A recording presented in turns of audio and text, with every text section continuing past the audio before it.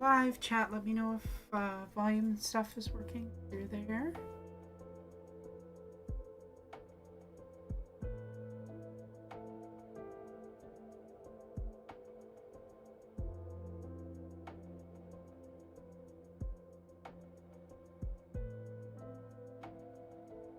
Oh yeah, I was supposed to.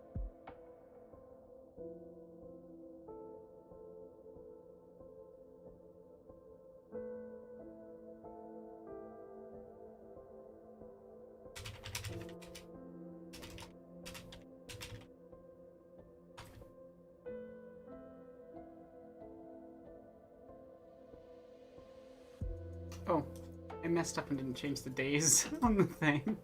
Yeah, that should fix it.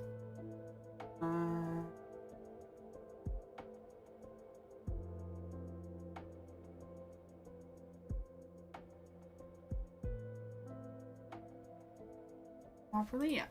Fixed it. Okay. Now it should say day 3.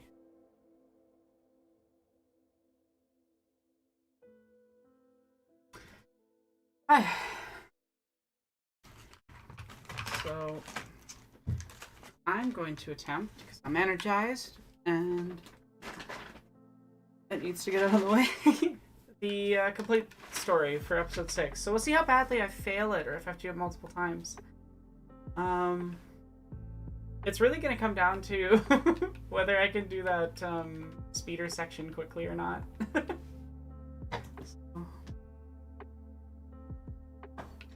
Reviews are always helpful. Thank you.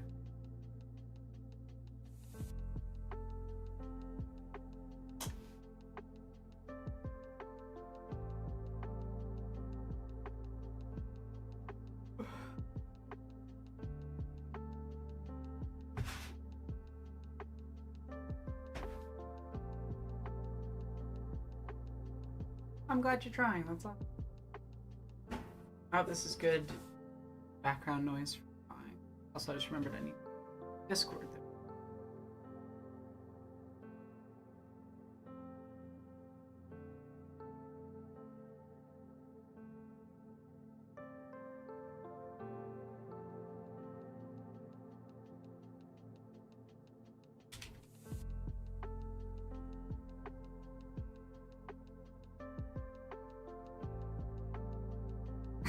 That caused a really funny frame of hair.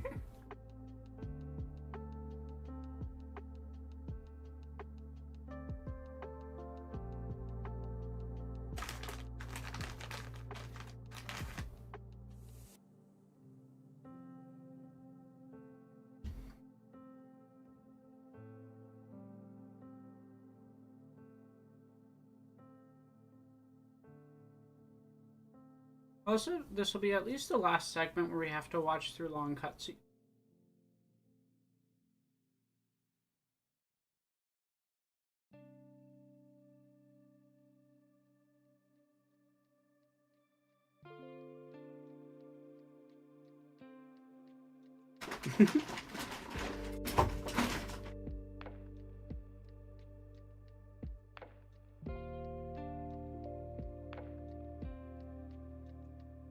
I really hope I can manage to do this.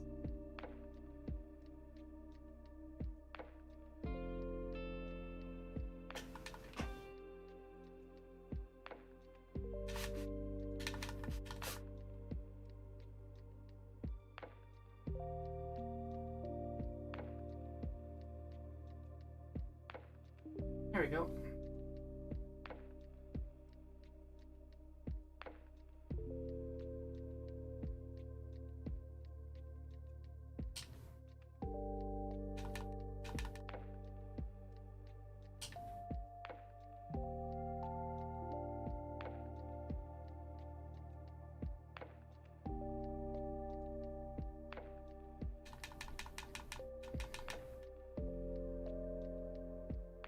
It's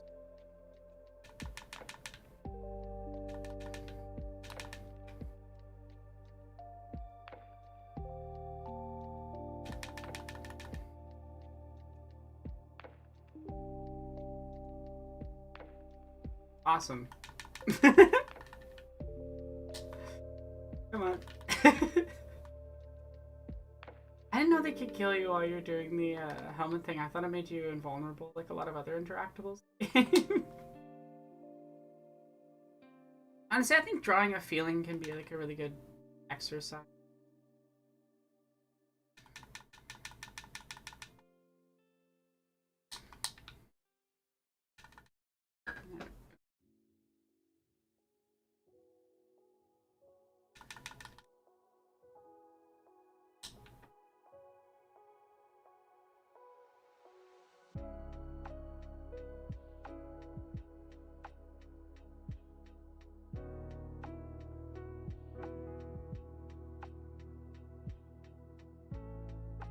Oh. That's good to know.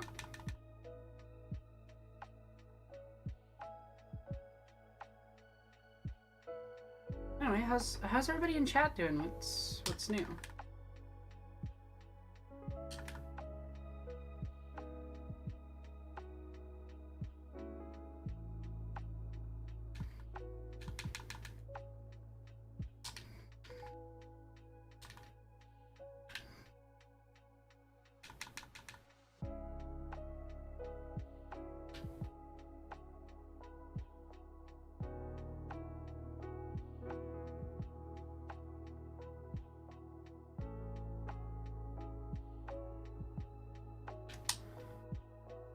We're getting close to, or closer, I guess, to getting to do the ranking on streams. I think that'll be fun, and definitely nobody will disagree with it.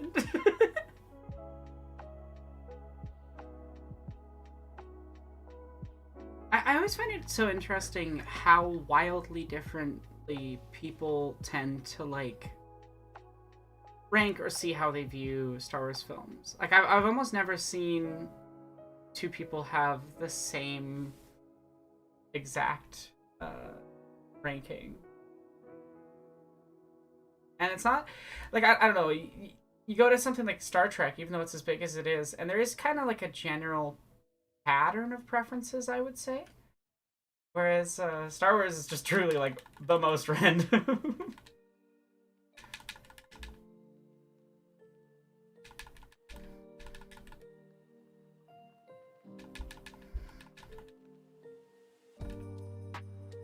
I have no idea if I'm making good time in this or not, which is awesome. You finished the Outer Worlds last night.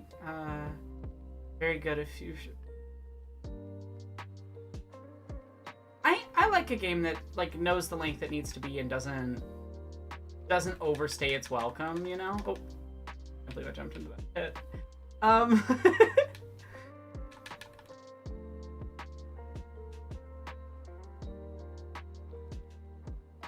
I think sometimes games don't know when to just like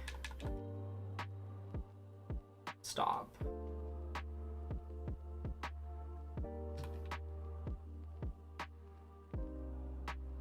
I feel like there's this idea that like I guess it's the thing we've been talking a lot about of like art as product versus art as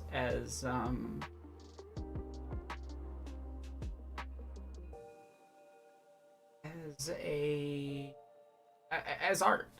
Really.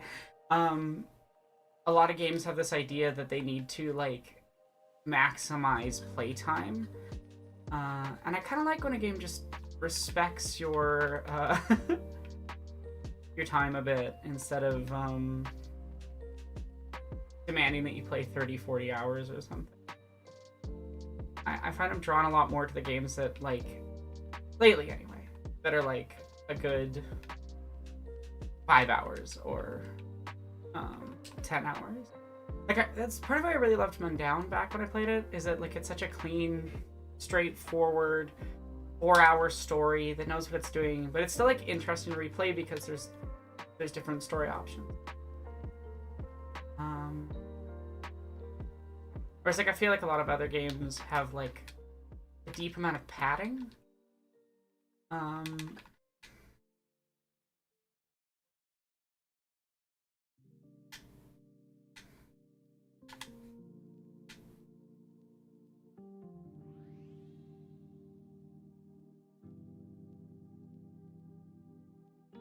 I think more games should be shorter.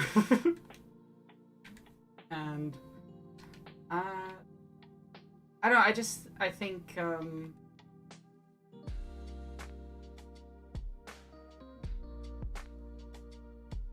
like, if you have a good thing, why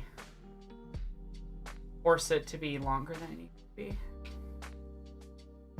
Which is my general attitude towards all types of art. Like, art should be the length that it needs to be, rather than like trying to hit a specific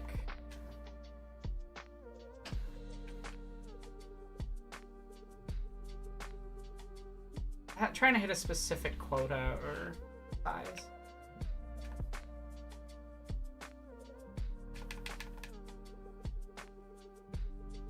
I also feel like it could really hurt a project when you try to make it either shorter or longer than it needs to be. Like, I'd say a good example of one that is way shorter than it needed, not because of any of the artists involved, but because Disney sucks, is like Owl House Season 3, because Disney was kind of, like, not forced, but definitely pressured by audiences to finish the story.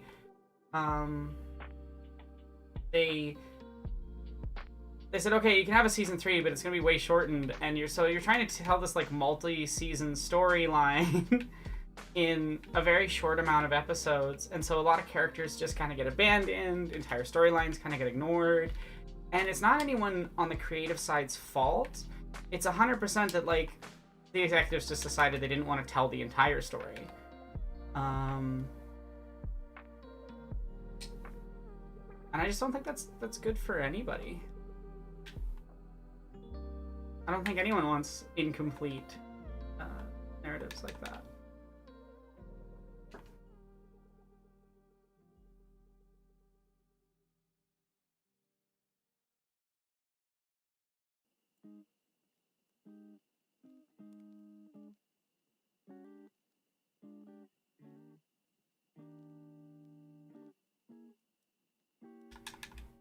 Has anyone else been playing any good games lately?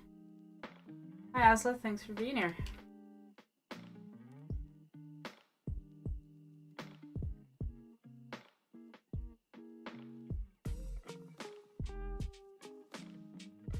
Also, is the music loud enough? Is the volume okay? Is my voice sounding okay?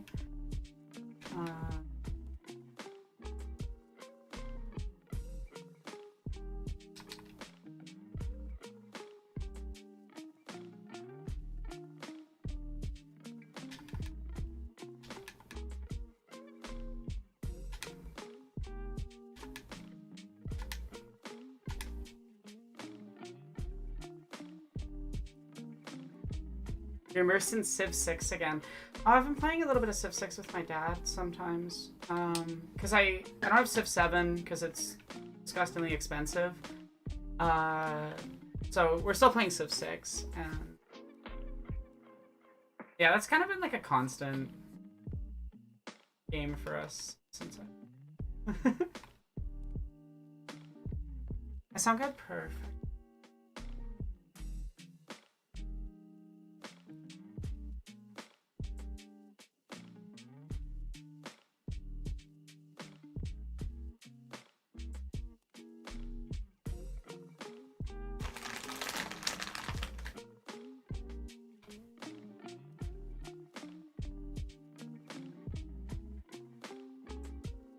The entire volume could be louder?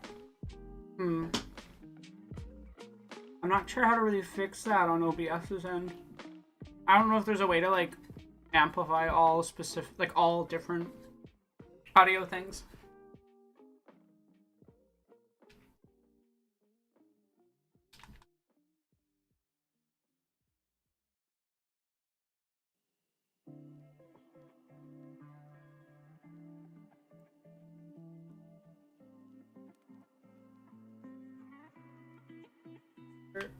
Oh. Damn it. Oh, that still worked. Okay, we're good. Hi, Wombat. How are you doing?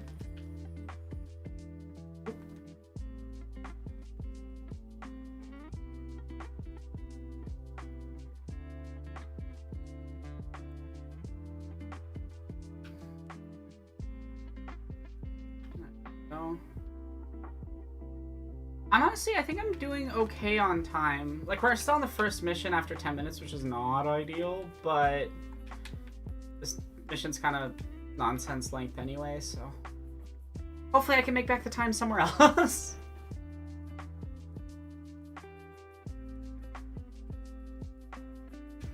At least we made it to 23,000 studs, so not too worried about missing that. I am existing. As I said, I've been playing the Dragon Quest Builder games, enjoy them for years. Plot is all works, but still some of my favorites. I haven't played this one, so they're like a kind of a mix of Dragon Quest and Minecraft, right?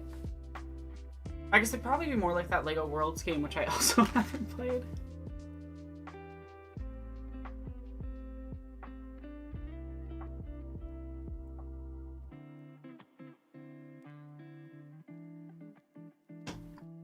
It's very funny that they didn't adjust the like true story mode for episode 6, despite it having all of the longest levels in the game. I really hope I can manage to finish this.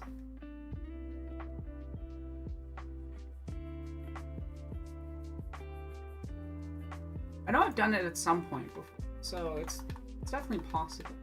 In my power. Need to not mess up.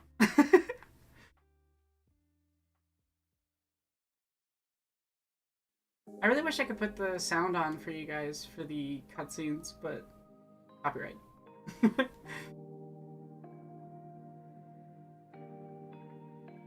I really wish that YouTube would actually build its fair use rules around, you know, what actual fair use laws are, and not just like whatever arbitrary thing they decide for that day.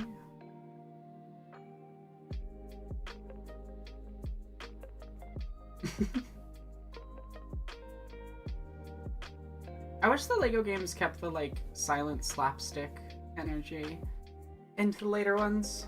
I get why they went for voice acting, but it just, like, it never felt right to me.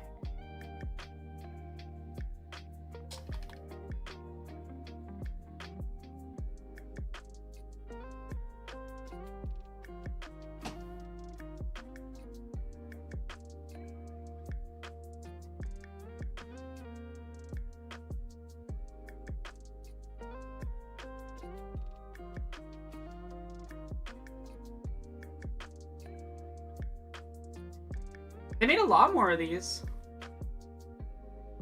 There's, like, probably 30 of these types of games? I don't know. There's a lot, because there's like 3 or 4 Marvel ones, I think 4 DC Comics ones, a couple more Star Wars, and,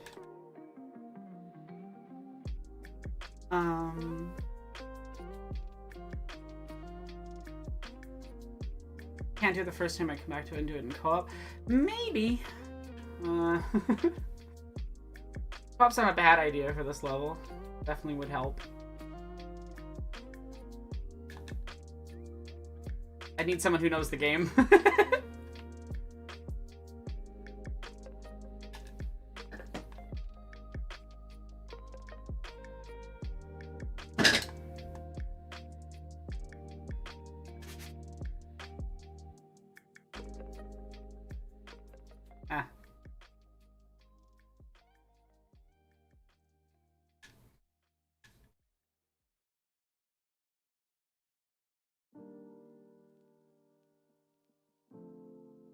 Boba Fett's still going out in a cartoonish way. No, it is very funny that, like...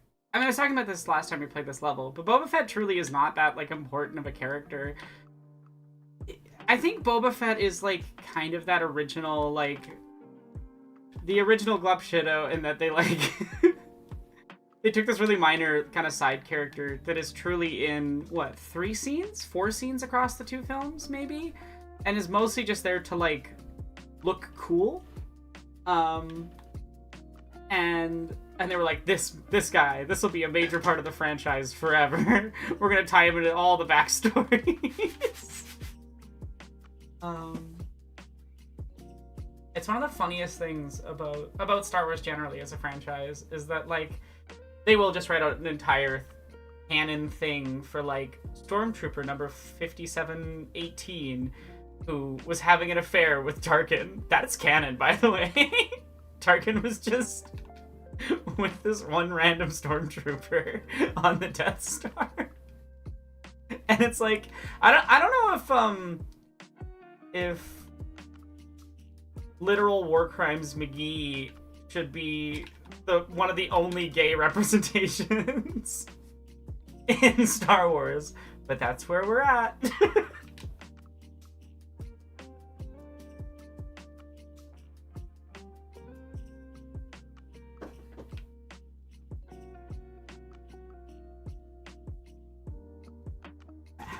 Made it. But the merchandising. Yeah. It's wild that we're getting a Spaceballs too. I hope it's good. I know, at least it doesn't feel like it's just a cash grab. Like, I can't remember who it was, came to Mel Brooks and said, hey, I have a script, I really want to do this if you think it's good enough. So it is, like, it is motivated by the original creator going, no, this script for a sequel is actually good enough, I want to do it. But at the same time, I'm also just, like, cynical a little bit that, like, it is maybe a little bit of a cash grab as well. So, which kind of undercuts a lot of the original film's, like, comedic point. There we go.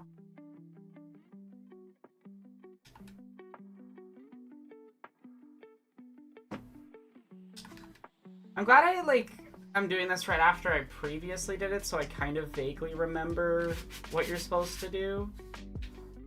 Oh. Yeah, I just really hope that I don't mess up too much on the speeder level.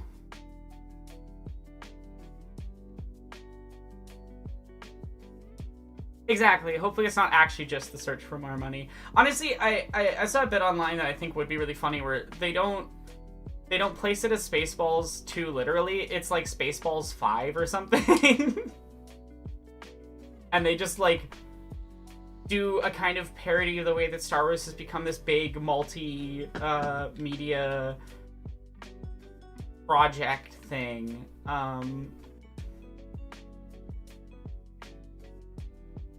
And I think that would work really well, comedically speaking, because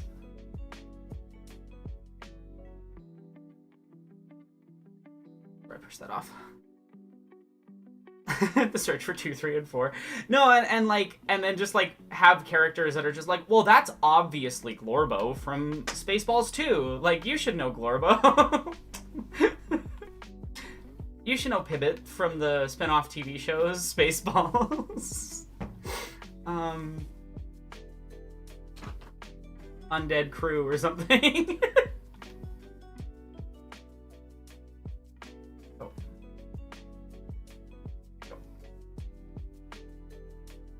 Yeah, exactly. Like, making lots and lots of references to events that couldn't, like,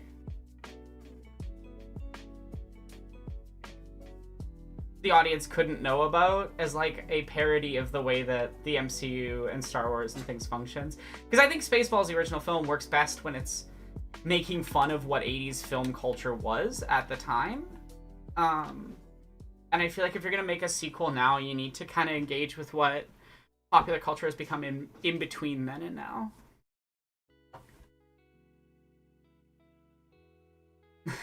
Spaceballs 5, The Umpire Strikes Out.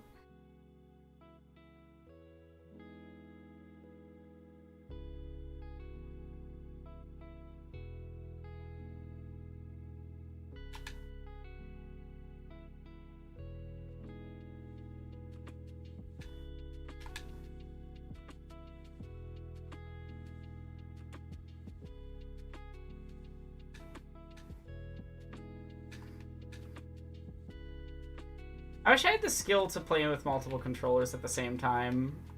It would make this section so much easier.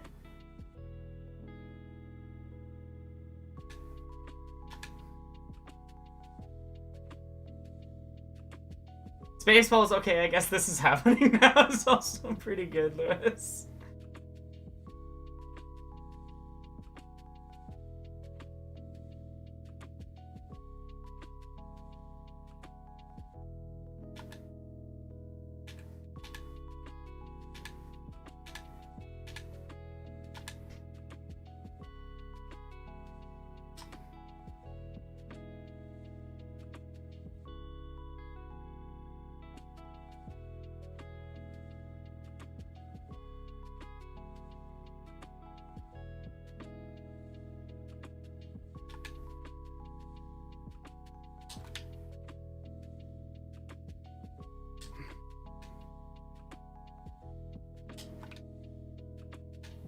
I wish I had a power up right now. That would be really helpful. Oh my god, game, please. Leave me alone.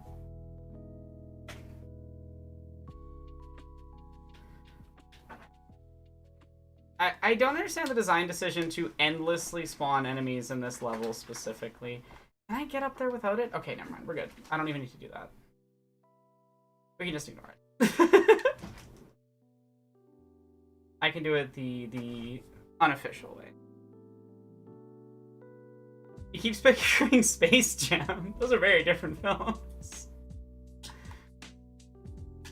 I have heard the Space Jam theme so many times because my sister used to do competitive dance, and so I've been to a lot of dance recitals and dance competitions and things, and like that song for whatever reason at dance competitions is always popular. So there's always like 5 numbers to Space Jam specifically.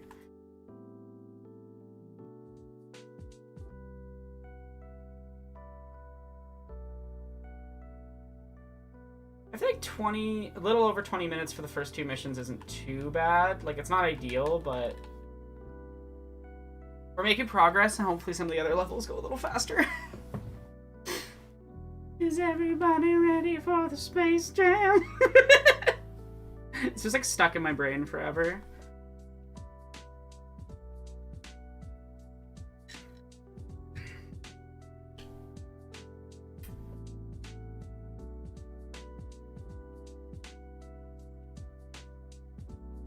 I'm hoping this is making good time. I'm not sure what is good time on True Story for this specific one.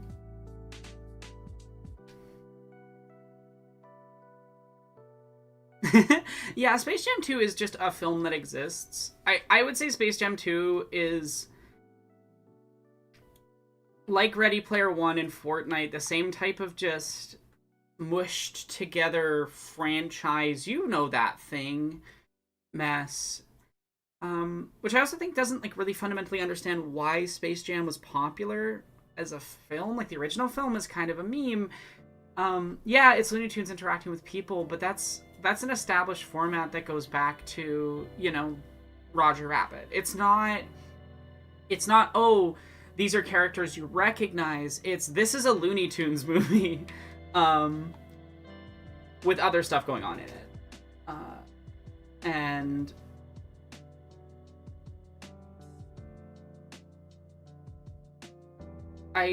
the second film is not a Looney Tunes film.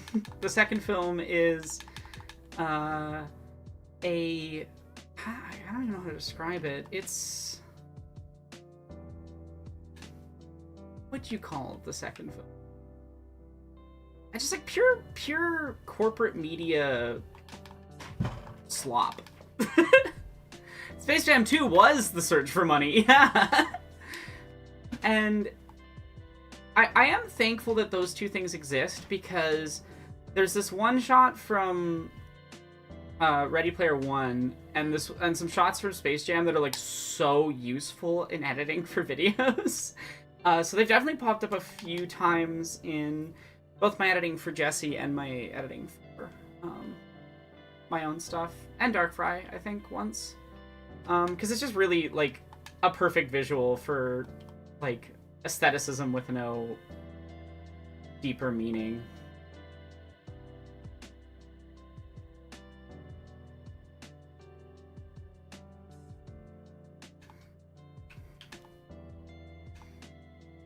I figured out the strat for this, I think, when I was playing it on story mode, but this level is rough. This is going to be the deciding factor on if I restart this run or not.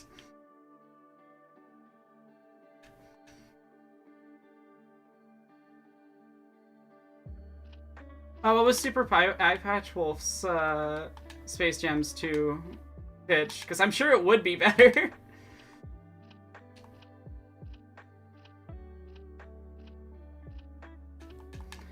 Like, I feel like most people's pitch for Space Jam 2 would be better.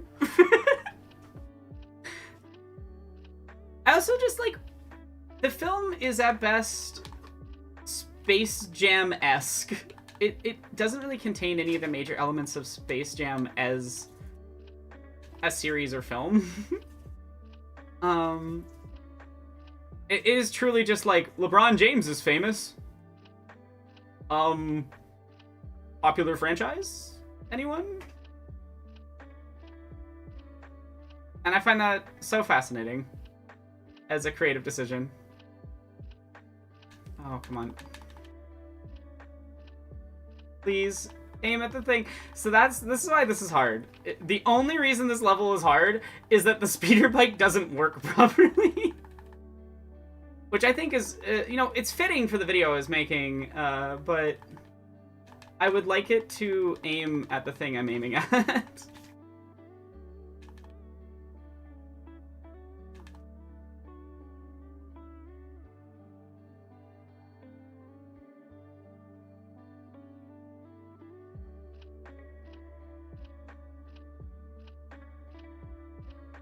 Oh, that is faster. Okay, I'm gonna do that.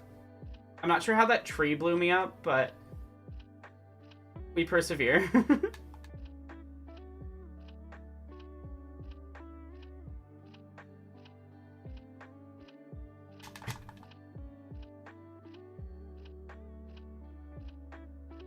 Honestly, I'm making okay time, I think. There's like one more speeder bike section? No, two more.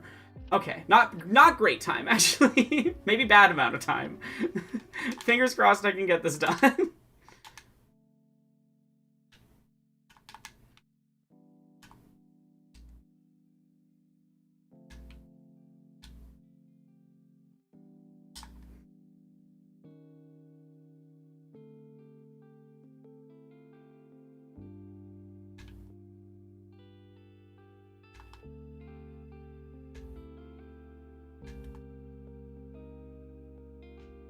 Space Jam 2, the search for Michael Jordan, but instead we found Michael B. Jordan.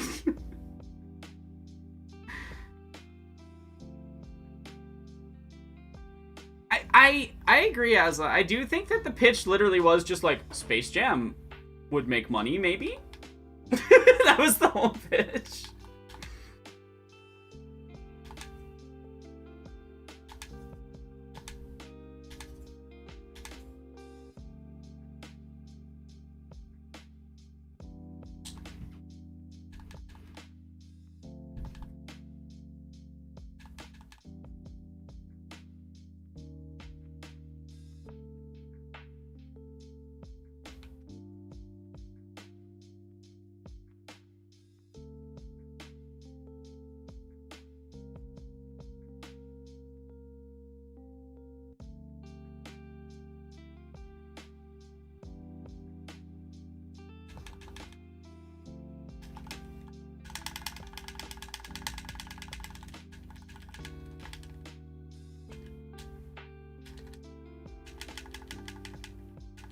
Ah, I hate that it does that. It's so annoying.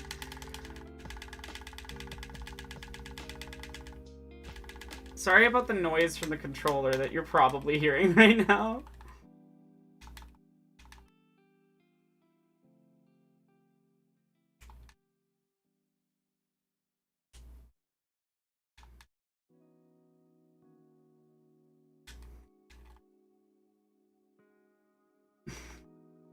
Mario Party has prepared me for this.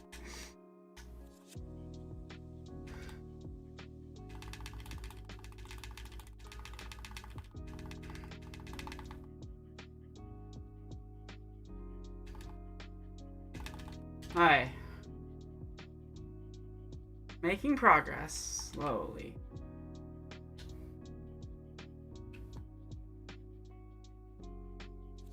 Ow.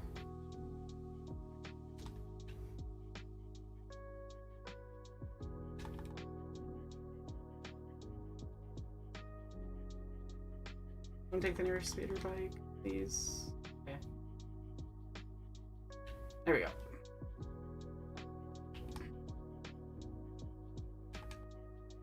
It is very funny. We were talking about this yesterday with Ronaldo, but I hadn't thought about how LeBron James is just in multiverses for some reason.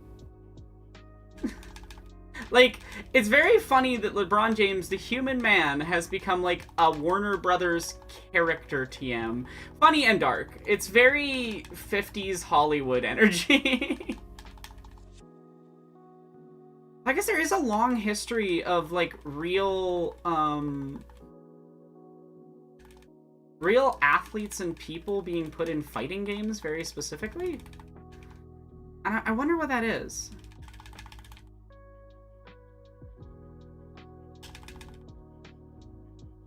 Alright, we're almost done speeder bikes, so...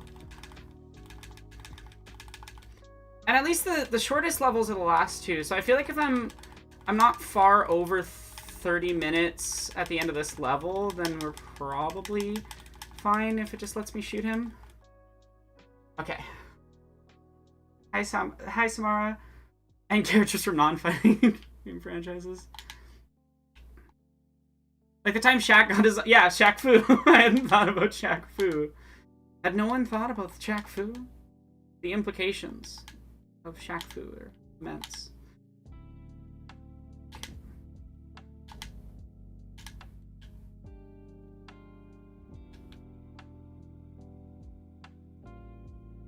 Oh yeah, across the bridge, break the thing, shoot down the thing, force over the thing.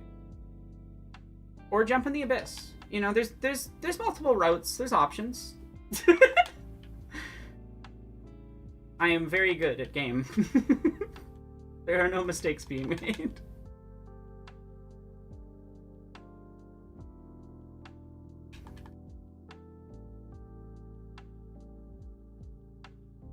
I think the wildest one is probably, for like that type of like taking a real person or thing and making them into a game, is KFC making a dating sim out of Colonel Sanders of all people. It's so baffling and so strange. Is the music in Shaq Fu good? I didn't know that.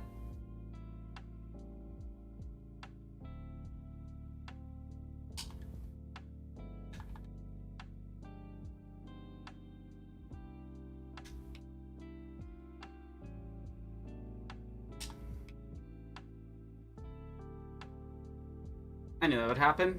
I brought it too close.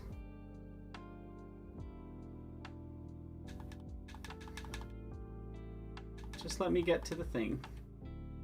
This level is so long. I'm...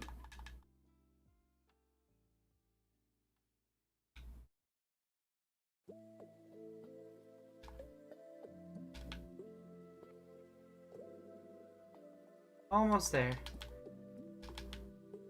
And just like unnecessarily, it's just like a weirdly large level that's super empty for huge chunks of it, which I think is very funny. Should I bother getting those coins or should I ignore them because I'm at 31 minutes? I don't want to get to the end and fail because of coins, but at the same time I also need to be fast.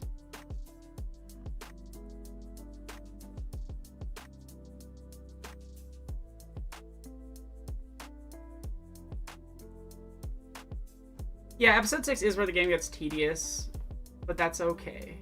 We're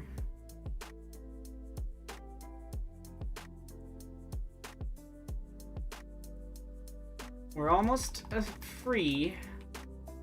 And then, honestly, episode 6, the levels in episode 6 are a little bit more fun in free play, because they're so big, there's like some really large and interesting little secrets and things, but definitely compared to 1, 2, and 3, or even 4 and 5, this section of the game is just a lot longer, and not in a like the levels are built out more, and more like there's just a lot of padding added, which I gotta get. Like I'm sure they were thinking like, oh, we want to make sure that this is like the big finale, you know.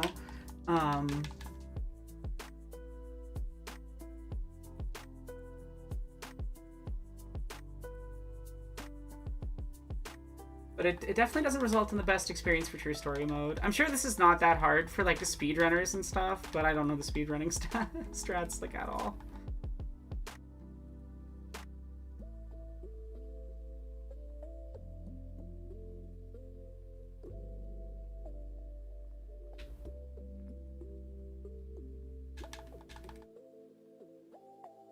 We made it.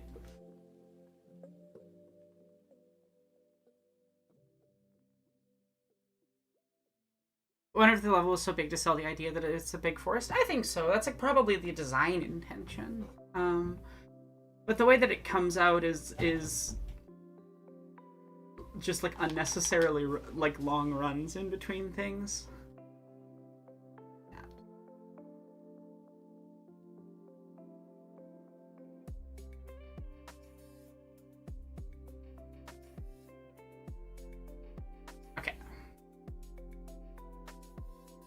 So we got 3 levels left and 20-something minutes to do them in.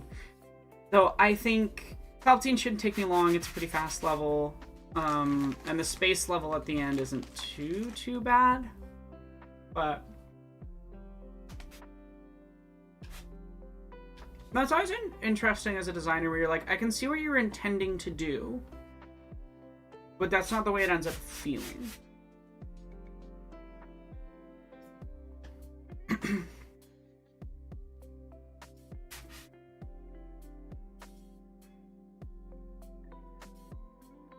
Something with the characters being Legos makes the Forest feel like a normal-ish sized forest. That's kind of funny. Honestly, I don't really get people who like vehemently hate Ewoks as if Jawas weren't in episode 4, you know? And episode 5 doesn't have like Yoda and various creatures on Dagobah and stuff. Hi, Killian. You seeing your reflection? He's so cute. Just a baby.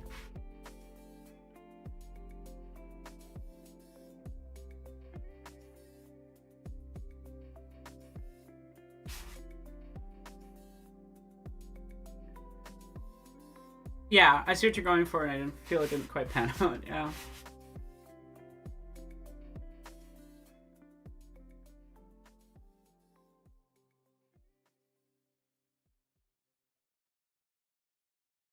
I always find it funny that specific type of like older school Star Wars fan who acts like Star Wars is this like, super serious franchise as if it's not like a goofy kids series. Because I think you can tell well-written, mature adult stories in the Star Wars universe and or shows that obviously, but I would say that like the core central thing of Star Wars isn't that it's silly space franchise for kids. You know, down to Lucas purposefully shying away from a lot of the original idea for episode 6 because of that.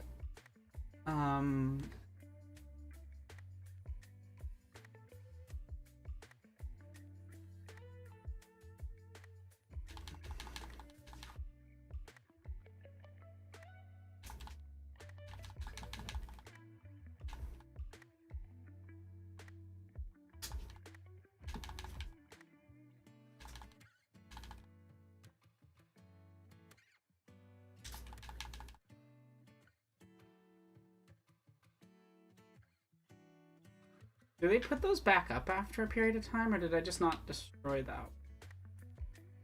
We'll find out soon, I guess.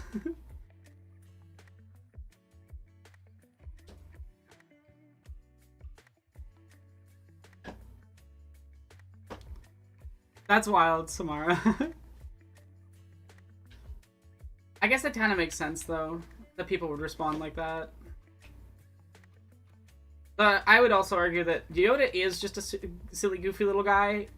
He's just also sometimes not a silly little goofy guy. It depends his mood. Such an odd character because he's so many different things across so many different pieces of media.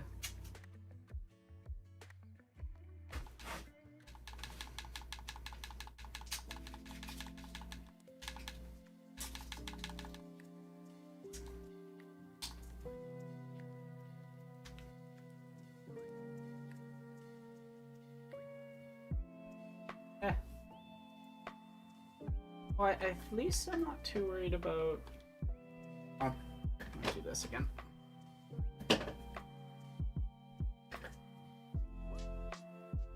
Nope. It's hard to control two characters at the same time.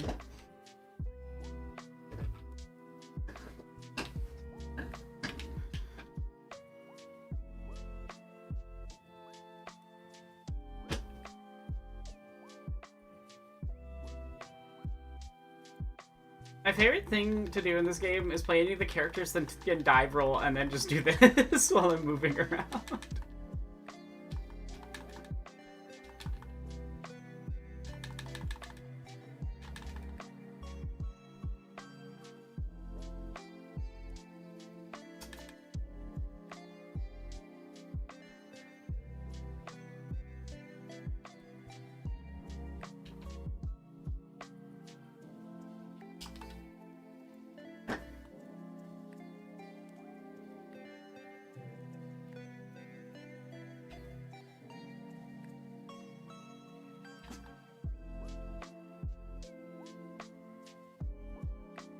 Oh.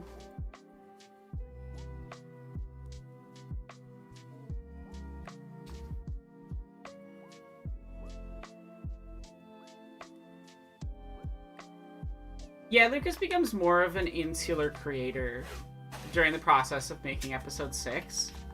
And I think, like, honestly, I always wonder, like, what would the prequels have been if Lucas was more open to collaboration than he was, and also if people who were around him were less yes man at the baseline as well.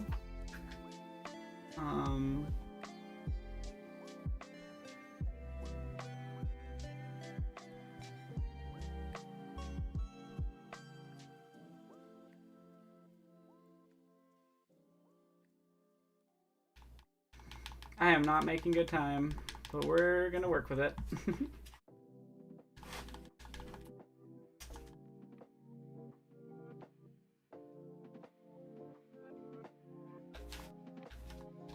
Yeah, episode 6 is wildly long levels.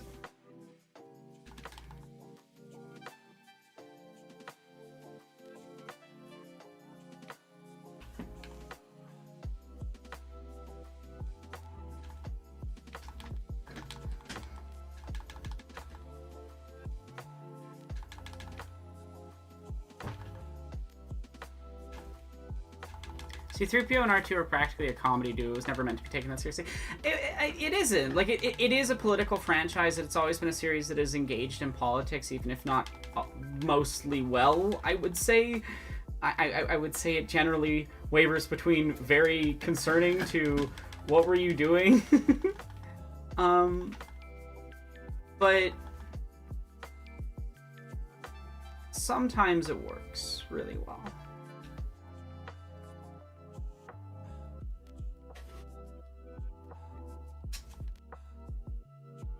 I think this might be one of the longest levels in the game, honestly, if not the longest. Which is wild to follow up on 3 other of the longest levels in the game.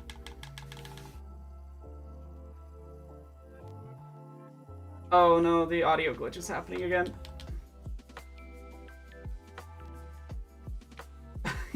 I'm thankful you all can't hear the game right now, because you don't have to listen to the audio glitch. And now I have to find R2-D2.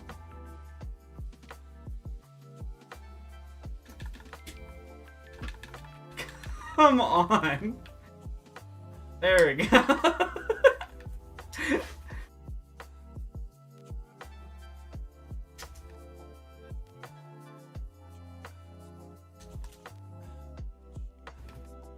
I was reminded that we're here to try and raise funds for transition costs. And if you're enjoying the stream, you can get all sorts of fun stream rewards if you donate. So take a look at the rewards. You can use !dono, just like guys on screen, for info about what those are.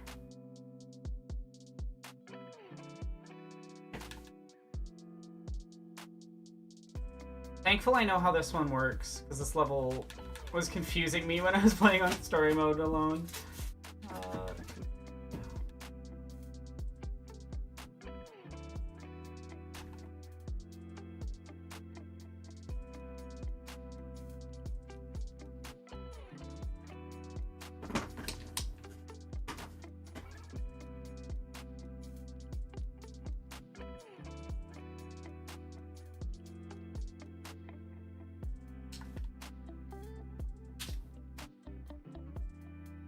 Also, part of the problem with a lot of these, like, episode 6 levels is that there's just a lot of, like,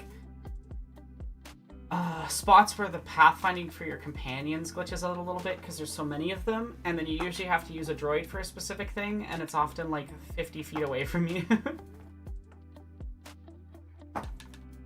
Hi, Gillian. You having a good time? Oh, you are too. Okay, 41 minutes. I won't be too surprised if I fail first try and have to do this again. That's okay. I will learn what to do at least.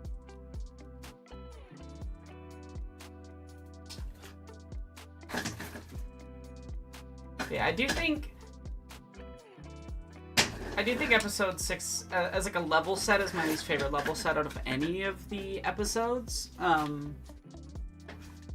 Though I don't think it has necessarily like any of my least favorite individual episodes. I mean, individual levels. I'm trying to think, like, I don't super love the Geonosis ship one.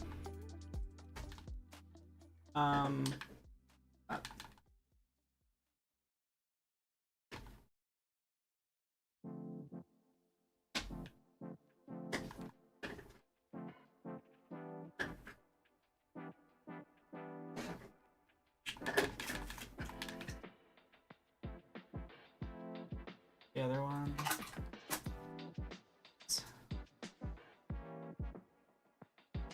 Oof. I'm gonna have to finish the last 2 missions in like 15 minutes. So we'll see if it happens.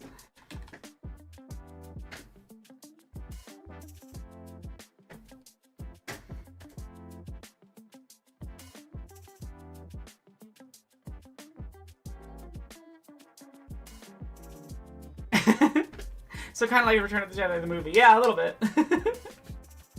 Oh, I hate this spot because I have to swap back and forth and they don't follow up the stairs, so you have to...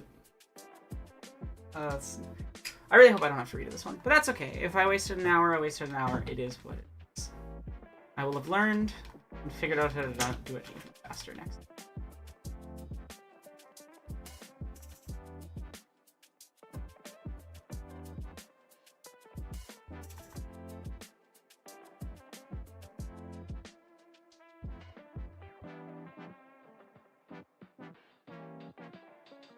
We did it. Alright, 2 more levels to go with 15 minutes left on the timer. True. True. Also, like, if you can't donate, just being here really helps, and sharing it around really helps. These platforms reward having more viewers with more viewers in a weird way, so yeah.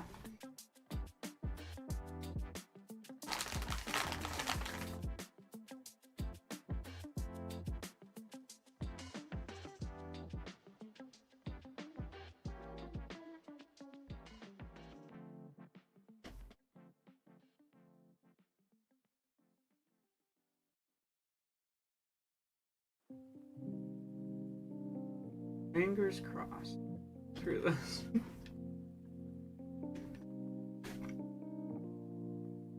I would like this level if it wasn't the one that caused me to not get 100% as a kid, I think. It's kind of a fun level. I just can't help but remember this as the site of torment.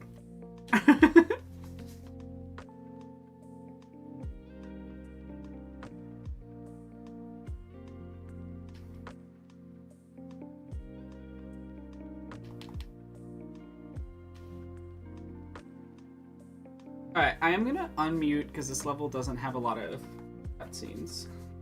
But I need you all to hear every time I hit Palpatine in the face. Just remind me to mute when cutscenes do happen.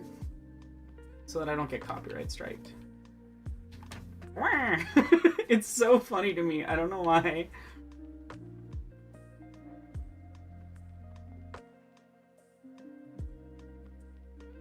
Episode 6 is an incredibly inconsistent and odd film pacing-wise, for sure. Like, I think part of the problem is that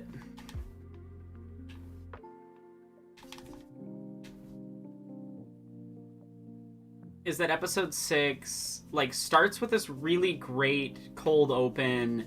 It's really fast, it picks up really nicely, and then you get one of the slowest mid sections for any film, and then like a pretty fast ending. It has a weird feel to it, pacing wise. I can't believe I fell through the floor there. That was foolish of me. Okay. Lightning tiles. I can't remember which ones he electrifies. I remembered. We're good.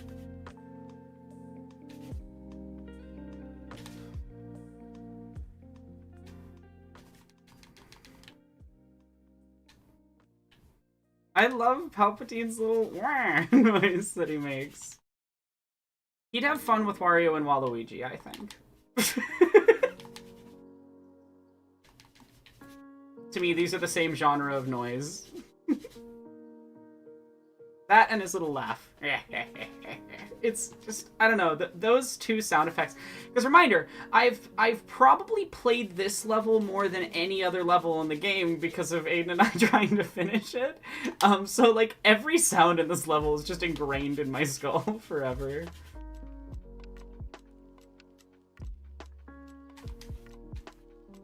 Vader, where are you?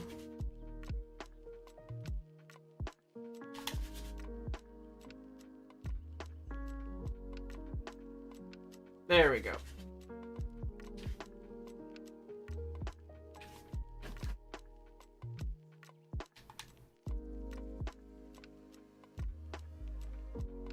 Oh yeah, I mean, I could talk for a very long time about Lucas's sexism and how he treats both Padme and Leia. Like, it's so telling that in his choices to make the script simpler and things, stuff he removed was like Leia being a Jedi, you know? And then you go to the prequels and like Padme's a really interesting character that gets turned into fridging for Anakin. And that was kind of like always going to be there a little bit because of the inherent structure of like something has to have happened between 1, 2, and 3, and 4, 5, and 6. I just feel like there's other ways it could have been handled for sure. Because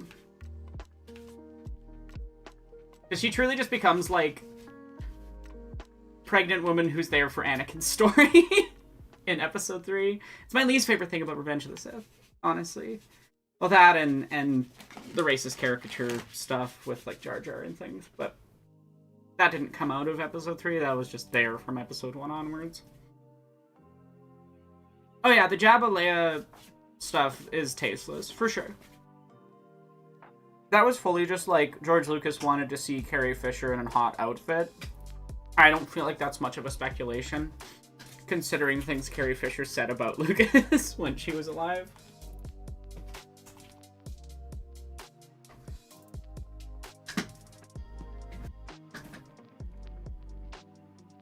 Is it really a big blockbuster movie if there isn't a dead wife? No, but for real, like, it's such a consistent element across so many things. Like, Nolan really loves a dead wife. He does that a lot. Inception, to a lesser extent, Dark Knight / Dark Knight Rises. I'm trying to think what other ones he's done that are like that. Interstellar. It's a consistent pattern. Disney movies.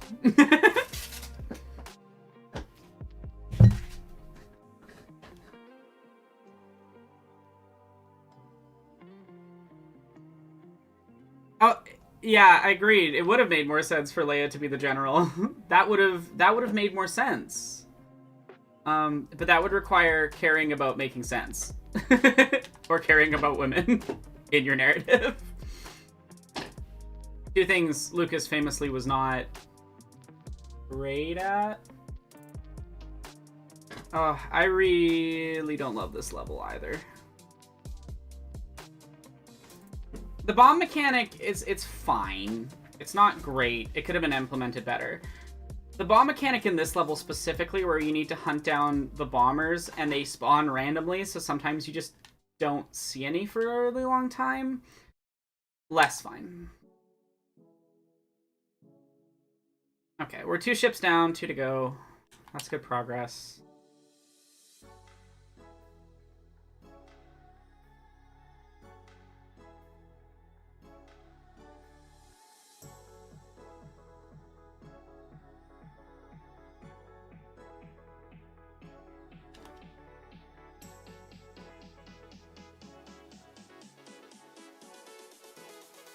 Okay. I got 10 minutes. I should be fine. Honestly, I might finish this pretty fast now that I'm thinking about it. That's good, because I think the last time I tried this, I failed, honestly. I think that's why I have a save that's like 40-something% finished.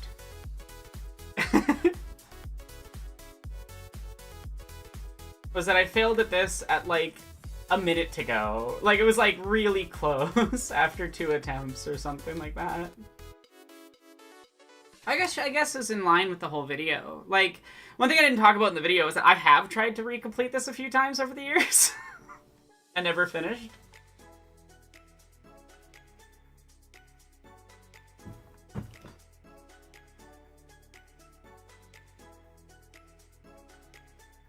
I'm doing pretty good, DL Pictures. How are you? Lego.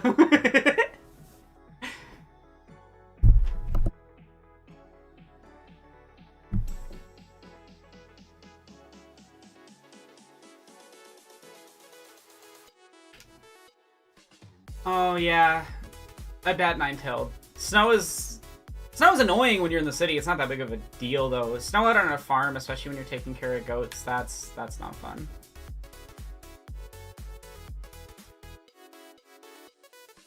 I hope that goat feeding goes well and that the snow is minimal.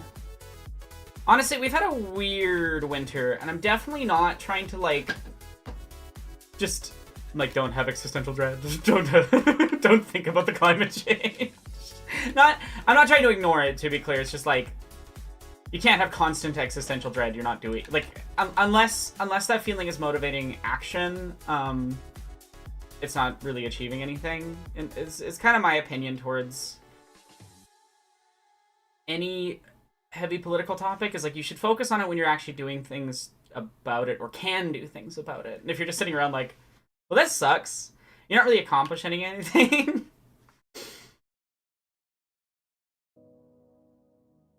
Aww. Well, I hope the goat babies in the house are okay.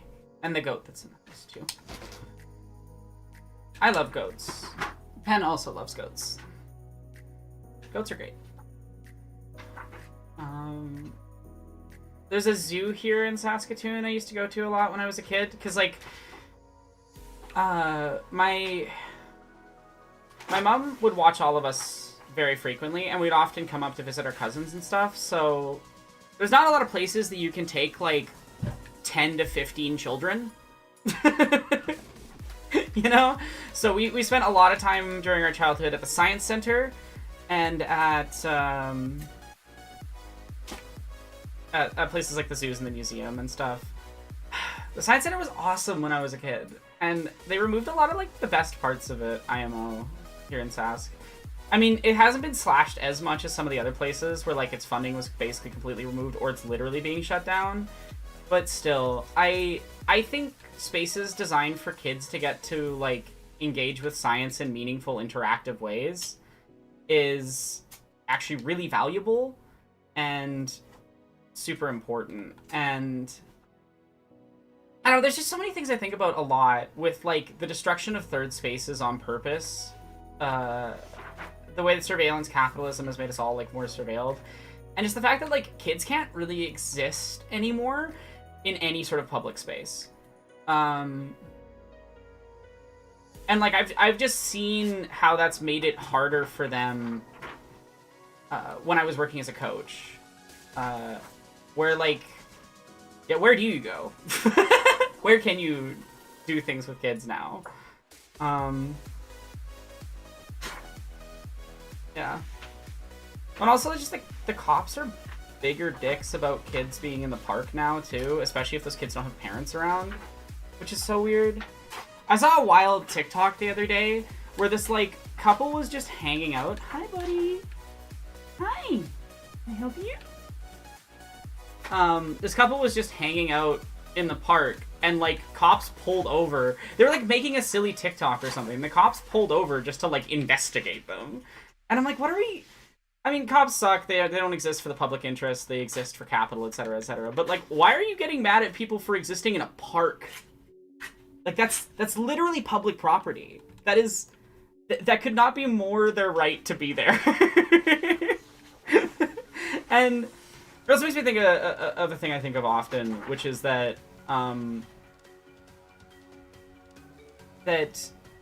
like the way that any sort of homeless people ending up in a park is treated. The statement I once heard, which was sorry, I'm getting distracted by Killian like knocking things over at my desk, and I'm hoping he's not about to knock over my camera.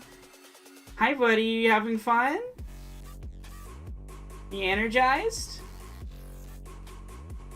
You're a Goomba. Oh, you want up in the window? Is that what you want? You're killing me, buddy. Okay, I made it out. We're okay. At least made it to the next checkpoint.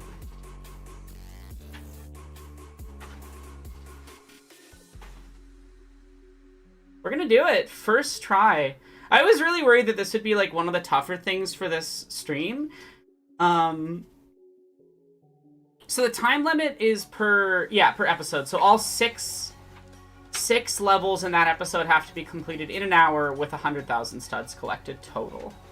Thankfully they removed the thing where you lose studs on death, so you can kind of just like not care about dying sometimes in useful spots. But it's a pretty decent challenge. I did it. First try. Kid me would have been impressed.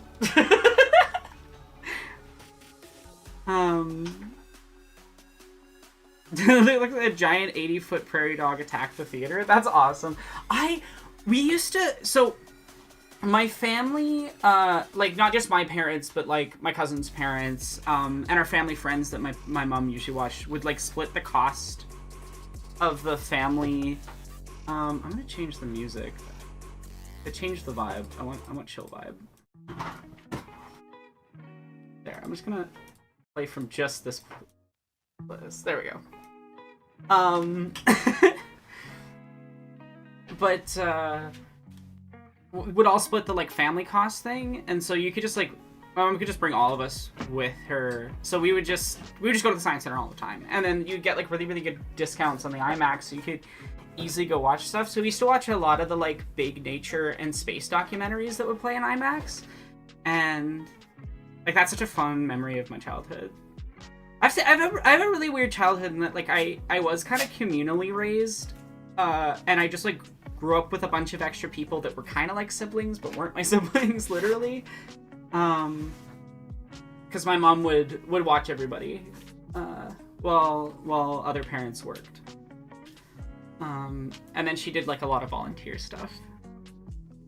I honestly aspire to be like my mom in the way that she like maintains entire communities really, really well. And I was talking about this with Penn last night, but like truly the world is held together by moms with logistical ability. Like so much stuff would not function in our society without that. Need to put that in?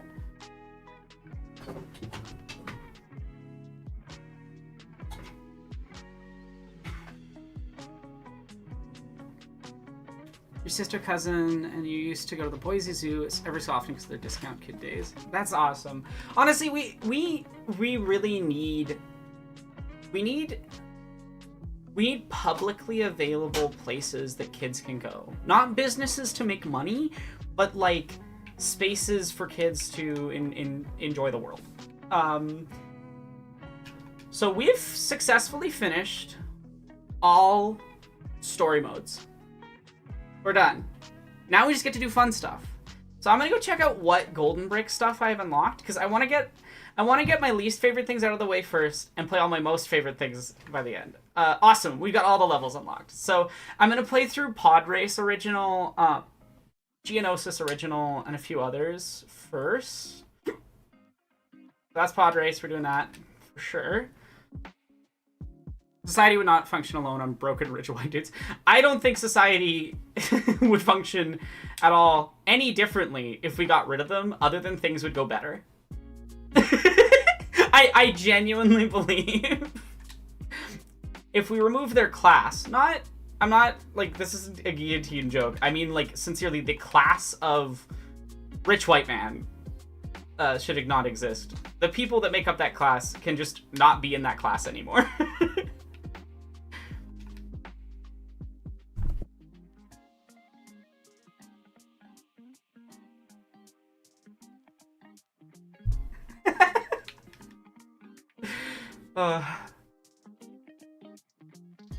Because yeah, we're gonna do Lego City as well. That one's hard but fun.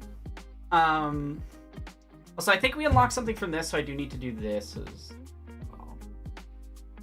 Oh yeah, Newtown. Okay, so we'll do Lego City and Newtown later. We're gonna do Pod Race.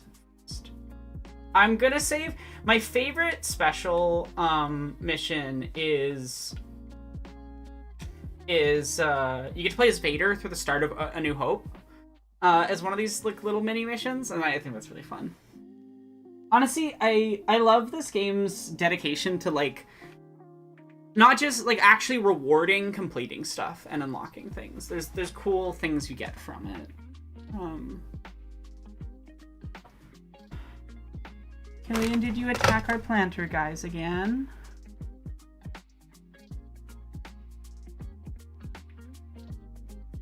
The mic's not picking up the projector, so we're good. The original and most brutal pod race level. Are you all ready? I am hopeful I can do this first try, but it's also been a really long time, and you need to be very precise. So, fingers crossed. I'm probably gonna mess up at least a few times. Like, not pressing A immediately there.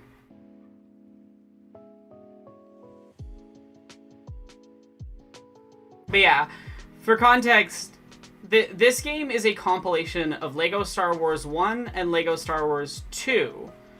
And in the original Lego Star Wars 1, this and Geonosis were brutally difficult levels.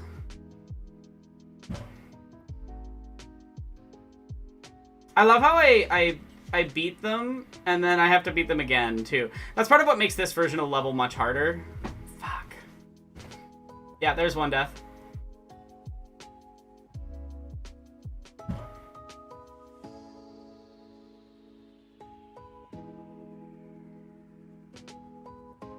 Like, what was that? Why did they ping me 4 times in a row? Alright. It's okay. I'll make up for it.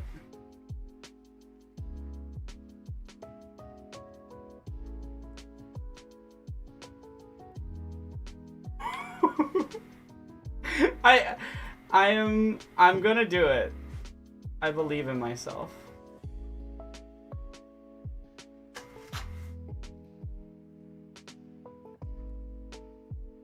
Come on.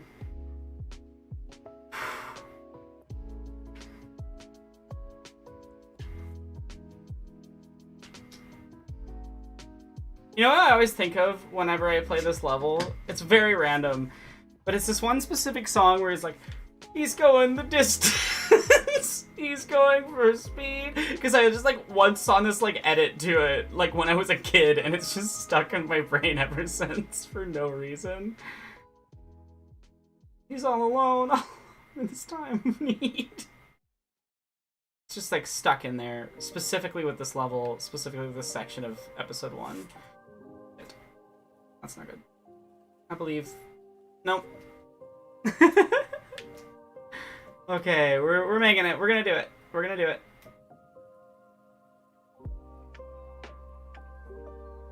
I'm so far behind. I haven't played episode 1 Racer.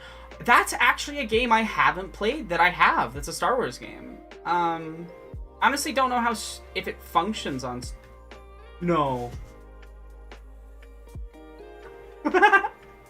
That's brutal. I forgot how brutal this section is.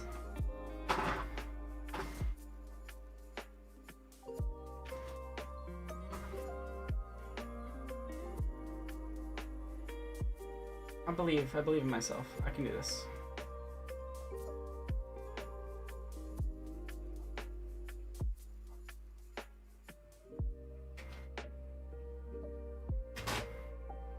The other problem too is that when you mess up, it throws you right back in a really disorienting way where you don't really have a second to like process what just happened.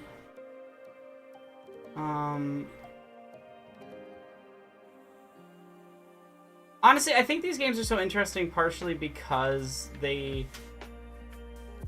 No! I believe. I can do this. What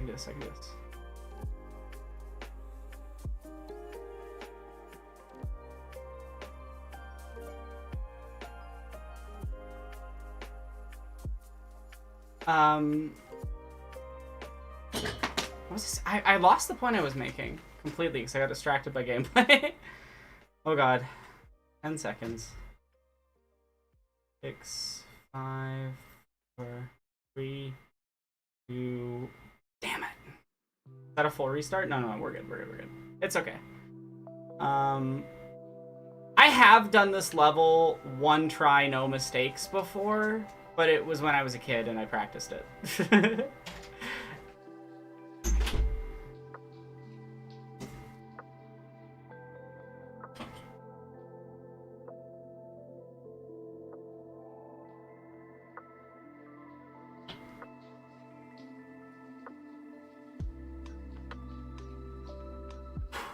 One more section. Making progress. We're almost there. I find it so interesting that it just keeps like spawning you back at the back of the pack over and over again. A big part of why the newer version of this level is so much easier is that if you do well in an earlier section, you get the benefit of it in the next one. Whereas in the original, like if you make a mistake in any given section, it's not as much of a deal, but you don't get any sort of like ability to get ahead of stuff a little bit. It's episode 1 is such a weird film because it's such a mess anytime there's dialogue, and then anytime it's just pure visual storytelling, it honestly works quite well. Like the pod race sequence, Qui-Gon and Obi-Wan's battle with Mace Windu, with Maul, not Mace Windu, Jesus. I shouldn't try to speak while I'm playing difficult games. The fight between like Maul and Qui-Gon and Obi-Wan, where they're almost purely expressing things through fight choreography, shot composition, and character choices from all the actors in a very physical way. There's like no dialogue in those sequences, you know, it's just good like body acting. I have no idea if the guy has some like problematic stuff, so apologies if I'm like messing up and not knowing it's a problem, but Aiden and I got to meet Ray Park like a really long time ago at a fan expo in Regina when we were like kids, and we were both like, Aiden and I love behind the scenes stuff on film, and so we knew a lot about like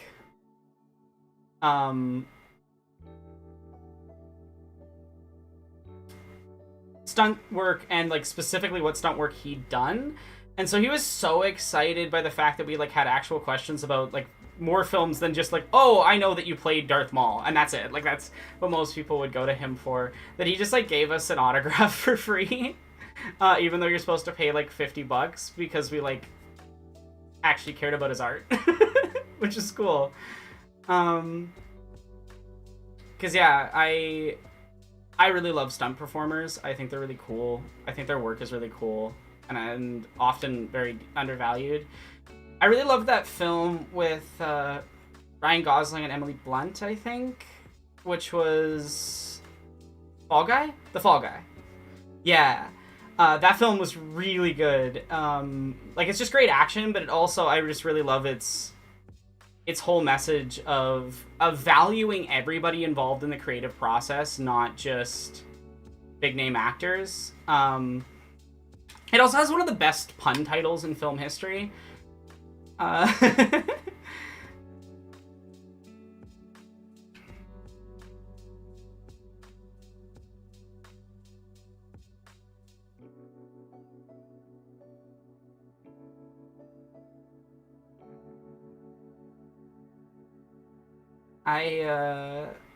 I just think I just wish a lot more people had an appreciation and love for all of the aspects of film craft and the many people that makes up it, and they better understood that, like, I mean, Jesse and I have been talking about this a lot in media, in our videos, and about media, about various things, just the importance and the value of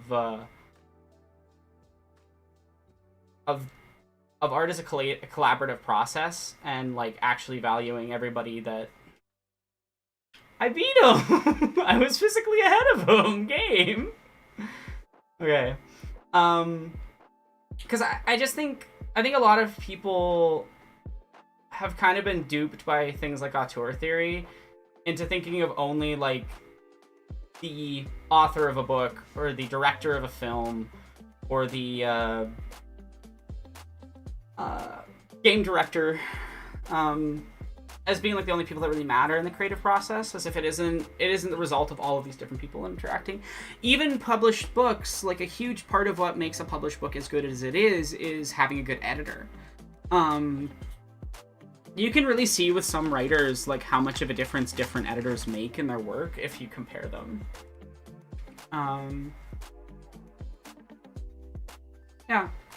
Now I think about that a lot with games, because games require such huge teams of people. Films too, but games especially, because you have everyone on the visual side, everyone on the audio side, everyone on the performance side, everyone on the programming side of things. There's so much that goes into making these things, and each of those individual people make these decisions that have an impact on how you experience the art.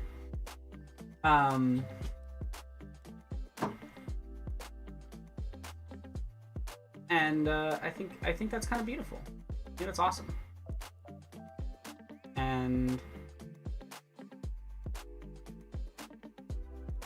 oh yeah, there's no true Jedi for this level, so I can just finish it.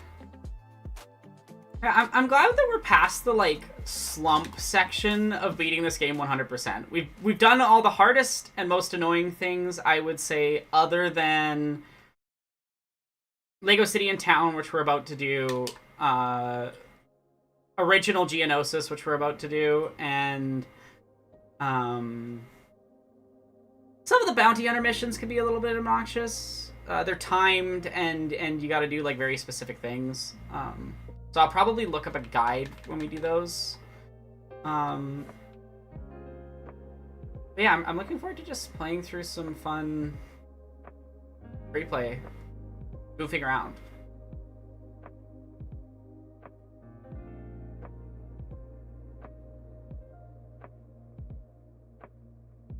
And I hope you all are looking forward to that too. Okay, there's where I need to go.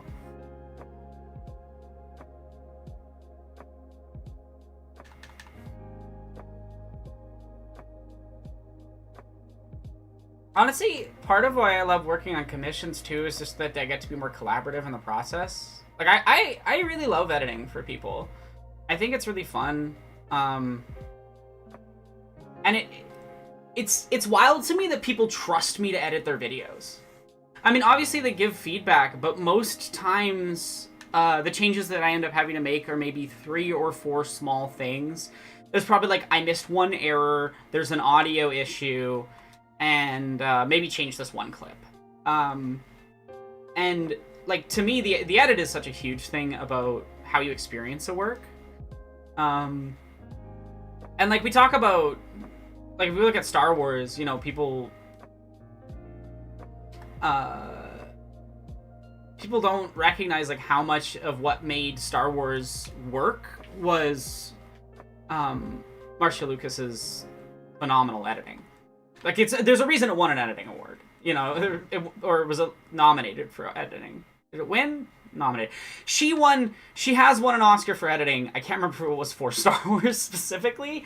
And like, there's these stories from some of the people that saw like Lucas's older cut of the film before she improved the trench run, and they were like, it was incomprehensible. It was not good.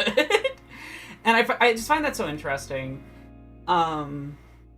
Also, like, unfortunately, it's something that happens a lot in throughout history of like women being really integral to why the men around them do as well as they do. I saw someone once put it like, if you notice this one like artist or whatever had like a period of time where they made their best work and then they like never made stuff again, look up their Wikipedia page and it probably perfectly correlates to like when they had a specific woman in their life. And it's wild how frequently it happens. Yeah. Is this bugged?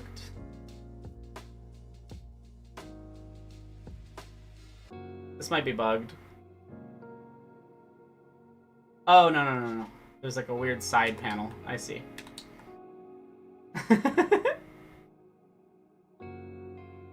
The problem with this game is that like I have experienced enough bugs in it throughout my life that I'm never sure. I'm like, am I messing up, or is there a bug?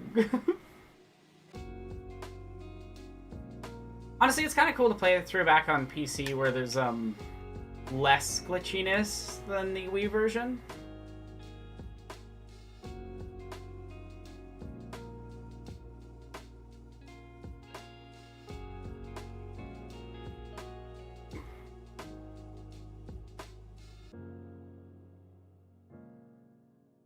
I've seen a lot of like the best content in this game is not the completion. Like it's all the little side areas that we're gonna go to when we do the extra versions instead of the story mode.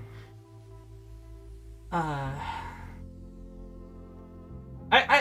also just love how much the developers for this game were kind of dedicated to like letting you goof around if you want to, with all the bread bricks, with all the free play stuff. Even just the idea of naming a mode free play shows a lot about what their goal was.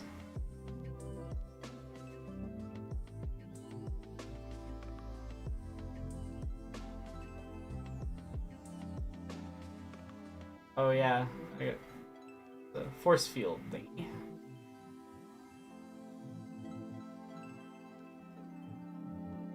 I've always wondered why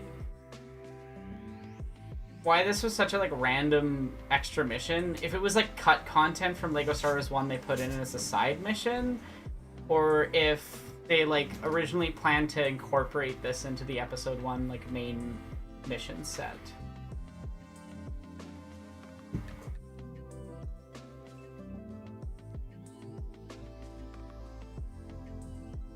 Honestly, the fact that this game is as well optimized as it is to the fact like that it still runs on, like, I don't even have to do compatibility mode to make it run, you know? I was expecting to have a little bit of a fight with it, potentially to get it working for stream, but I checked and it's like, it works fine.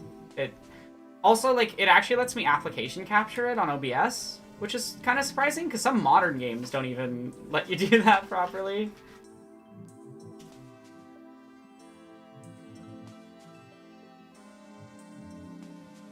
It was an unused level for Lego Star Wars 1. That's what I thought. I find it kind of funny that they dedicated themselves to this, like, there can be only 6 levels per episode because there's 6 movies thing. Because it creates some interesting, like, spots where they're like, well, we gotta figure out how to split this specific story into 6 playable chunks.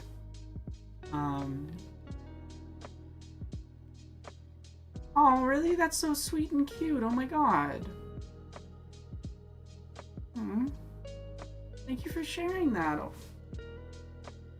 That's so cute that your aunt shared my videos with you and that you like kind of bonded over that. That's awesome.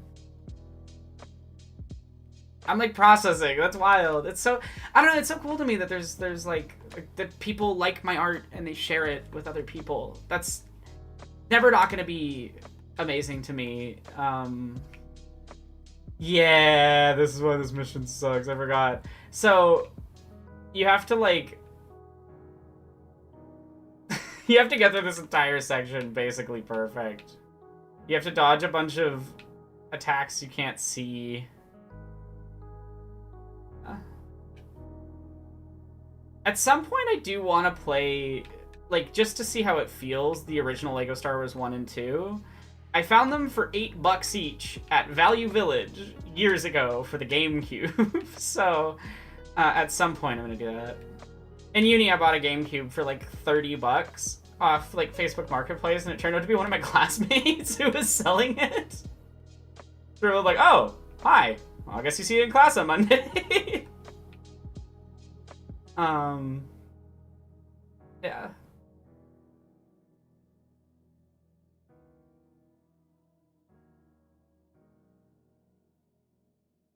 Ow.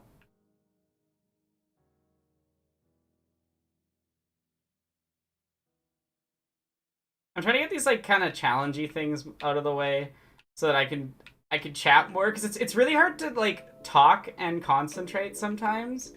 Like, the ideal stream game is one where you can kind of like, it's interesting enough to play, but not so much that you need to, like, focus on it over the ability to perform. It's a delicate art.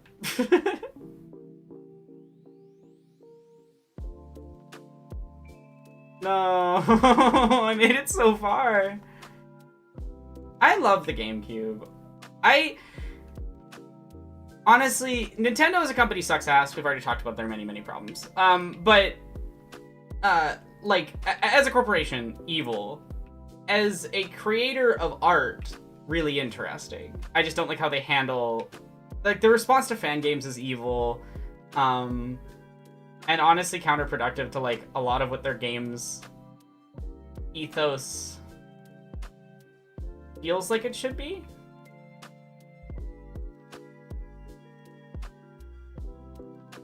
I will thank you for that as soon as I can look at whose name it is.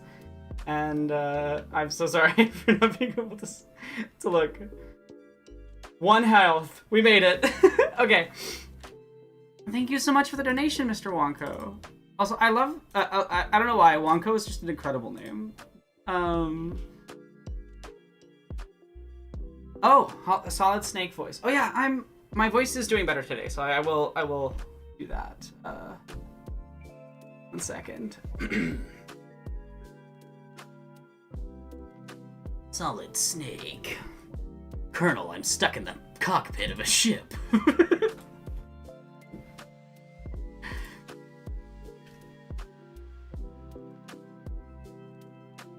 It's really funny that you can tell in the new version of the level that it was not designed for the style of level it is. Oh, this section is no good.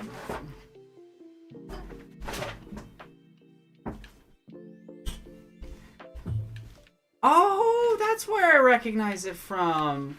I've read most of the Hitchhiker's books. I think I've missed like 1 or 2. What are you supposed to do there when they get underneath you? Like, you can't move back and forward, so...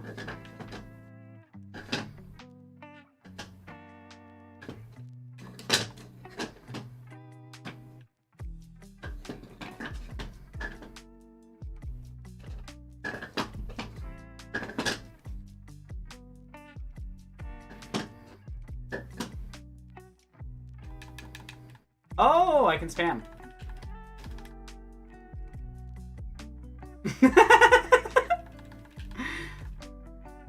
No, it's so annoying, because, like, a lot of great art is just trapped behind these, like, shitty corporations owning the art, you know? And it makes it very hard to talk about it or enjoy it when you're just like, but I also know that this was done with anti-consumer practices. I believe. 3 seconds left. Oh, wait. I'm supposed to be talking like Solid Snake for a bit. I need to put on a timer.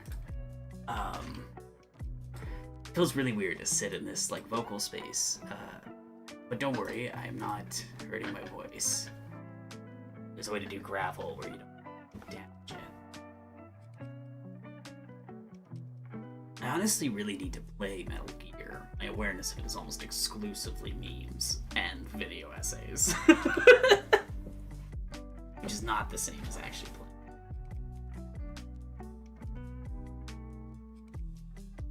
Kiefer Sutherland.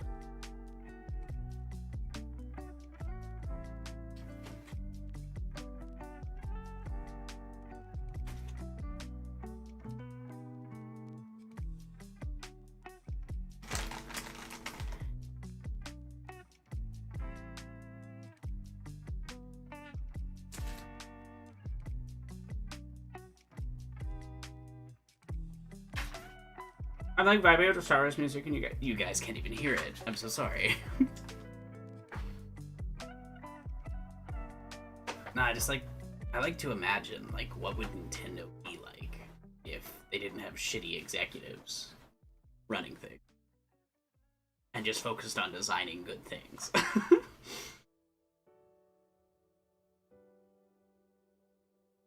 Low data.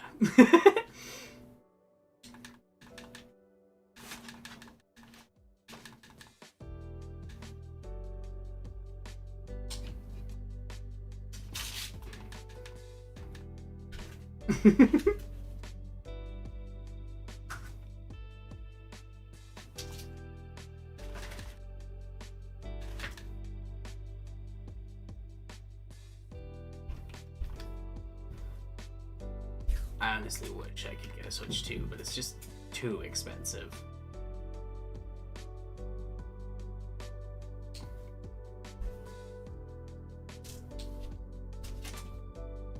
And also, apparently, you can't really buy them used because Nintendo's being weird. I just don't understand why you can't buy a used console and reset it to factory default and fine. And the issue they have with that. And also, it's just wild to have, like, the console itself be set up so that if someone does some cheating or whatever, the whole console's bricked. That's wild. This is such a weird voice to be talking in continuously.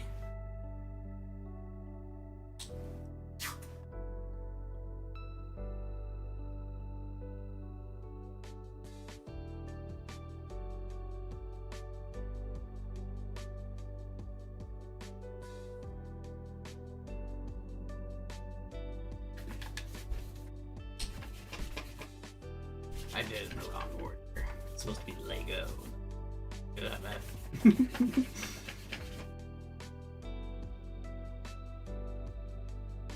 I hope my mic's even picking up the Solid Snake voice. It's a hard one to do. Loud enough that a mic picks it up because it's so bassy. Weird. It's a power to rival Metal Gear.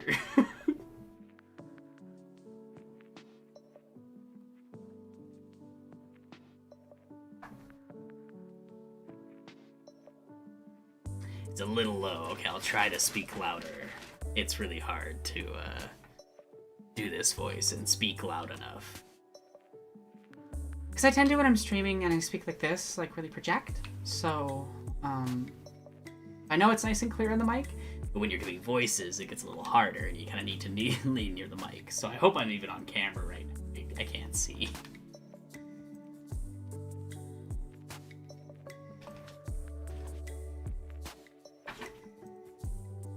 I find it really funny that Vader's animation has his sword like trail off to the side when he It's like that. It just looks really silly.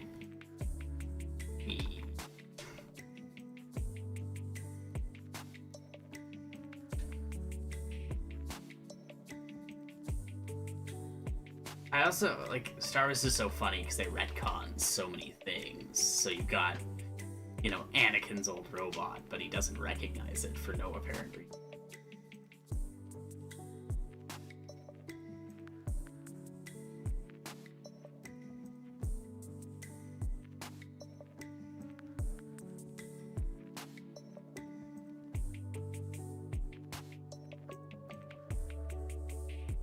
When you think about it, the Death Star is a weapon to surpass Metal Gear.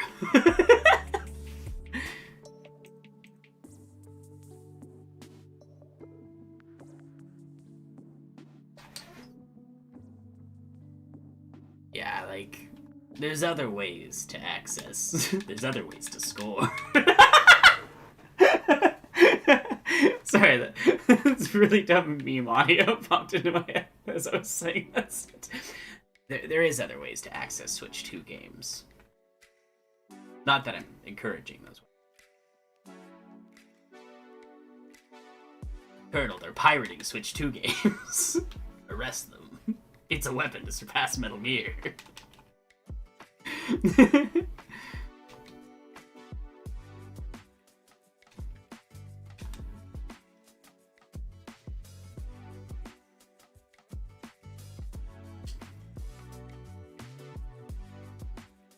It's always interesting when you have those games where you only played them at your friend's house, so you just have like random awareness of it. And Metal Gear's one of them. Like, I never played them directly, but I've seen random bits of Metal Gear 4 because of my one, well, friend at the time.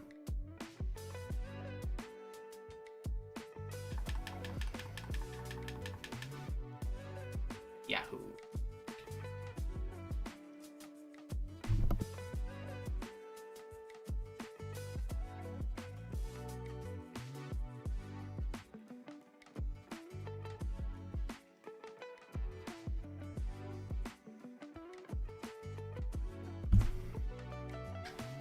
Sorry, I was talking to Penn and I had to mute so that I could not use Metal Gear Solid voice for it.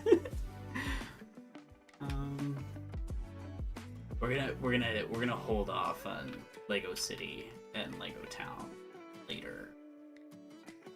First up, I'm gonna have to Google what's the best red kits to get first. Cause I want red brick detector, mini kit detector, and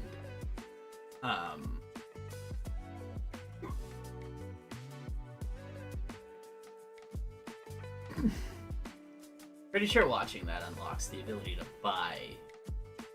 Yeah, Indiana Jones is now available. Job. Honestly, if you guys want me to play through another Lego game, I haven't played Lego Indiana Jones since I was a kid, and I would 100% it. Hello, problematic fave. No, I'm kidding. We have everything we need to access any given secret think, except maybe a droid chip. I can't remember. I'm getting a Vulture droid. It's my favorite chip in this game to play with. Okay, got Django. Okay. Now I need to look up the red bricks.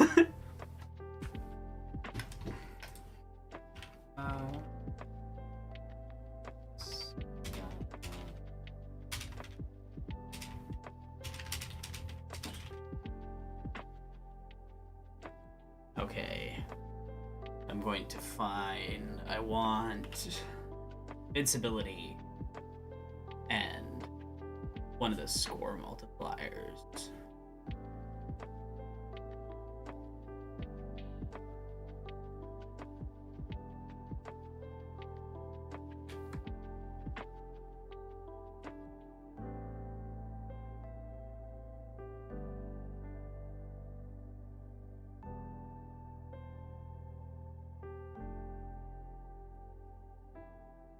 Cool.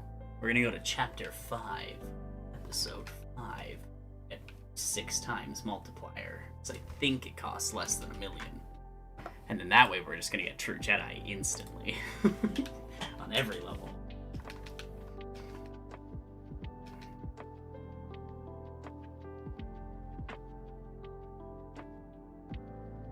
Oh, we also have to do all the challenge modes. Should I do challenge modes first? I kept you waiting, huh? No, I'm gonna get this, and then get the mini kit detector, and then red brick detector. I kept you waiting, huh? I really love the fandom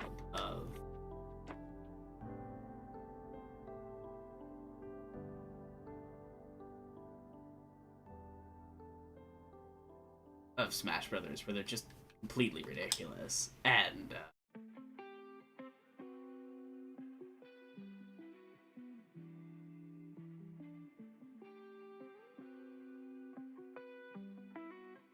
red brick acquired. I think I could technically leave the level right now and come back later, but why don't we go try and get one level legitimately?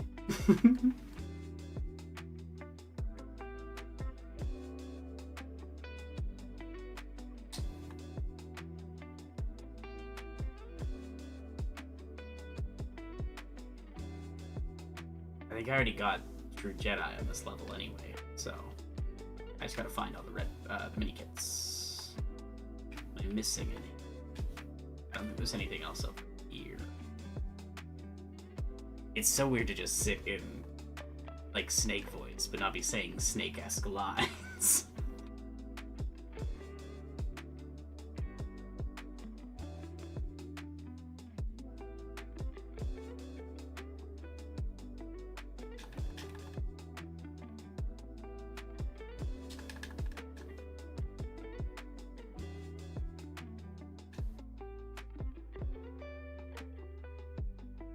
Honestly, one of the things that impresses me with this game is that everything's just fully 3D and all there. And even though there's these like level transition choices and held cameras, you still have one whole interconnected level.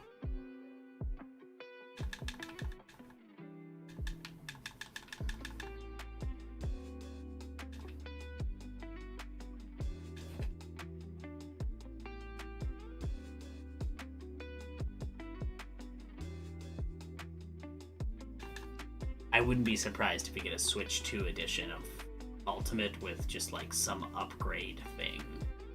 And they're like, oh, the graphics are better, I guess. As if that's a issue for Smash Ultimate at all.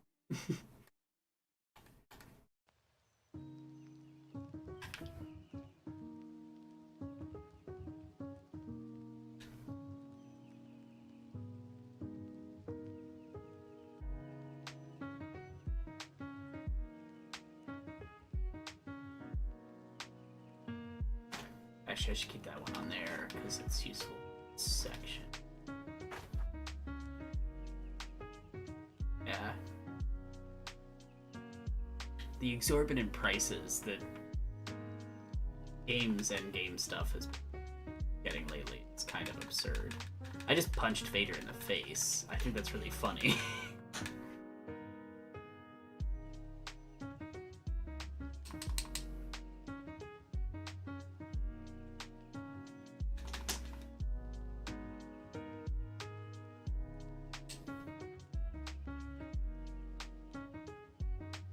Honestly, I wouldn't be surprised if they do add rollback netcode. I'm sure Sakurai wants that because it is the standard for fighting games now, and the fact that you have this like major fighting game that doesn't have rollback netcode and famously has rough netcode is definitely a mark against the game. I wouldn't be surprised if we get something, you know, in the way that we've gotten with. I almost have my time limit. 6 more minutes of Solid Snake. So rollback netcode. God, how do I explain that? It's kind of complicated, but the simplest way I'd put it is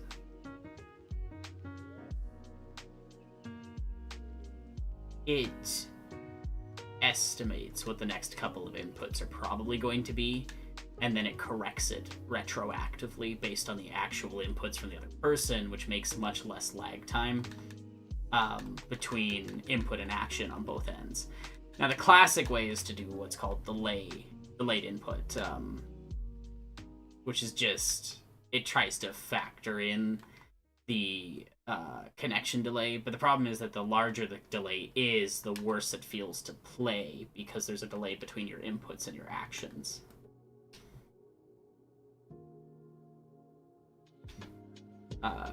Whereas like rollback literally rolls back the if there's a disconnect between what the prediction code said was most likely to happen next and what did happen.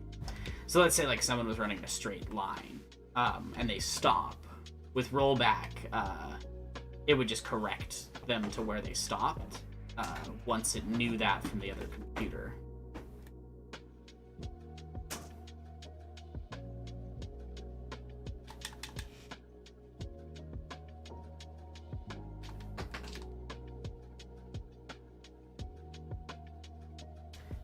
I'm sure there's someone out there that can correct any mistakes I made. It's not my technical area, so I don't know a ton about netcode. Like, my programming is more... I did a lot of front-end design. I've done a lot of data management stuff. I've done, like, research data programming, a lot of algorithms, and a lot of machine learning.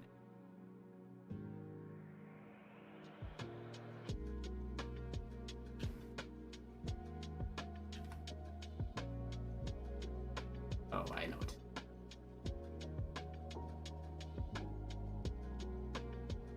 Oh, I interrupted it mid-going. Soon I'll be free of your voice. But then you can pay to make me keep doing it anyway, so it's totally up to Chad what my voice sounds like for this stream.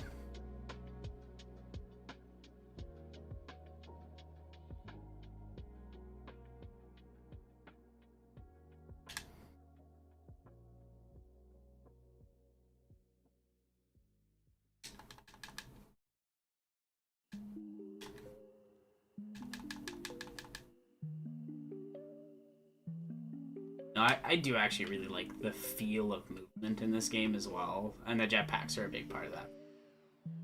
Just all the jumping animations in this game are really satisfying. And I think about, like, for example, when they were designing... what game is it? You know, Super Mario 64, and the amount of time they spent just making Mario feel good to control, and how much, like... I truly think taking the time to properly focus on just making movement and interacting with things as enjoyable as possible, what a lot of designers call juice, is like super integral to making a good game. If you want a game to feel good, you need to actually focus on that. It's like, it's wild how much platformers are truly dictated by like how well you make the jump feel. Also, I think it's very funny that I'm Vader killing Vader right now. Feels fitting for Anakin, honestly.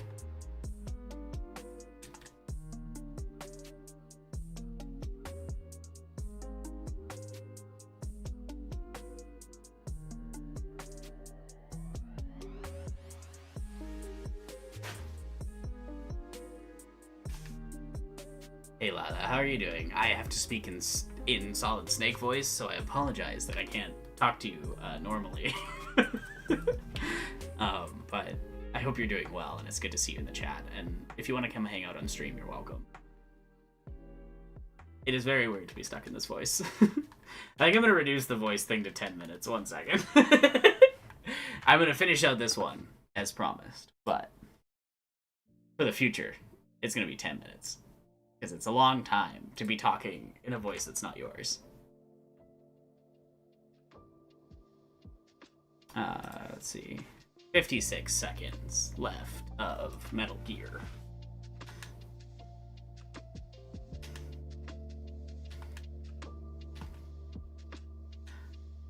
Maybe I will at the end.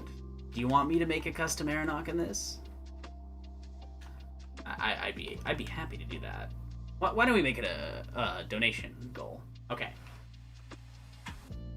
Chat, if we can make it to $800, I will go try to make a custom Aeronauts in the little thing. Edit goal. I'm gonna set it a little higher, 850.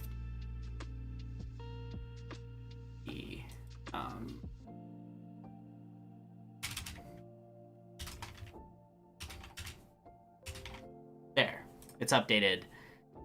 So, we're 84% there. If you want to see me do a custom one, you gotta donate to make it happen.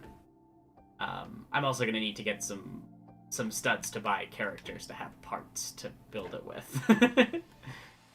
Which is partly why I set it a little higher, just to make sure that I have the time to do that. There's unfortunately like not a lot of good hairs for women in this game, so I'll have to make a decision on how to do it.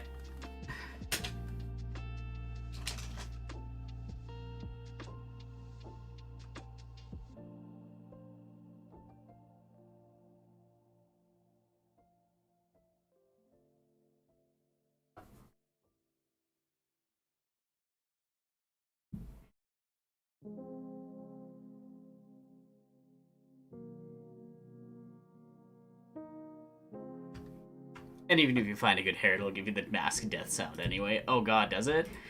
My timer's up. I'm free. I'm free of the voice. Unless you decide to donate to put me back into doing the voice. Just saying. You can do that.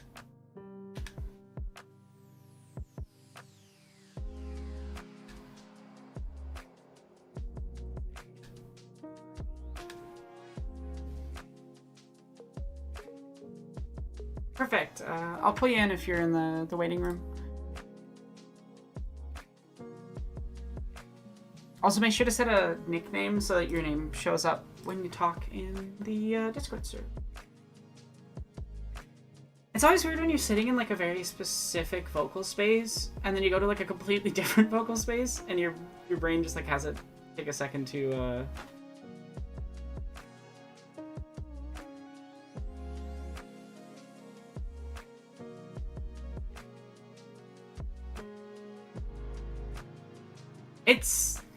It's definitely telling that the custom character always has a mask sounding death sound for this game.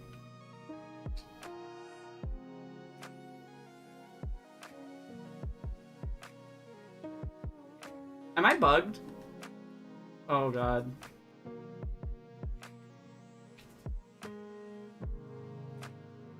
I might not be able to finish this level right now.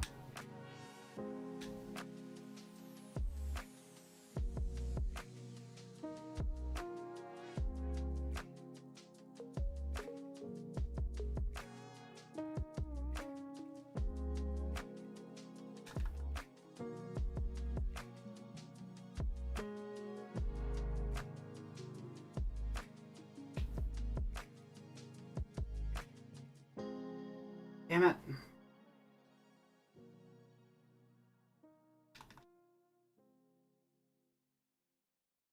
How are you supposed to get this one?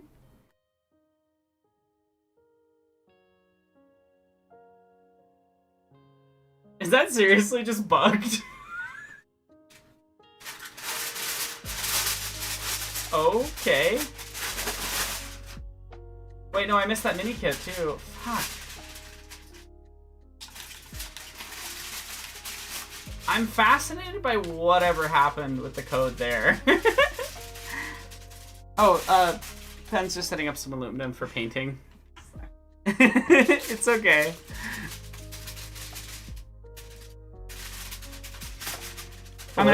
Hey, I'm gonna put a quick hotkey on mic volume just so I can mute it and unmute it. Oh, I am here. Hello. Yeah, hi. Hi. Hello. I was deeply confused because the crinkling sound was happening literally as you were like building the thing. I'm like, why do you have a mod to make it sound like tinfoil's being crinkled? Very confused. Eh. I'll have to how replay through you this doing? level now, which is funny. How am I doing? Surviving is the best way to put it. Mood. Fucking mood. No, this year's been many things. Few of them positive. Other than just spending yeah. time with my loved ones.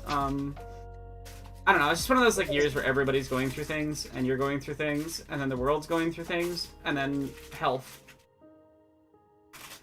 Yeah. Oh. Sorry, that's hitting very home for me. Yeah.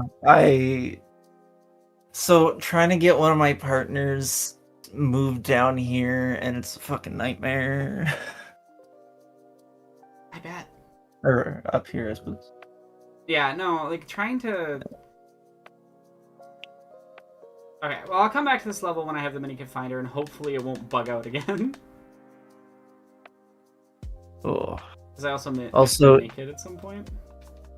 if you hear my mic being like scraping sounds from my mic or something, it's because my cat is slamming her face against it. That's cute.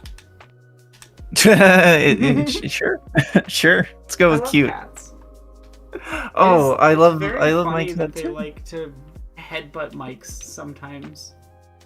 God, my favorite part, and she is so strangely good at this. She likes flopping in front of my keyboard. Mhm. Oh, and she just did it again. But she likes to headbutt and or sit on my volume keys on my keyboard, so I either Oh. suddenly don't hear anything or have my eardrums blasted out. Isn't that right, you little butt? Isn't that right? She's right here, right? Oh, it's 5 million for score times 6. Damn. Just one for score times 4. Are we chatting with an old friend? Yes, we are. Yes, we are. Yeah, Yeah. Killian's taken to lying against the back area of Pen's laptop, and then occasionally it causes the laptop lid to close while Pen's doing things. Oh no! Because he's a little stinker. Well, he's big. He's a big stink. Pretty big. Oh my god. Yeah. Speaking of, I almost adopted another cat yesterday just on the fly. Aw. Thank God I didn't have the money. Otherwise, I would have another cat and I'd be like, I don't know what to do now. No, that's we really want to be able to adopt a sibling for Killian, but Mhm. obviously it's just like Yeah. not feasible right now. Exactly. That was my thing too. But yeah. Oh. Hmm. It's always fun being just like a minute behind on a stream. I streamed in Discord, so you can see the stuff on Oh, time get as wrecked, well. nerds. Get wrecked, nerds. Wait, how do I check? How do I do it? Live? Watch stream. Oh my gosh, I know how to technology. Alright. Excellent. I did that jump so well. I didn't make any mistakes at all. Nice, nice. I don't even need to do these. Actually, I need the money. I haven't played Lego Star Wars in a hot minute. It's a good game. It's classic. It's so good. I love it. Oh. Oh. So, can you go make me some food? I don't want to get up. Jeez, stop fucking with my volume buttons. God damn. Is the cat just like walking all over the volume buttons right now? So here's the thing. She lays down in front of my keyboard because I'm like, okay, you can have some space there. And then she puts her paw on the keyboard, but because the volume buttons are at the top, she almost always puts her paws there. Yeah. Oh, yeah. It was very fun on stream today. She headbutted I think it's what, F10 for Baldur's Gate, and my HUD got shut off, and I was deeply confused for a moment. So I yeah, didn't know you could she's. turn the HUD off in Baldur's Gate. Neither did I. It was Soot apparently. They were like, we know people are gonna want to take screenshots. Oh, that's absolutely what it's for. We just Honestly, did Soot. I find it so interesting how photo modes and things have become semi-common within video game design. Yeah, they really weren't a thing for a good portion of our life. Yeah, Oh. it's interesting. Like I find it interesting how much games as an art form are an art form where you perform other art forms. like I mean, go ahead. obviously I've talked a lot about how fundamentally at their core games are more like a theater performance where you're in the play than they are like a film or a book, excluding specific genres, and I find that so interesting. Like, when you think about it, it is a great medium for other things like art, like video and picture, right? Because like it inherently has all that stuff. So why not make it like that? Less than a second in the room and Killian's already walking on your painting. Amazing. No. He's just being a stinker. It's not damaging anything because it's underpainting and dry, but it's just the fact that he would instantly go there and go. I must get hair all over this. I mean, you just gotta get your cat fur on everything. It's the rules. Honestly, though, Killian sheds so much that a lot of the time when I'm vacuuming, like 90% of what I'm vacuuming up is just like tufts of Killian fur. Oh yeah, whenever I clean out my dryer, lint filter, it's like the first pass is always just cat hair. That makes so much sense. And Lila's cat keeps going on their keyboard and like turning the volume up and down. This makes me think of Killian laying on your laptop. Such a silly cat. I agree with Mr. Wonko. Is that the name? I also forgot about the part where Vader drives a tractor. I mean, it's not an integral part of the films, but it's definitely there, and I think this says a lot about his relationship to agrarian life. Yeah. Absolutely. I love doing, like, for lack of a better word, bullshit analysis, where you're, like, not really analyzing the art, you're just, like, doing a joke of what analysis would be if the silly thing existed. Always a good time, yeah. Oh, actually, that reminds me. I gotta see. I don't know. Okay, that didn't remind me. I was reminded of something else that reminded me that I have to send Beef a message today. Yeah. Yeah, not talking about joke analyzing. That didn't remind me of it, I promise. That's Digital Beef might be in the chat right now. That is possible. Beef, are you in the chat? Beef, are you in the chat sounds like a sentence that's like contemplating if there's arguments happening in the chat. Is there beef in this chat? Oh. I don't hear any minikit noises, so I think I can move on to the next area. What do minikits sound like? Ting-tling, ting, ting, ting, ting, ting, ting. Something like that. Gotcha. I was trying to think of a witty joke and I have nothing, so I will just accept that. Ooh. I wasn't thinking. I deactivated too early. These games do have some weird, like, being able to figure out where exactly you are sometimes issues. Oh yeah, the shadow isn't the most reliable sometimes. Yeah, it's a little inconsistent. Excuse me. They were here earlier, at least, I think. Maybe I'm misremembering. honestly, things kind of become a blur after, like, when doing these, like, kind of longer sets of streams where you're like, what was I doing? I was about to say, I know she was here yesterday because, like, Yeah. he popped in chat and mentioned that, when he came onto my stream, that he said hi. Oh, gosh dang, I need food. I probably should eat. I'll be fine.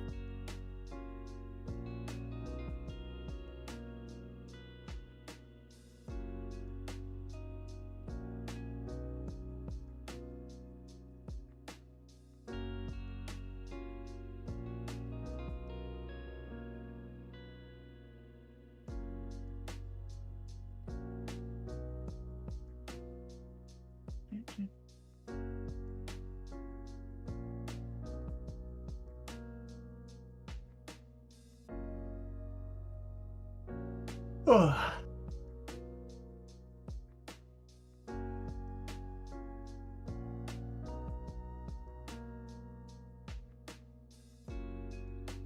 If you're talking, I don't think we can hear you.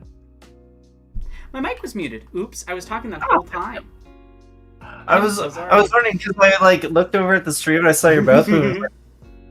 That doesn't seem right. That doesn't seem quite right, but I'm trying to remember 30 seconds ago to see if it's... Yeah. Yeah. Oh.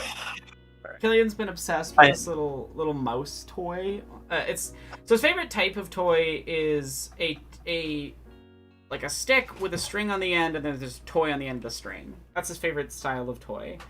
And then his second favorite is like little mouse creatures. He doesn't like play with them with people, but I just know that he plays with those the most because they move around the house the most often. Mm. And then he loves catnip, and so this is a little mouse on the end of a string stick toy that has catnip in it. So it's his favorite thing, and he's just been carrying it around. And then one of his other favorite activities is just being in the tub.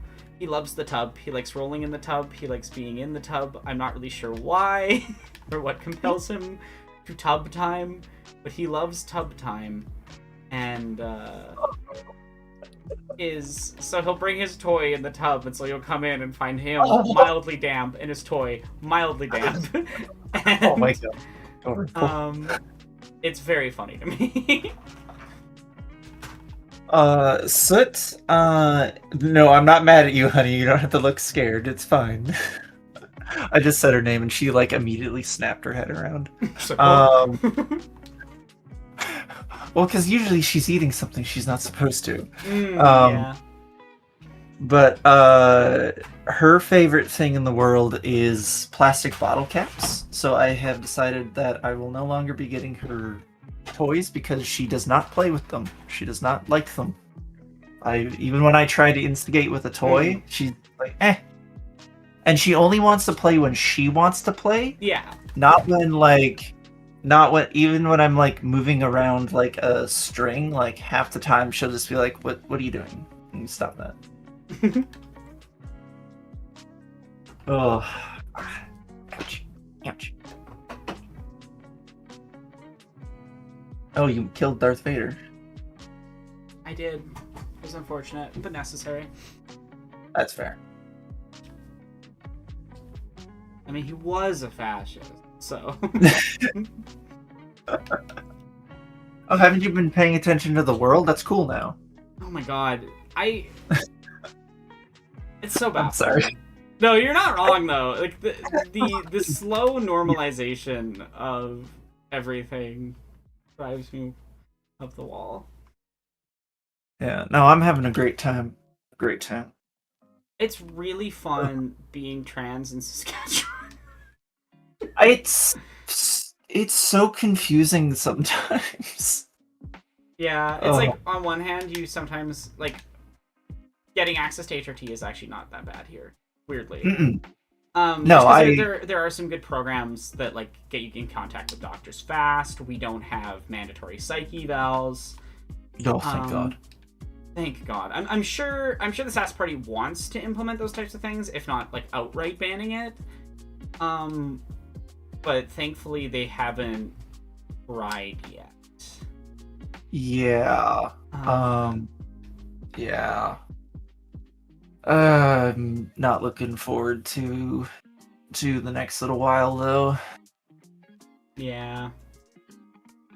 It's not looking great. But we persevere.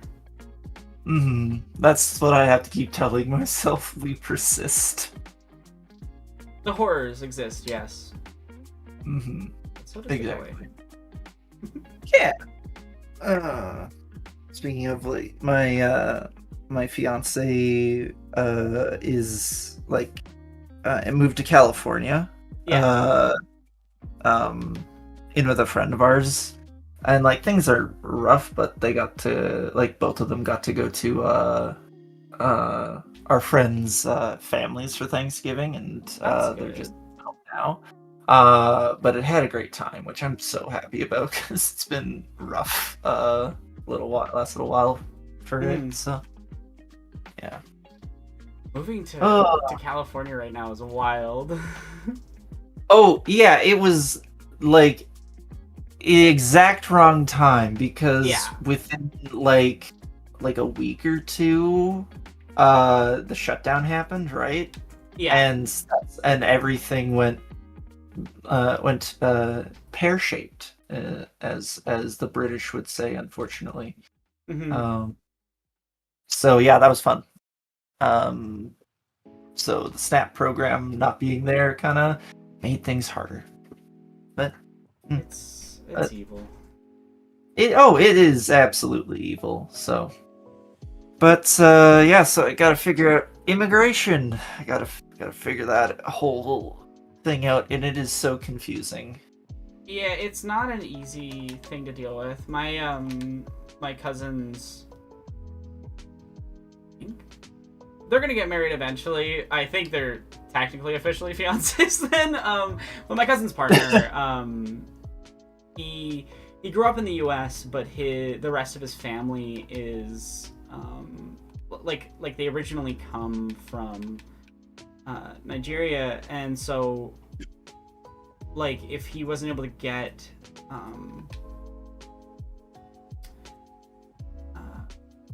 through immigration stuff, he would have been deported back there with like literally no support, you know. Jeez. Yeah. And yeah, it's thankfully he like finally got that stuff, but there was a minute there where we were all pretty worried that things weren't gonna go well. But thankfully stuff worked out. But for a lot of people it doesn't, and too many people, and IMO too many is one. Like, I think borders are silly. I think the ways that we control people's movements are it's absolutely ridiculous. Also, the entomology behind going pear-shaped, I think is just because pears are funnily shaped, so things going funny. Well, if you're used to apples and you see a pear, and then don't eat them. But yeah. So that's my guess. I guess it's just an odd shape. But yeah. Yeah, that would make sense. Yeah, it's been a but time. Yeah, so... I'm sorry you've also been having a time. Yeah, yes. Long story short, we've been having a time. But no, we'll get through. We'll get through. And it's also just rough because it's like when you're having a time, it's also harder to connect with other people and things. So. Oh yeah, like that's been one of the hardest things for me is like keeping up social stuff, like outside of like D&D groups now. Yeah. Yeah, like I've lost a lot of contact. Some people I don't mind losing contact with, but others I do kind of regret it. So I'm glad we talked today. Yeah, glad we were able to hang out too. Like, it really sucks having, like, because if I get stressed, or I'm working a lot more, or anything like that, my chronic illness gets worse. So, God, I have less time, and I'm more busy. Great combo for staying in contact with people, and having no one ever get mad at you. I'm sorry. Yeah. I don't know. I'm very of the opinion of like you cherish the time you get to have with people that you care about and like, and you don't obsess over the time when you don't have time for each other. Yeah, I've been getting... I don't think you can be an adult and not have periods of time where you're just like, I'm basically not able to chat with most people right now. Yeah, careful, there's a ledge there. Already fell.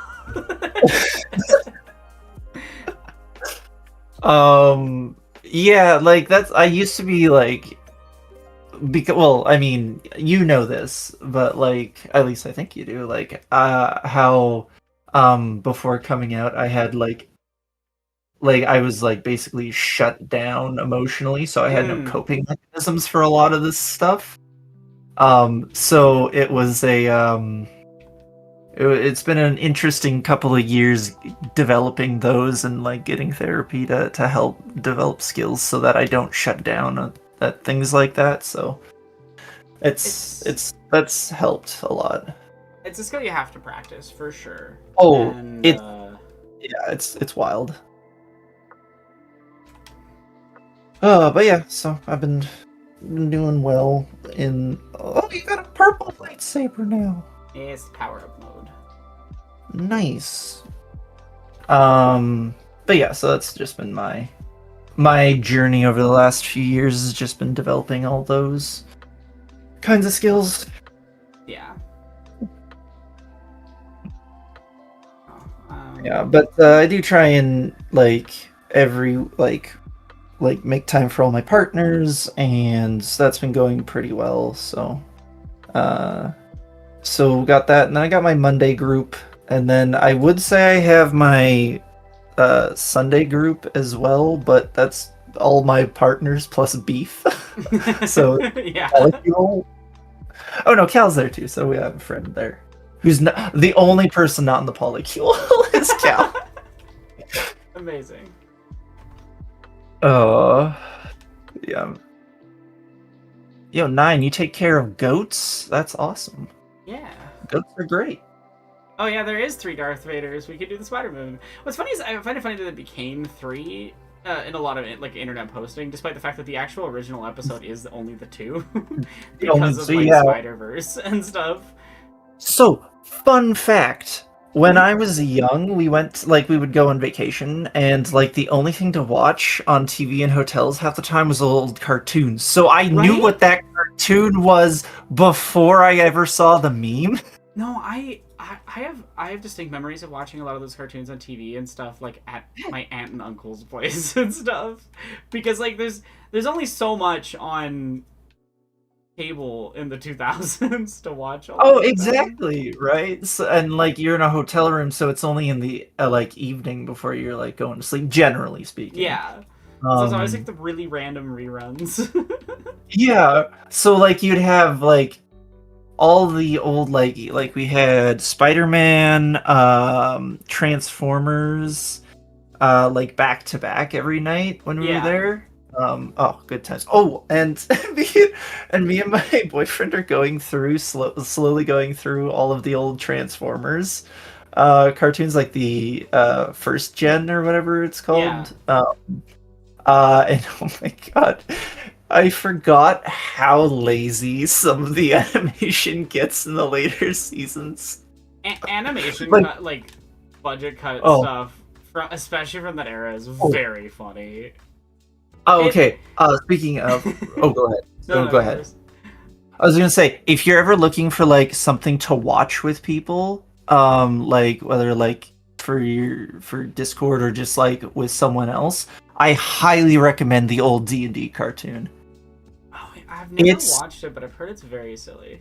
Oh, the number of times I laughed for 5 minutes Oh my god. There's this one scene, I won't spoil it, but like we had to pause it for like like a solid 5 minutes because I couldn't stop laughing. And like I hadn't even taken any gummies or anything. It was just one of the silliest fucking things I've ever seen. And it's not even that consequential. A guy just goes behind a rock, essentially, and comes back out. But it's just like, what? Oh god, I'm sorry. I can't say any more without spoiling it, so I won't. But highly recommend if anyone is looking for something to watch. Yeah. Oh, I think I must have missed a mini kit. It's okay. We'll get the mini kit detector later, and I'll go back through it and find whatever I've missed. I think it's like really early on. many mini kits. Maybe it's here. Remember there's like a 1 of 3 thing like really early in the mission that I think I didn't do. Ooh, motorcycle. Nice. Oh, you actually did hit it. I'm weirdly good with the bounty hunter bombs in this game because I played it too much as a kid. Yeah, oh, yeah, like, I'm trying to think. I don't think I've played this, any, like, Lego Star Wars, or any Lego games, sadly, since I moved out of my mom's place all those years ago. Which is sad, because you're right, they're solid games. They are. I still remember spending hours in the Tatooine hidden dance room. Or, not Tatooine, where are the clones where are the clones vatted? Where are they from? Camino. I know exactly what you're talking about. With a little music. Yeah, the dance music. It's hilarious. If you're a clone trooper and you do like you barely hold the stick forward, so he slowly walks forward, it looks like he's kind of shuffling. It's great. I forgot about that. Oh, that's not the minikit I needed at all. I should have looked at the list. Well, at least I mostly finished that level.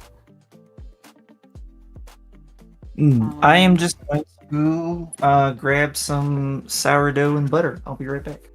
Have good to sourdough and butter.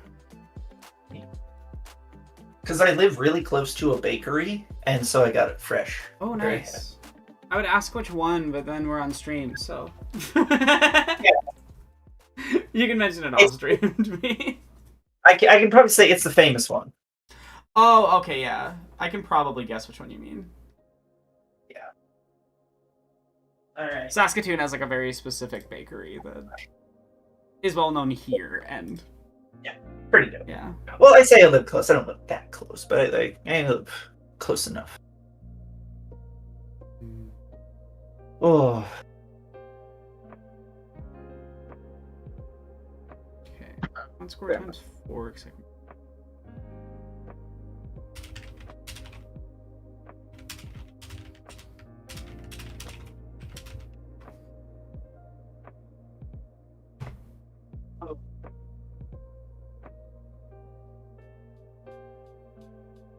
It's kind of funny that you almost need to use the extras to unlock everything in this game to an extent. Okay, perfect.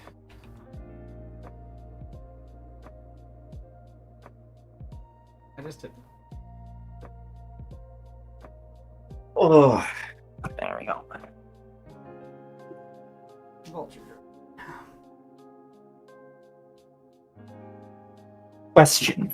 Mm-hmm. Have you played well, last time you played D&D or anything like that, what was the longest it ever took your group to get through a dungeon or anything like that?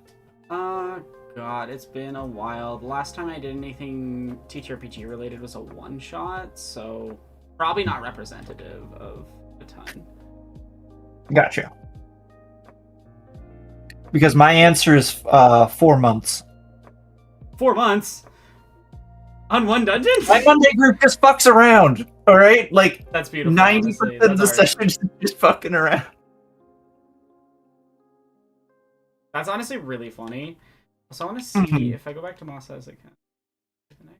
And it wasn't even that big of a yeah, dungeon. okay, I unlocked it. I just not fucking around. Like, 4 months. like literally, the thing I pulled it from is from a one shot, essentially. I'm fascinated at what people could do for 4 months in one shot dungeon. I need to know. Oh, okay. Well, all right. So, mostly every other sentence I said, someone would make a joke that stemmed from this. There's a crystal that looked like it's called the rhombus. Oh, the wrong ruin. And so. Thank you. Sorry. No, not enough of those jokes are made. I need more references. I as a side note, if y'all haven't played Psychonauts 1 and 2, they're incredible and amazing. I played them because Penn loves them, and Penn is correct that they're amazing and awesome. So, Hell yeah. I highly recommend those games. But for context, there's a side game that's a VR game called Rhombus of Ruin. So.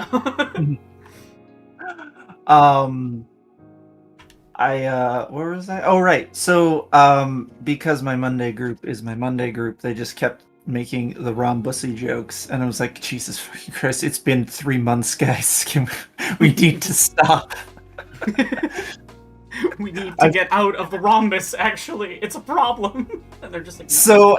So there was a certain point where I just broke and was like, okay, fine, you all want to fuck around? I'm fucking around. So, for context, this is Numenera. Okay.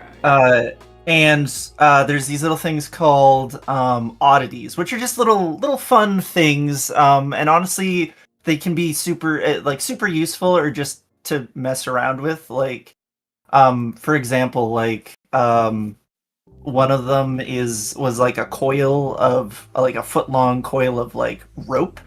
And I had a character who had a whip, and I tied it to the end because it would self-coil around anything. So I always had like a grappling hook kind of whip deal, Indiana Jones. So they're like things like that. But one of my players picked up, rolled, and it was a bag of rocks that gave low honking sounds every so often. Amazing. So we're going through, and this was right at the beginning, and then so we're going through, and what ended up happening at one point was they found a machine that could graft little legs onto anything. So of course he puts all of the rocks in there. So now you have these little honking rocks that have these little flailing legs. All like just, and they're rocks, they have no control of them, so there's just these legs that flail. And then they found another thing in the dungeon, which anything you put into it grants it sentience. Oh no. So they spent months rocks making sentient rocks. Well, not months. Well, but for context, total time in game was about 4 hours. Yeah. Yeah, but yes. So we had these little so we made one sentient rock, right? And but all it could do was honk because it didn't have a speech processor. So it just naturally made honking sounds. So eventually they managed to get it a speech processor. Oh my So God. now they have a little. So they named it Dwayne. Dwayne the course they sentient did. rock that walks. Yeah. With you, are the legs like humanoid or? So in my brain, they're like the little soot sprite legs. Oh, amazing! I love this. Yeah, so they're just these little wiggling things. So the whole time they're like, so Dwayne's definitely gonna like have a rock uprising, right? So yeah, post game that's absolutely happening. But anyways, one of them, then they get to this one ancient machine, and it's just like, okay, we're not getting to the thing that they actually have to get to, so I'm just gonna make this the thing that is creating all the creatures that are being deposited into the valley, because that's what they're do to shut it down. And so what ended up happening was one of them asked them, "Have you ever heard of honking rocks?" And the computer's like, "Oh yeah, fuck it, yeah, of course I do." And this was the point where I was just like, I'm just gonna full send it. And so It's like, yeah, I absolutely know what those are like. Would you like me to make you one? And one of them was messing around with it, trying to shut it down, and rolled a natural one, which is a free GM intrusion, which means I get to just do something. So she ran full tilt into it and hit a button and created one the size of a small mountain Oh no. off near a village, and so all they heard was off in the distance a loud honking sound. So now they just have to deal with the honking kaiju. Oh yeah, no. Oh god, what's the name? Because I decided to go. Hitchhiker's Guide to the Galaxy, the whale. Hmm. I basically made it the whale from Hitchhiker's Guide to the Galaxy, where it's like trying to figure out its own existence on the fly. So yeah, its name ended up being like what was it? Something the great who looks at birds, and also that thing over there in the lake, because it decided to name itself whatever it liked at the time. Yeah, like the whale that falls in Hitchhikers. Yeah, People who yeah, haven't that one. read or watched Hitchhikers, there's this bit where the improbability drive, which can just do Yeah. anything, including really random things, happens to create a whale in the middle of the air above this planet. And you just get And a a frog chapter dedicated to the whale's perspective on what is happening to it. It's pretty funny. I love Terry Pratchett's humor. I think his comedic writing is absolutely, and Oh yeah. yeah. So he writes out this whole thing, and the whale names itself after the first thing it sees, and it's just like trying to figure out words for different things.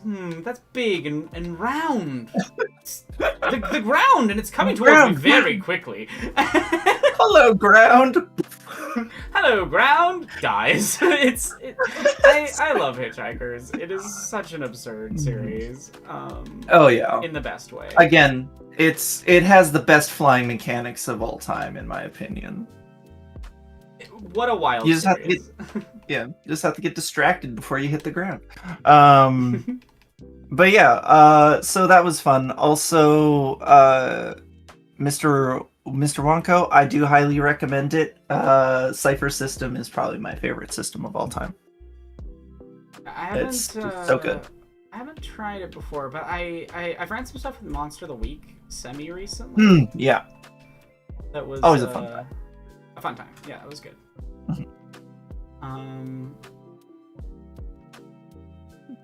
I've only gotten 3 mini kits so far. I guess this is a long level, but still. Thoughts on the Hitchhiker's movie? What movie? I like the movie. Oh, Controversial hot take. Is it flawed? Yes. You're never gonna cover Harry. that long of a thing in. Oh God, no. In that amount of time. I think what it has is very faithful to the sections it adapts for the most part. So you want to know, like thinking back on it, it's not as bad as I think I thought at the time. But like, you want to know my biggest complaint about that movie? Because the first beginning is like shot for shot from the book, which I'm fine with. But my biggest complaint is Marvin. He's literally the exact opposite as he is described in the book, except for the depression. Oh, like visually. Okay, yeah. Visually, which is such a nitpick. Marvin's visuals never really like stuck in my brain super strong, so I've never He's thought literally about that. But yeah, you're right. So, yeah, it is like a different description than how he He's looks. basically like the assassin droid in this. T whatever. Like the big lanky robot. Yeah. That's basically what he Like an is, HK except the like head's a 80 little or different. IG-88 or something. Yeah. Yeah. Like And then in that's the movie is just like the biggest. the biggest, the roundest, the shortest, and I'm just like, the hell is this? Yeah, Again, such a nitpick, but I would say if people want more of a like faithful adaptation that like covers everything and isn't, I would say Hitchhikers, it's like, okay, we can only adapt this much, so we're gonna try to do that much well. Mhm. But like there's the old the old BBC like mini series that goes a lot more in depth. Oh, I actually didn't And- know about that. Okay, cool. Yeah, it's like from the 80s, and then also like the audio drama is supposed to be really good. I haven't watched that one. And what else is there?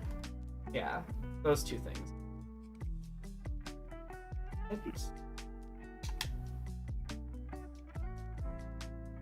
Slowly making progress. I did get the mini kit detector at least, so. Nice.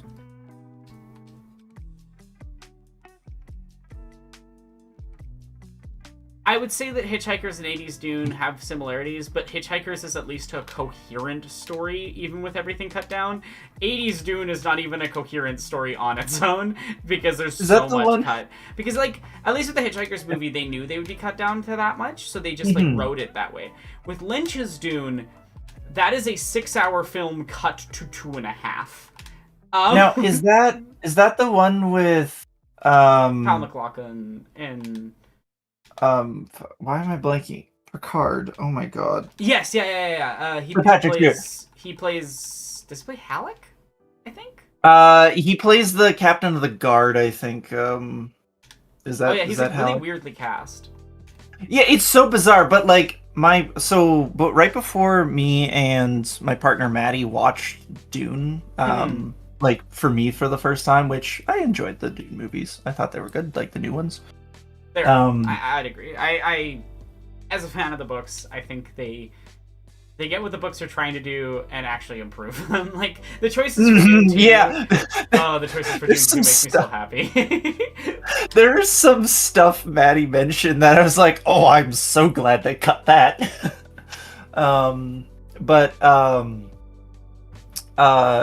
She showed me a still from the of Patrick Stewart in that film, and it's the most.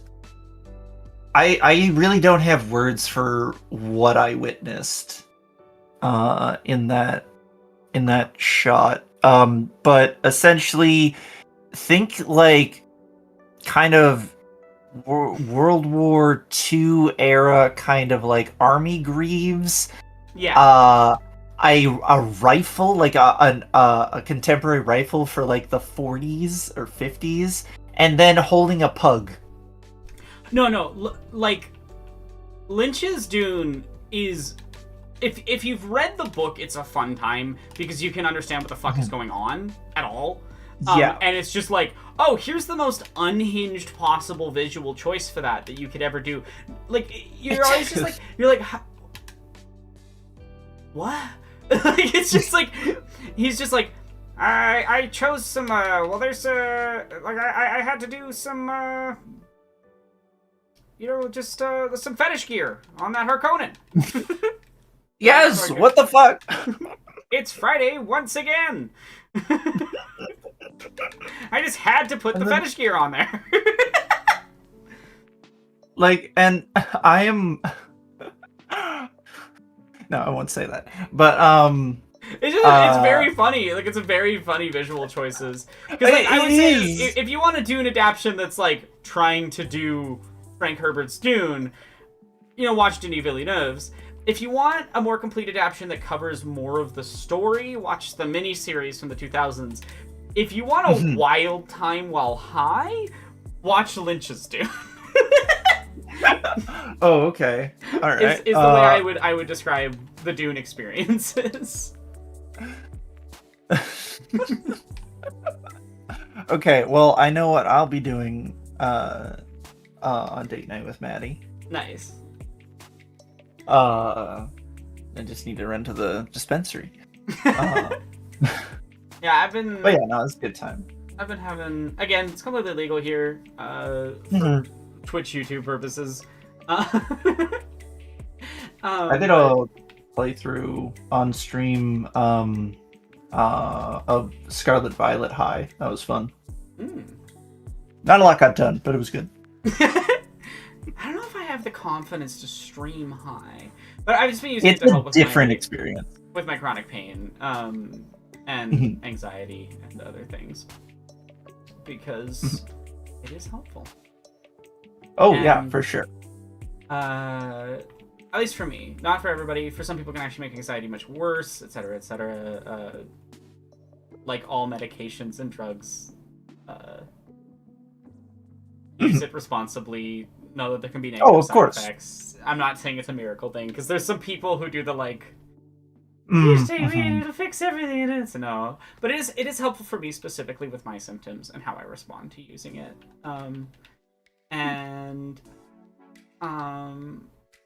Yeah, so obviously with how bad my chronic illness has been lately, I've been using it a little bit more often.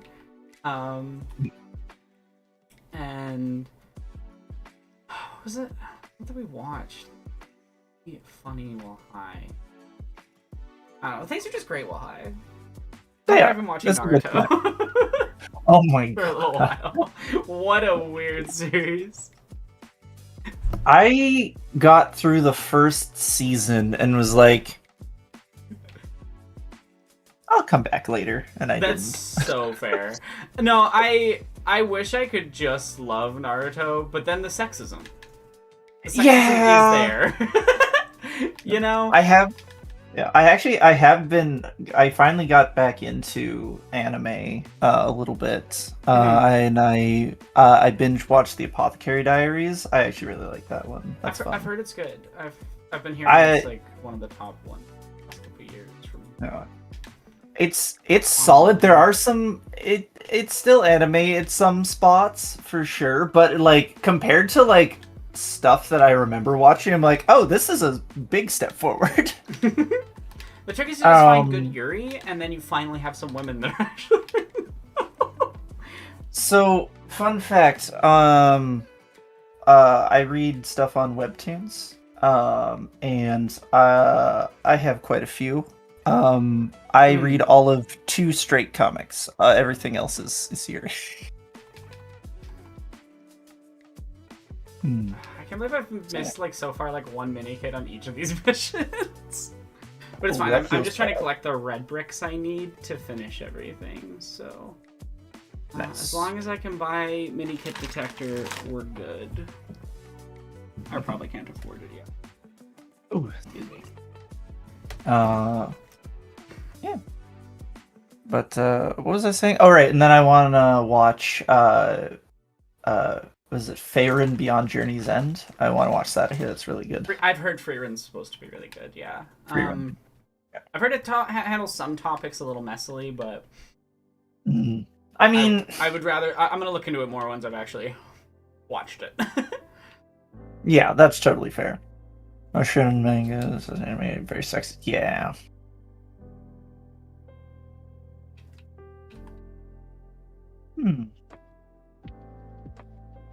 Okay. Damn, that's good sourdough. Now I just need red brick detector, and we're good to go.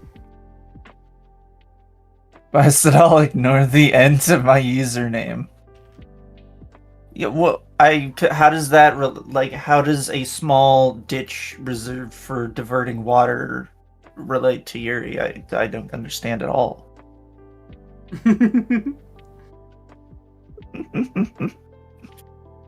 Okay. Chapter 4, episode It's really 5. good, except for one thing. You know when you know. Oh boy. Oh good.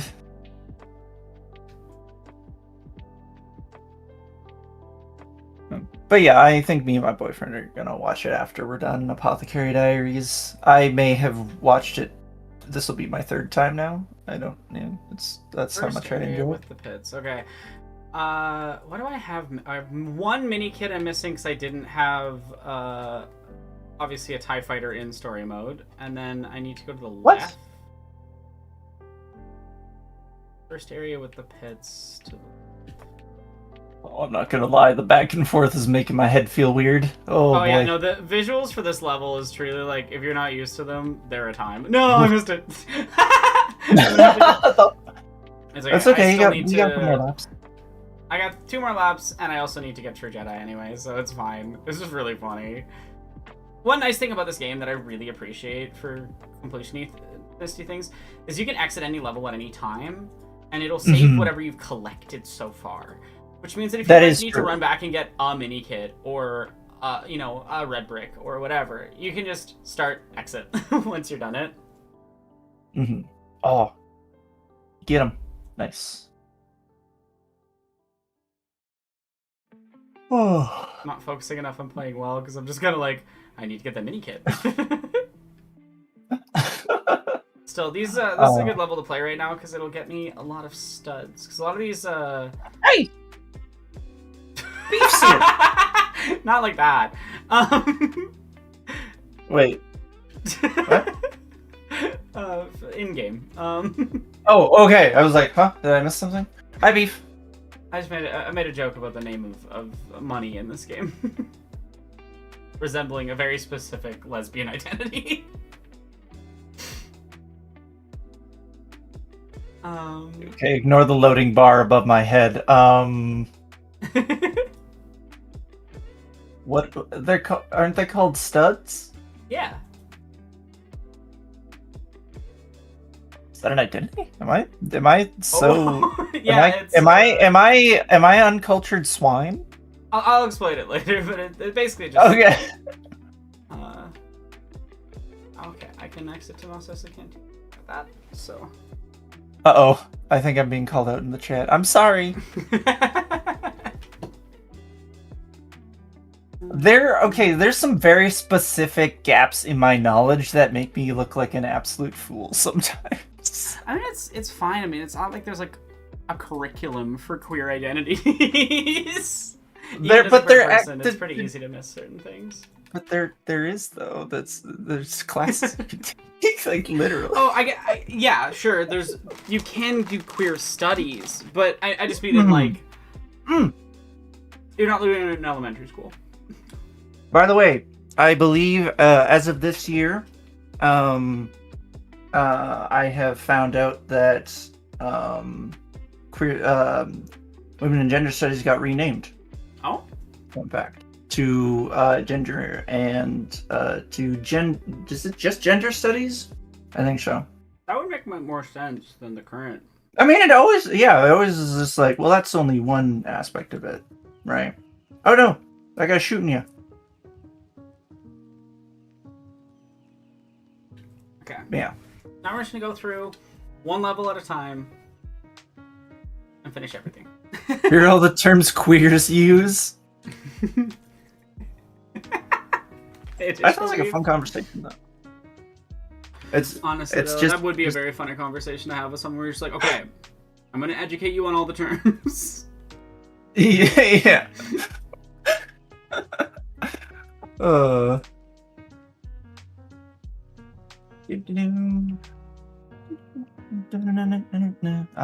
That's some good jizz.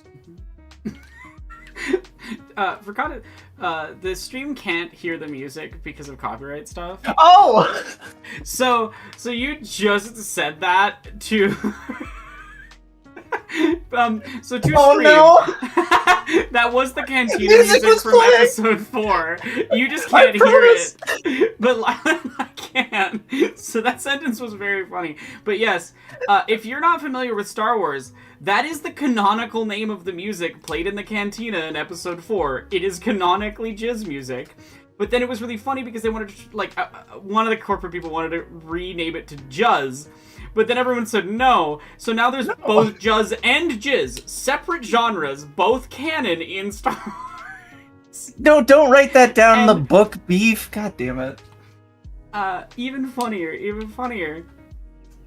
The official name for what a jizz musician is a jizz whaler.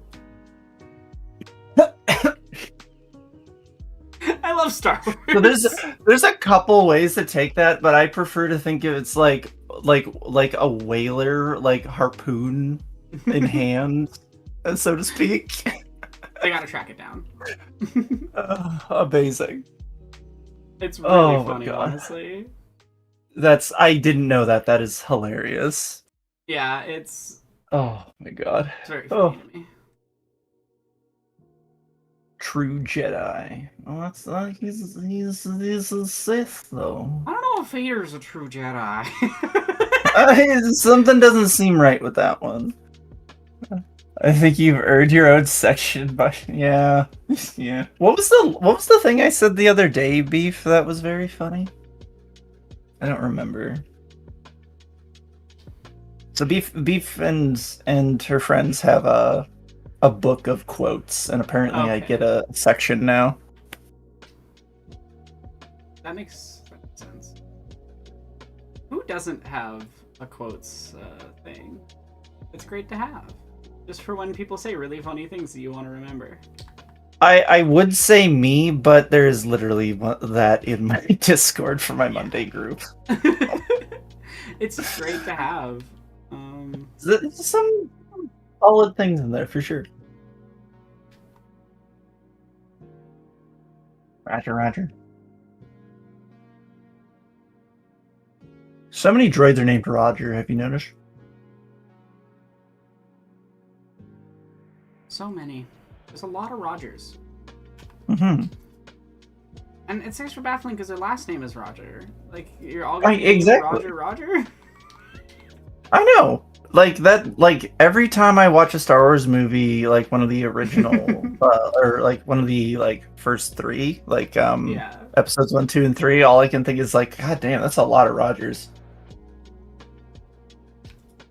Who framed Roger? Who framed Roger is really funny, honestly. You just see a shitty looking droid to cut off to the side. Okay, Mr. Roger Rogers' neighborhood. It's probably like in another part of the level past that.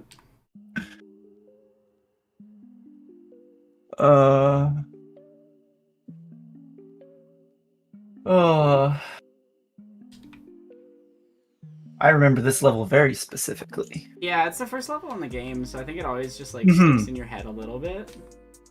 Oh yeah, I remember playing this with my sister on my GameCube because I was cool like that.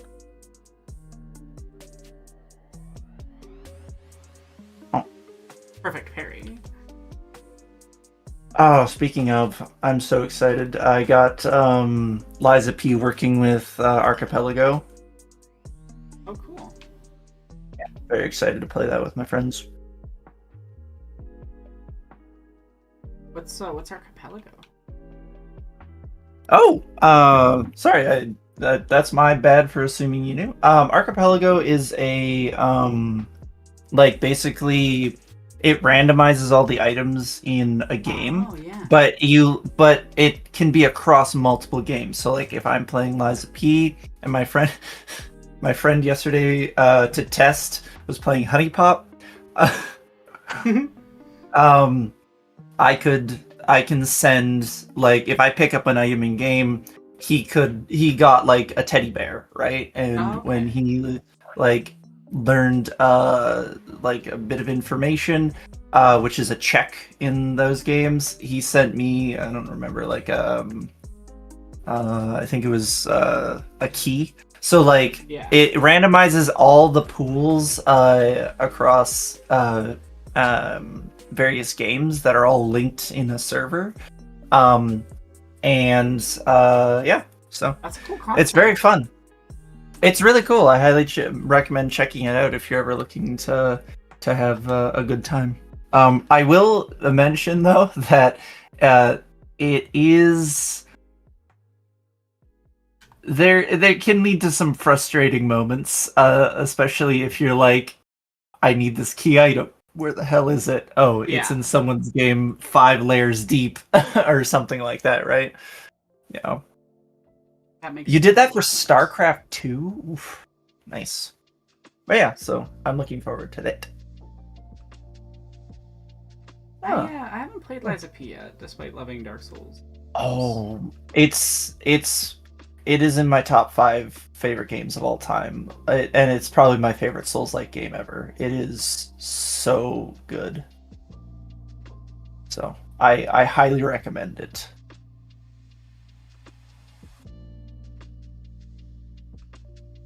I've heard basically nothing but really positive things about it from like everybody I know who likes any sort of Souls-like game. So So like the gameplay is super tight. The story is really, really good, and that's a big one for me. Story. yeah, But that's really, really good. And like even just from the development team like the development team is like really good. Like they're really good people. They have a healthy like work environment that Oh, and good. they're just super excited to like develop these games. Yeah. So yeah, it's just good. Also, that was great Wow! noise. The death noises in this game are so good. Oh, I guess I can unmute the game because there's no cutscene stuff going on. I will have to remute it if any sort of copyright music starts playing, but I think you're good for the rest of this level. probably. There's a few levels with secret stuff where music plays even if you have music set Yeah. to 0, I think.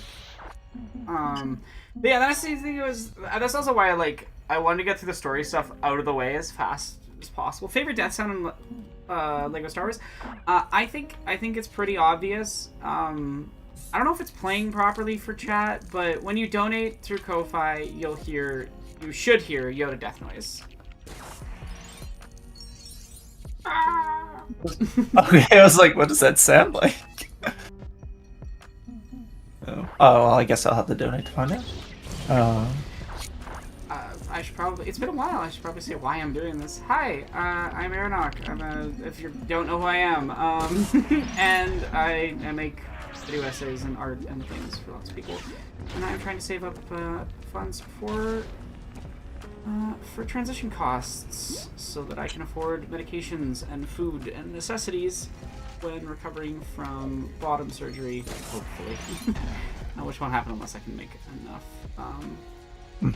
And also, I had a lot of extra difficulty this year, and it's also meant needing to pay for additional medications and things, so...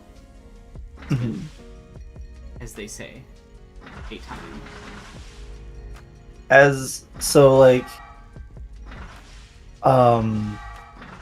Because I got my bottom surgery this year, and I can say, like, the funds are huge. Yeah, it's like I was able to, but that's mainly because I had a very solid support network. I was very lucky. So yeah, if you can help out, please do.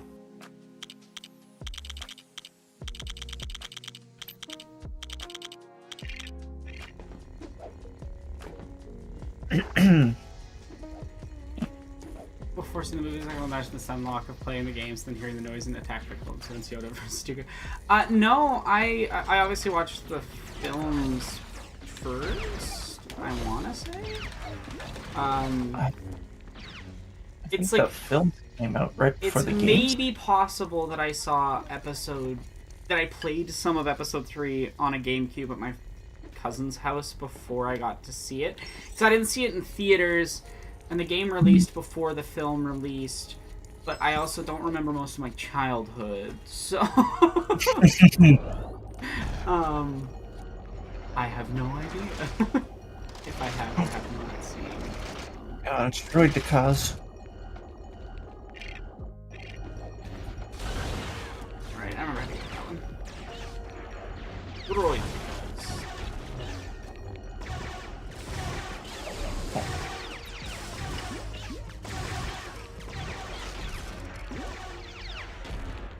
Nice. Honestly, I find it very funny, sort of in lore, that they just were like, well, obviously Droidekas and super battle droids are more expensive, but it's like, yeah, but the baseline battle droids don't do much. Yeah, it's just like sure, that I guess that's a justification for why they would still make the baseline battle droids and not just send droidekas, but like, one droideka is worth probably dozens of basic battle droids. Yeah, and at least in the films. The Clone Wars TV show does a good job of justifying it with like, oh, well, they figured out countermeasures. They used this, and this. Like, there's, it makes sense. I just think it's really funny. It's not something I don't think it's actually a problem with any of the movies. I just think it's really funny. I think people are picky about that stuff and like genuinely think it's a bad thing. I'm like, no, that's not the point. Oh, excuse me. Okay. Oh yeah, I got the Super Gonk Droid. I And it's love really the funny Gonk. that that's the red brick. First level in the game's red brick is Super Gonk Droid. So, what's your favorite droid that you've seen in the Star Wars universe? For me, it is indeed the Gonk droid. I mean, Gonk Droid's up there in terms of like, haha, funny design, but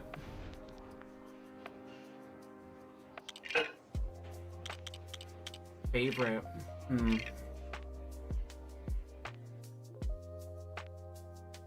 So I like the Gonk droid because no one ever messes with the Gonk droid. It just goes around doing its thing while all the cool action's happening. It's just vibing.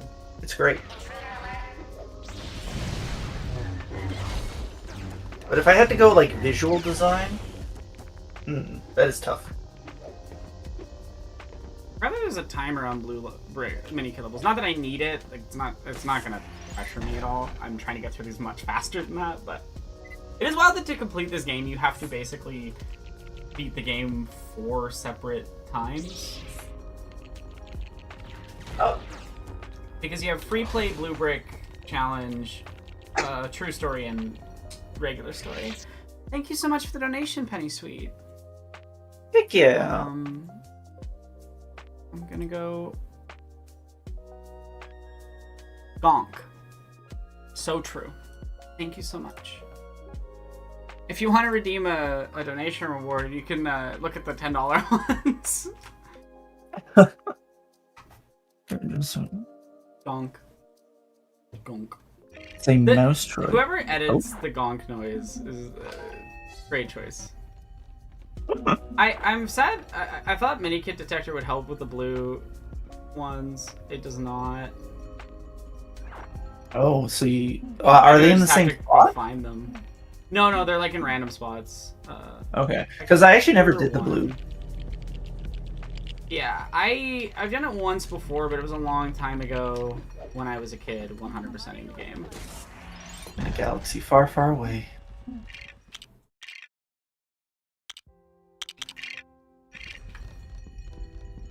I just gotta follow the sound of the tinkly noise.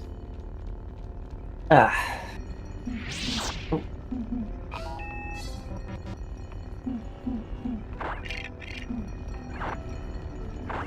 There's one.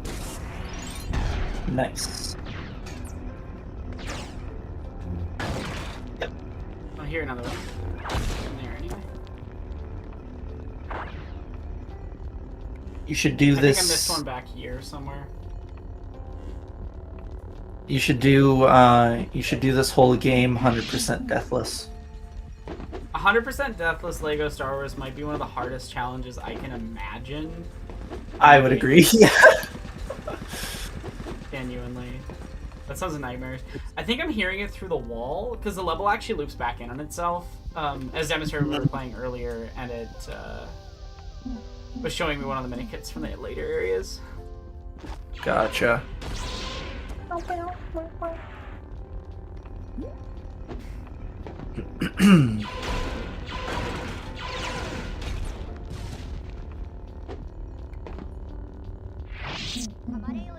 Oh yeah, that's Jar Jar's thing. He jumps high. Yeah. Because they obviously like wanted like different characters with different abilities. So like one category character is just jumps high, and I think that's mostly just to try to make Jar Jar not like useless. Totally useless. Yeah. Also, why would you kill those guys? They were on their break. They were just vibing. They would get in the way. Oh, that's fair. On break. They'd see me and decide it wasn't break time. I would fight them. See, that's the difference between me and battle droids. If I see someone messing, if I see a Jedi doing Jedi things while I'm on my break, I'm not gonna get involved. I'm on my tight 15. I knew there'd be one over here. I can hear it. Me.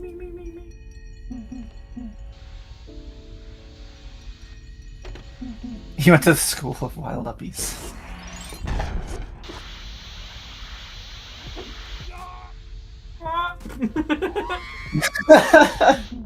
No, the death noises in Lego games are, at least the old ones, are peak. They're so funny. The Lego games are some of my favorite adaptations in any of any game? franchise. Yeah. Yeah, like the Lord of the Rings ones are still solid. I honestly haven't finished playing those ones. I should Very fun. You know what? Honestly, maybe I'll pick one of those up. I want to play Dispatch though before I like that. I think will be the next thing I buy. Mhm. But yeah, I've heard good things, so I want to test it out. Yeah, I've heard pretty good things about Dispatch. It's unfortunate there isn't like any queer romance options, Yeah. and like from my understanding, it's not. You can go through the game without romancing, but it's like a lot harder to get the right sequence of dialogue to allow that. Really? Was my understanding. Someone can correct me if I'm wrong. Please do. Ow, I'm busy. I don't care about you guys. Okay, it's fine. It's funny that I got shot like 5 times in 1 second. Just trying to force lift this one thing. Doing nothing to the droid.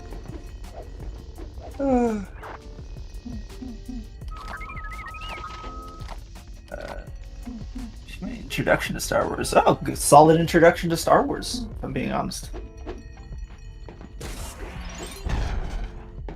You're not doing the puzzle like you're supposed to. You bypassed the puzzle. Here? Hopefully 9 and 10 are on this end of the level. Hopefully I didn't miss one. We'll find out in a second. Well, you got 14 minutes. I'm fine. Oh, there's yeah, one. I think this is one level I can go all the way back through easily. Yeah.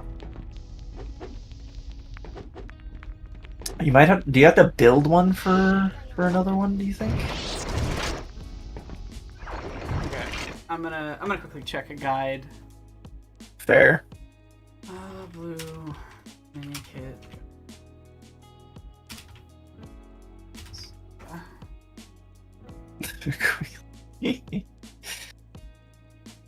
Ugh.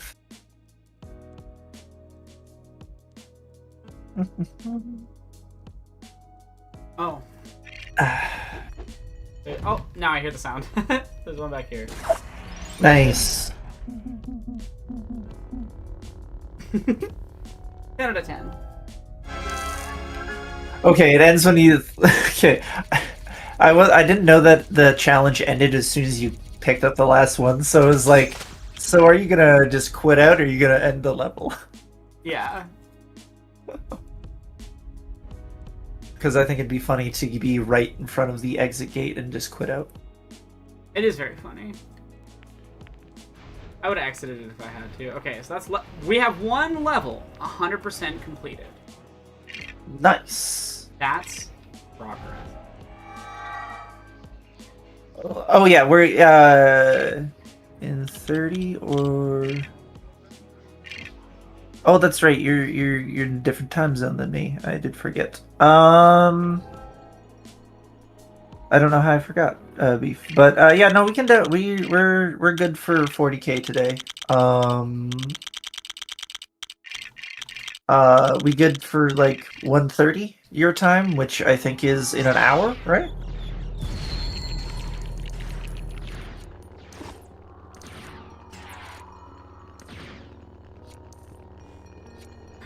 I really calling it head slops a little far. But that's really funny. Sorry. Oh, Random Nerd said that someone had called it head slop. It's a bit much, but that is very funny. Yeah, that's where I was at. I was like...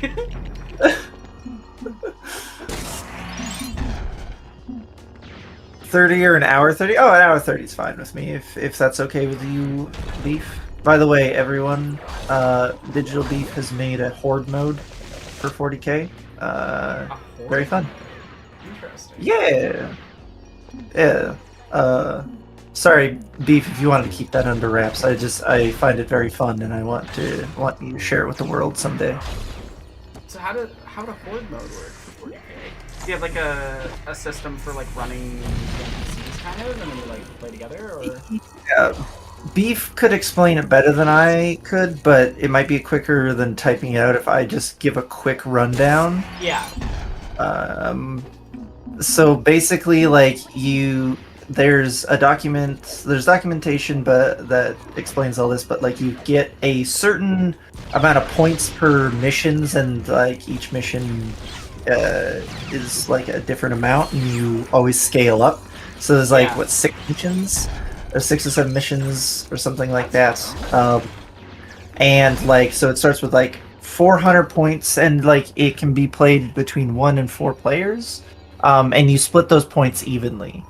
So like a 400 point mission between 2 players, each player would get 200 points to build an army with. Yeah. So what basically ends up happening is, you get armies, and you have to complete a certain mission, like kill X amount of units. 5 mission sizes, thank you, Beef. See, this is why I shouldn't be explaining anything. So, like, I think we're doing Purge today on a large mission, so we had, what? Is it 3,000 points divided between the 2 of us? Something like that? And we had to kill, I think, like 12 horde units before we can extract. There's 5 turns, which is plenty of time. Let me check. Well, yeah, it's a good point. If I didn't build a good army, that's not good. But, so, and then, you get... Oh, and... Hey, I forgot a very important part of this. Again, I shouldn't be explaining this. You get a total of 6,000 points to build a garrison with first. And then from that garrison, you build your armies for the missions. That's fun. Yeah, it's really cool. Like, and then, like... if I ever have honestly, I highly recommend it if you can get Beef to like show you how it's done. It's a lot of fun. But I will say, set aside an evening or be prepared to break it up. No, it'd be like that's a commitment to time. But, yeah, it for sure is. Then mechanically speaking, the enemy, like, there's spawn areas. Beef says they're 100% down for play/assists. Rundowns. But why did I say I would explain this? Fuck. Basically, there's like X amount of spawn zones for the horde. And there are different spawn brackets, and you roll 2d6 plus coin flip sometimes. And the coin flip is you go up a bracket or down a bracket. All of this is very malleable, but essentially, you roll set of d6 for each of the spawn zones, and then you spawn from the appropriate bracket from a bag, and you can randomize it or choose. It's up to you how you want to play. And they hit the field, and you have to not die and try and complete the missions. And mechanically speaking, they like always will try to do like move towards the closest one of like the closest player units. Yeah. But if it's like a unit that's more based around shooting, its logic will dictate, well, it's never going to charge. It's always going to like shoot and things like that. It's very interesting. It's very fun. And I'm sorry I didn't explain it well, Beef. 1,050 points each. Okay, I did do that correctly. Phew. Yeah, it's a lot of fun. Sorry, I had to, so my entire OBS got messed up this morning. I have this not really useful plugin called,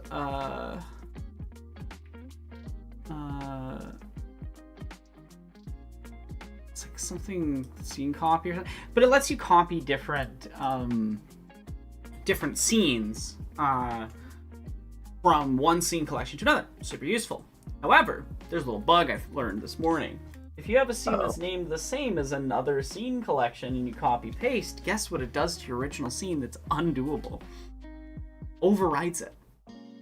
Oh, So I had think to redo this entire setup this morning right before starting stream. So at 12:45 I was like trying to get all the things back together. Anyway, that's right because I'm doing MS Paint drawing again. Oh, nice. I'm going to draw Mr. Rogers as a battle droid. Oh my god. I'm looking very much forward to those. So is it going to be a painted on sweater vest and tie, or is he going to be wearing a sweater vest and tie? Oh, he's wearing the sweater vest and tie for sure. Hell yes. Okay, that's a pretty good battle droid. It's pretty good, Mr. Rogers. I'm not going to see chat for most of this. I apologize. I need to see my reference photos. Stop! Don't do that. Right, and yeah, Beef also just pointed out really quick about Horde mode. It is built it is built on top of the Horde mode by Poor Hammer podcast, so it's a variation of that. Cool. It's very cool. Sisters of Battle are awesome.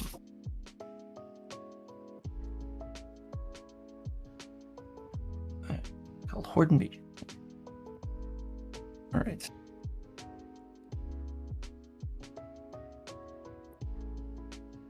I found a cool photo of Mr. Rogers with like the little trolley, so I'm kind of putting the trolley. Oh.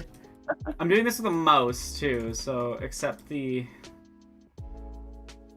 Well, how else does one use MS Paint other than with a mouse? With my drawing tablet, if I really wanted to. I don't want to set it up. That doesn't sound right. That sounds terrible. I can only imagine that this is the optimal way of using MS Paint with the mouse. Yeah. Speaking of, you know what frustrates me? But Roll20 does not have an eraser tool, and it drives me up the wall sometimes. I get so angry. So I have to delete everything. You have to select individual items. There's a selector tool that lets you select. Yeah, but if drawings, it's one but continuous line, it will just delete Yeah. that whole thing, right? So that's very, It's very frustrating. kind of annoying. Very Yeah. strange thing of. Okay, we got a nice little trolley, and then we've got a hand here. So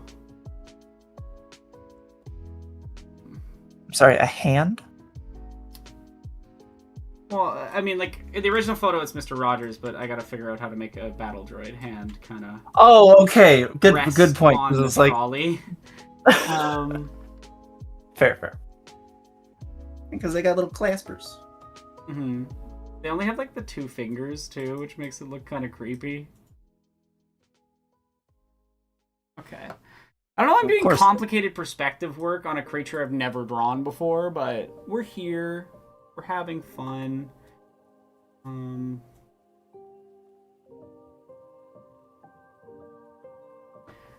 There's an Elden Ring joke here. Nope, I can't find it. There's a little sweater Mr. Rogers is wearing.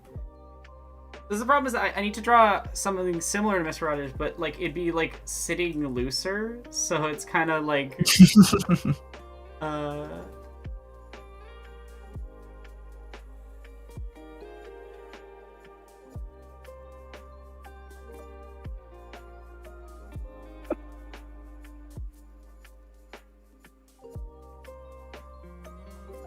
Neighborhood of Gungans. Mr. Roger Rogers' Neighborhood of Gungans. That's good. Mr. Roger Rogers' Neighborhood of Gungans is pretty great. That is solid. Oh.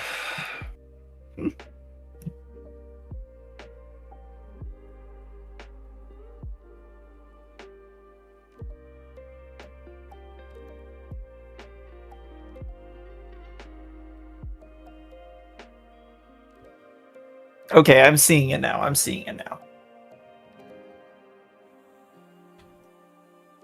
It's such an interesting challenge drawing with just a mouse on MS Paint and trying to make it like look semi-good. Well, so Beef has shared with me a couple of the things like that you've drawn for him, like like Yeah. of I've drawn her a DB few again. things for sure. I think you've done a basic job. The Princess Peach I drew for the one MS Paint was truly an abomination, though. Oh, I haven't seen that one. It's cursed. It's in the document, like the Dono document examples of all the MS Paint drawings. Ooh, okay. If you want to see it, you can. I'm not sure you want it though. It's I don't kind want of it. scary. Where is that? Just in your Discord? Like the Dono like information sheet for the stream has a bunch of examples. Oh, okay. Yeah. What's that?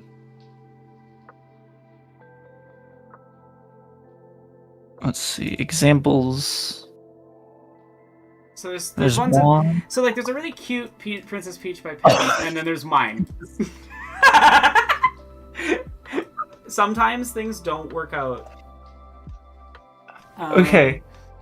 So I think I know who drew which example here. Well, they're all organized by like left is mine and right is Pen's, or vice versa. I can't remember which order it came out to. So the non-cursed peach is on the left. Yeah, so that would be Pen's. The really cute one. Okay.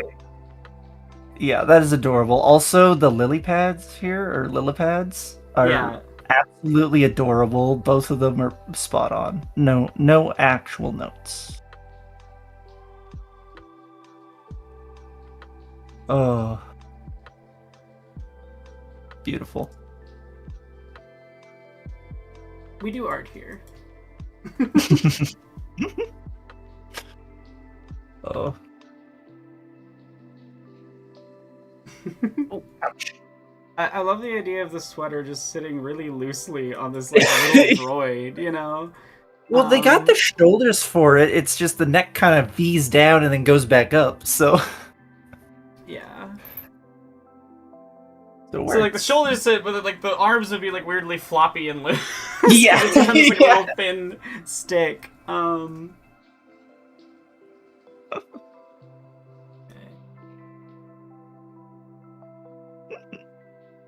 It's really funny, honestly.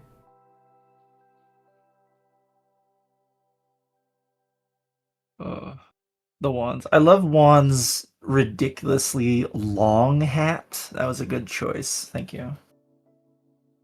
I'm Should make that Wands token in our game, Beep. honestly, you're welcome to.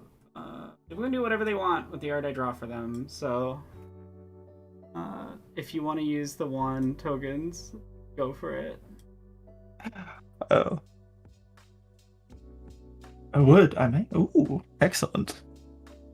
Yeah, but they're all amazing. So. Okay. Wow. This is truly art. Those fingers are so long. That's what they look like. I know it looks like I'm like exaggerating, but they have like weird. They have like double-digit fingers, where like the first digit would be the length of a human finger, and then there's like a second digit that's like. I'm drawing a battle droid as Mr. Rogers. Because it's Mr. Roger Rogers. Because they always say Roger Roger. Oh yeah, you're not kidding. Oh, how did I never really notice that? Yeah, they Huh.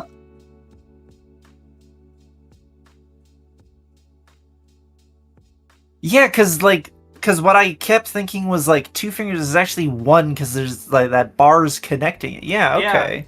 No, it sits really weird. Yeah. Huh.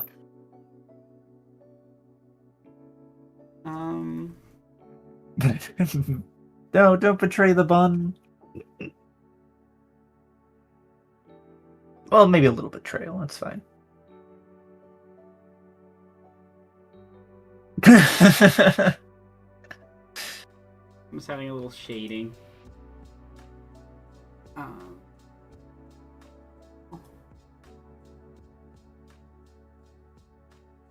I love the way it does feel like this shirt's just been stretched over an awkward. I think I did a good job of capturing the like weird way a shirt would sit on this like big mechanical creature.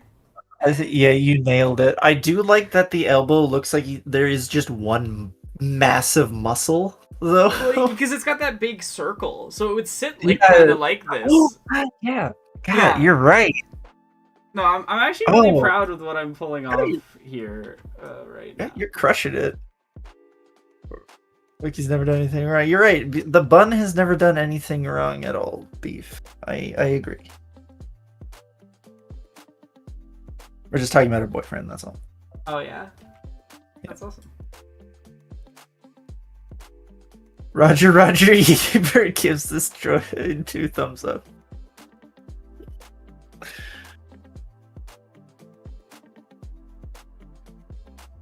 Oh, he's got the backpack on too. Beautiful. I wanted to go for episode 1 because I'm doing episode 1 art.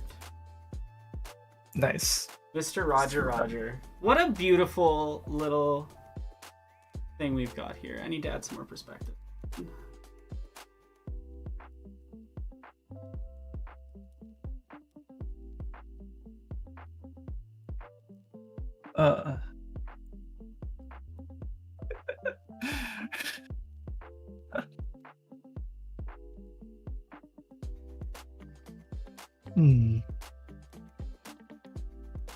It's very funny to apply like good art principles to drawing in MS Paint. And then I'm limiting myself to the MS Paint art like colors and everything, so we're gonna have to Oh boy. find what best works for this little. Mm. Well, his shirt's gonna be orange. Where's the breach? There it is.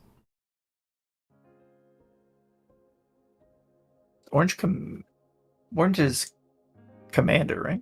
Well, I'm basing it on this photo of Mr. Rogers, so Oh, and he's got he's got. I'm on thinking far too an deeply about it. orange sweater. So I was just like, what color is the sweater? The sweater is orange.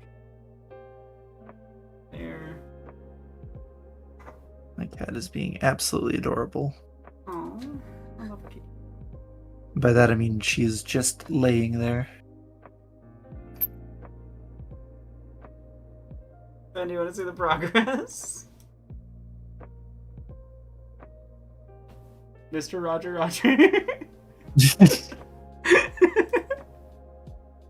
Are you proud of me? I've never felt.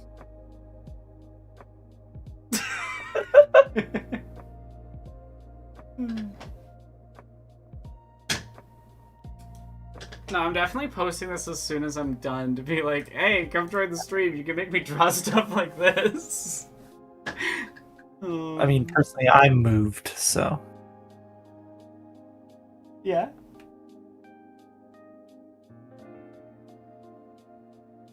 That's okay. If some of them go together, that's fine. Do all of them go together? Oh. Well, then you're good.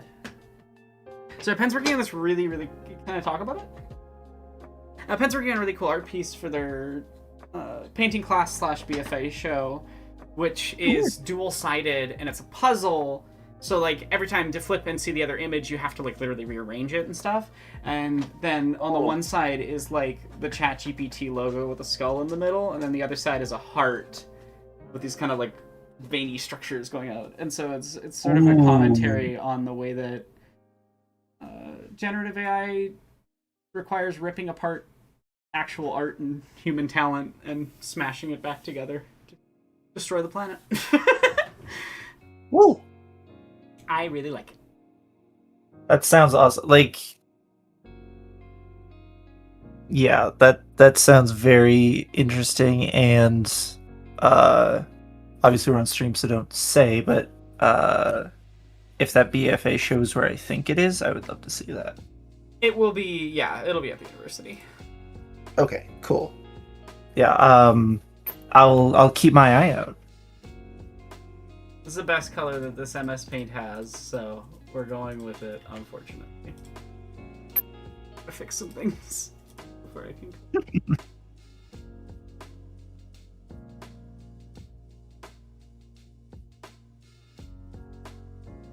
I agree, Pen is cool. I think Pen is cool as well. And their art is cool.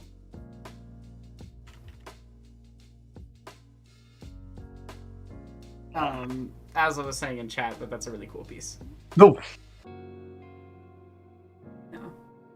I am very thankful to have the partner that I have. The world is hard and difficult and awful lately, but queer love really helps. What is this mutual love and respect you're talking about? That's Unbelievable. allowed. In this day and age? Nah. You're gonna get banned from existence for loving and caring about other people. I'll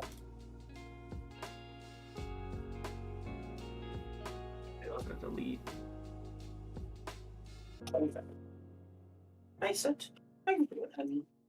There we go.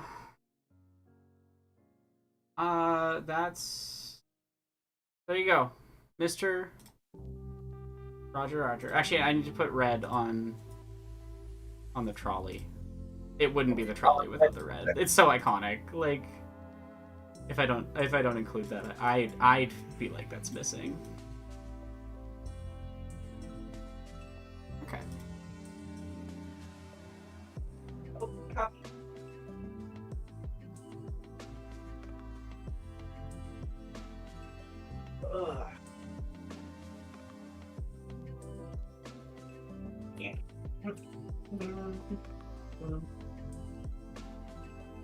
I've spent way more time on this MS Paint drawing than I should have, but it's so fun. This is a really clever thing. I think this is a joy to watch, actually. Okay, there we go. Mr. Rogers. Roger. Mr. Rogers. Now I want to see Mr. Rogers as a pirate. Mr. Roger. Ooh, that would be... Okay, Mr. Roger would be Mr. Rogers, who's also a droid but also a pirate. Mr. Roger. I'm proud of Mr. Roger. Oh wait, I forgot to include one thing. Right here. There we go. Nice. And then... Did you hear Killian? Oh, Oh, no, he's I right did against not. your laptop. Oh, Oh. I'm sorry, I didn't come through the mic. But yeah, Killian just made it really cute. Aww. Hi, buddy. I love you. I snuggle you from under the monitor. I can see him underneath Pen's like second monitor, leaned up against Pen's laptop.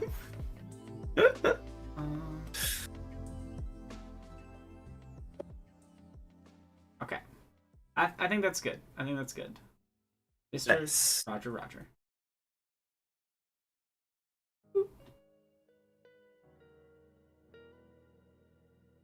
Ugh.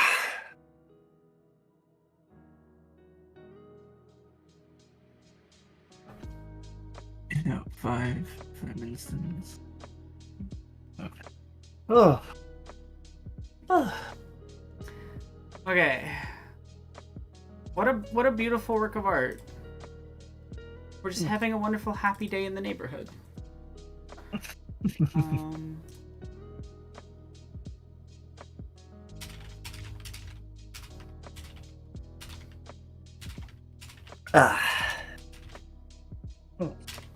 Coffee is good. Where is it? I gotta put an alt text on it really fast. MS Paint drawing.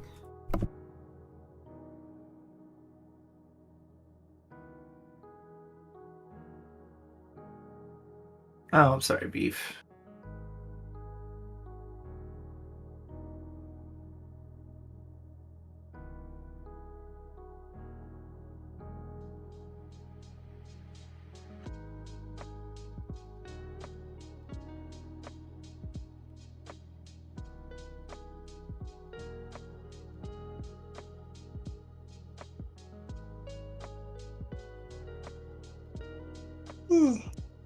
Excuse me.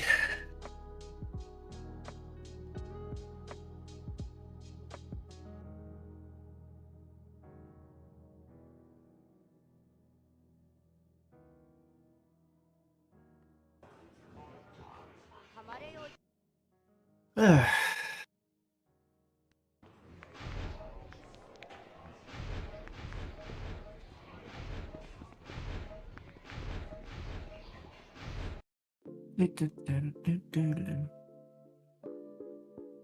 no, you closed the stream on Discord.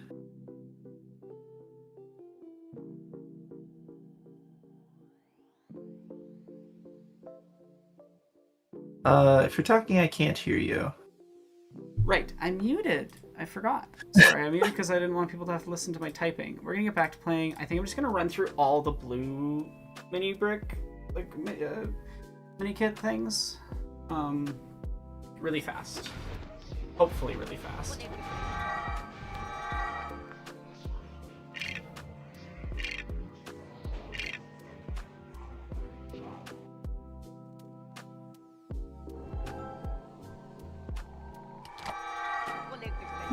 Yeah. Oh, alright.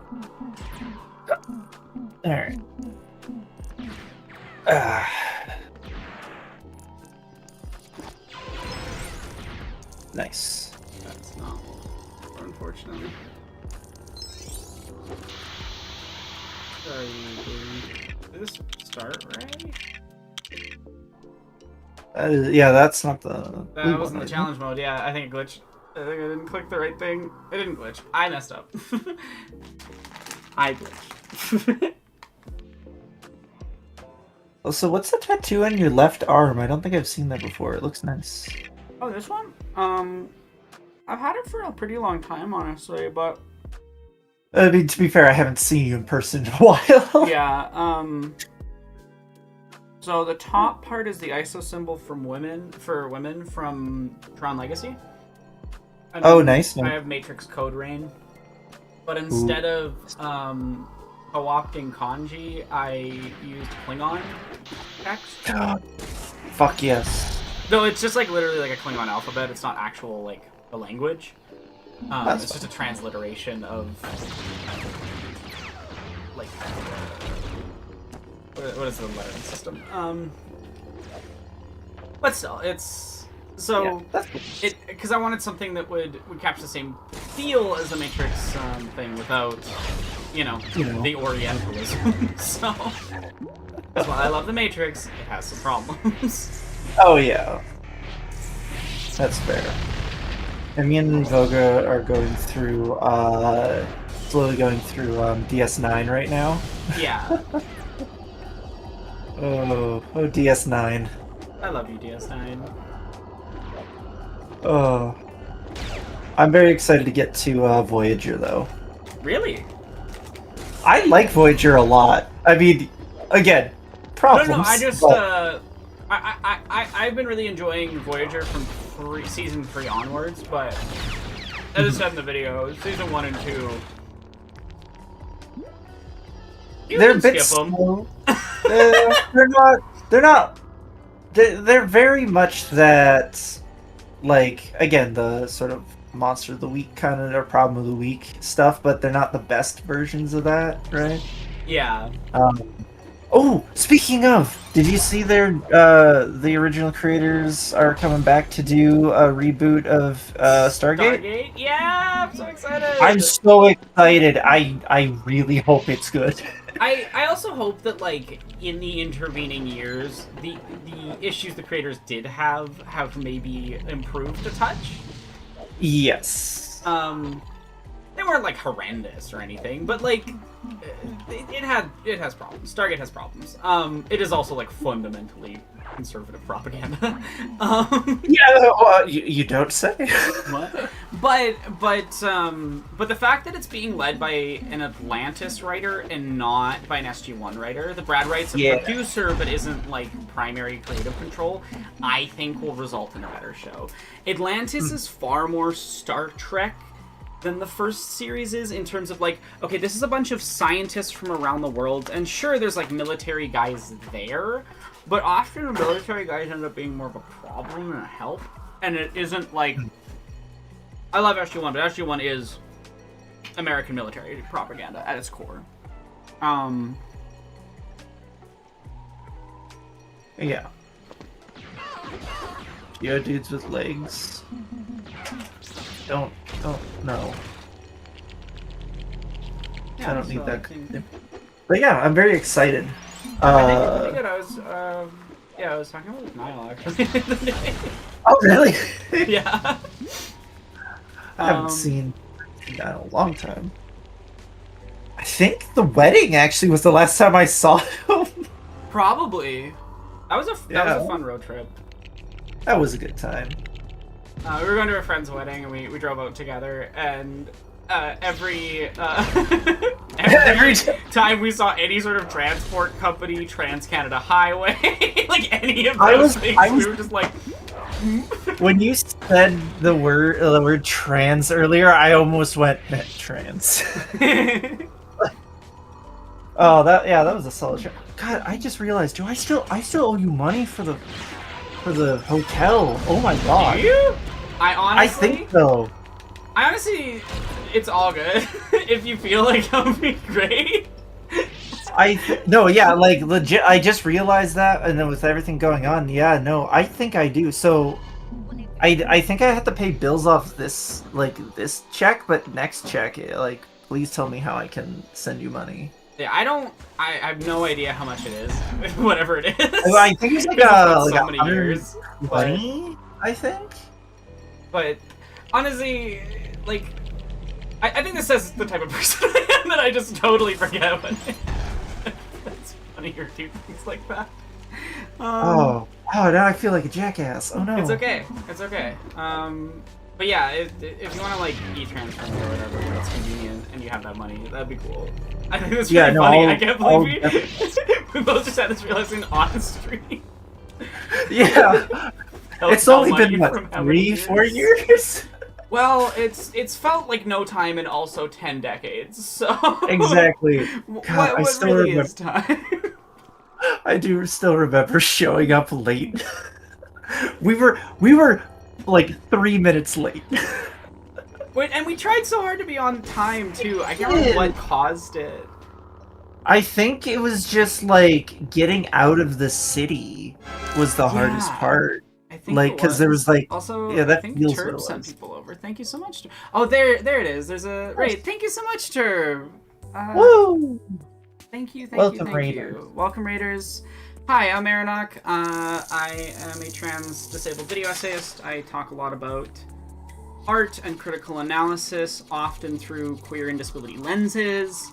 My most recent video is about game-breaking bugs and completeness and a bunch of other things, and part of that video was talking about the first time I experienced a game-breaking bug, which was in this game, LEGO Star Wars: The Complete Saga, where my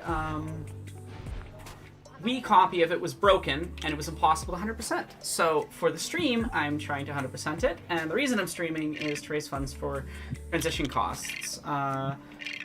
Because medications and necessities for recovery from surgery period are expensive. It's a lot of money. So, and I am disabled and I work as much as I can, but there's literally only so much I physically can work. So, yeah, if you're interested, there are all sorts of really fun donation rewards. Exclamation point dono. That'll tell you the info. And my Nightbot occasionally shows the Ko-Fi and everything. Turb, if you're around and you can hear me and you want to come hang out with us, you're more than welcome to. Over Discord, ideally, because Pen is working on art. So we need the space in the room. Sorry, Turb lives with me, so... Oh, there we go. Turb can literally come raid by running in the room if they want it. What was I doing? Okay, go forward and try to... I don't think I've met Turd. Hello. Yeah. And then you need to make Turb sometimes. We'll find Oh, there we go. Honestly, I've been thinking about... I keep wanting to, like... Oh, I should message, like, Lila and Patrick and stuff and, like, hang out with people. And then I'm just like... The sickness. Yeah. No, I understand. And like, if I'm being honest, like, my schedule is super busy, so Yeah. like, it's one of those things that would probably have to be planned at least a week or two in advance for me, and at that point it's just like, well, anything can happen. So like, It's so hard to schedule Tricky. anything because it's like, one, everyone's busy, and two, I'm chronically ill, so I really only know I'm okay the day of, potentially. Yeah, there you go. Yeah. Exactly. So like it's all good. Like I'm gonna try my best to pop into streams more often because like again like we talked about this earlier. I am feeling like I wanna do my best to reconnect with people. No, same. Like, I think it's important. Scheduling is truly the final boss of polyamory. Yes, yes it is. If there are two things that you can be sure of with scheduling is it's very difficult if you are poly or trying to play D&D. I just think trying to organize any group of adults in the society we live in right now is you're gonna have to Very true. because it's I got 3 right. Yeah, okay, 4 after.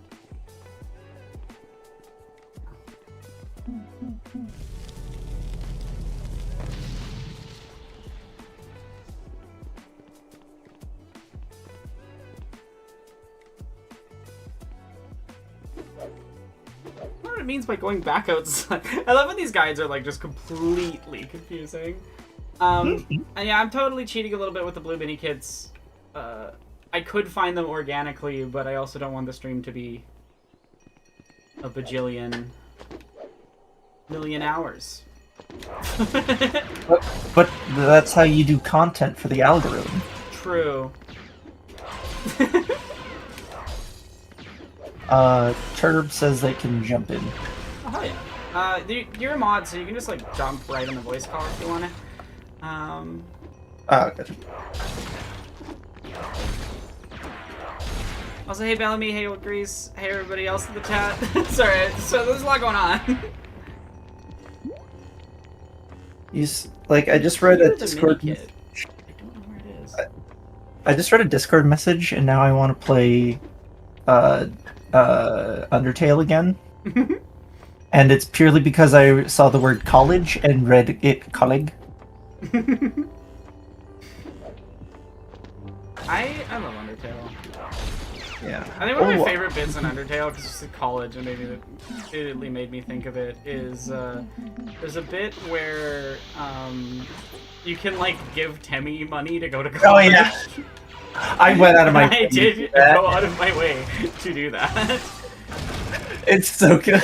And you have to like grind. You do, yeah, because I was actually like getting I was close doing to True Pacifist, finishing it. and Same. I was just sitting there doing like the same fights over and over and over and over, because I was like, I gotta send Temmie to college. Yeah, that was when I was streaming on Twitch, so I don't have the VOD anymore. But like, yeah, I did the same thing. I was like, oh, I'm near the end. I gotta send Temmie to college still. And then I spent like at the stream just grinding for the money. People were asking like, why are you doing this? I'm like, because I have to send Temmie to college. Why else? You have to You send just Temmie to want college. Like, how could you Every not? time. I love And- Temmie. Oh, Both like it's- the artist and the character are great. Also, like I saw a video where that had. Oh, hello. Okay. I think so. Yes. Hey. Herb, can you hear us? Yes. Let's I was go. Oh. How was your Yeah. stream? It was fun. It was actually really fun. I think it's a hit on our hands because there was so much people talking. That's good. Yeah. Well, It was Cynthia Ervo and Ariana Grande and their depictions of femininity. And the psychoanalytical model of policing, femininity from a visual standpoint, and how that's carried on to that algorithm in a Gen Z sense. Cool. Honestly, I it's- played it's- Baldur's Gate 3. Honestly, it's been wild watching like 2000s extreme like thinness culture come back into vogue, and Ugh. makes me sad. Like Yeah. I'm not like disparaging people's bodies or anything by saying that. I'm saying, hey, it's really messed up that we're making this the standard for women who are in the public eye again. That's not good. That's a bad thing for society. It's bad for kids. Like, No, it's- exactly. Like I don't remember this level of thinspo being around since like Paris Hilton, since like right? And it's 2008, like around then. Like keep going though. it's not a healthy expectation to put on people, and it's extremely dangerous. It's like I'm saying this as someone who my chronic illness once put me down to like 150 pounds, and I was 6% body fat, 159 pounds when I was an athlete. So like at my very lowest, which was for Canada Games, and like there was a lot of stuff we did in that process to make sure it wasn't damaging or anything, but like I know what it is like to nearly die from malnutrition. Jesus fuck. This is not safe. Like, it's not healthy for people. Yeah. But also in like I guess the career choices of Ariana Grande and Cynthia Erivo. I hate how Ariana Grande is able to mesh or meld themselves into certain aesthetics of culture, but Cynthia Erivo like immediately when going into Hollywood after doing like amazing on Broadway, Yeah. being in monumental plays and all that, is sort of just being judged strictly from a visual perspective. You know what I mean? Like strictly just, oh, Cynthia Erivo, and it was all because Cynthia Erivo defended Ariana Grande from this fan, right? You're like masculinizing her, like all of a sudden, and being like, oh, she's the yeah, and it's like, oh my, please just let black femmes be femmes sometimes. But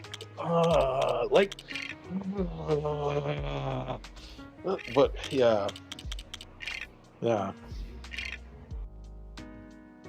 That was the crux of the conversation. No, it is concerning watching it happen in real time. Okay, first lap to the right as soon as you start. First lap before the first speed pads. First lap in between the two. Okay. This is gonna be one of the harder blue kit challenges because it's the fucking pod race level. Okay, second one's before the first. Oh god, did I already miss it? You get one shot. Really? Oh boy. How much times have you had to redo this race? Not so far. None. Yeah. I had even in the classic mode, like I died a few times, but it was like a one attempt and go. Like I was pretty good. You feel you're finding that this game is still coming easy to you? Yeah. It's. I mean, this is like my childhood game. You know it. Yeah. It's core to my experience of video games as a kid. Cause I played my dad like damn it, I can't crash, can I? I don't think okay, so. I'll try to get it on the second lap then. Okay, this is so hard. I play a lot of my dad played on PC. I played some games with him when I was little, but this is like the first game that like Aiden and I bought together and was like a game we got because we wanted that game, you know? For anybody that watched that video essay on those, it was good. It was a good essay. Keep going. I think Crystal Cave on the right. I got that one.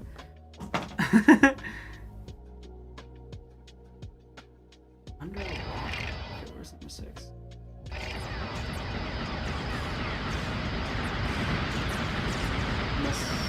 No, I didn't miss this one. Got that one?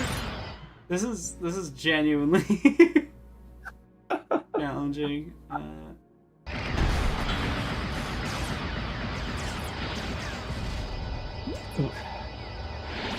So what does this give you? The 10 out of 10. So these challenges, they're like a challenge set of mini kits, and it just gives me completion percent because I'm going 100%. So I gotta do everything. Oh, do any of the challenges give you like a skin or like a character? I mean, everything gives you studs, and studs can buy all the characters and things. So, again, that term does not stop being funny playing this game as a lesbian.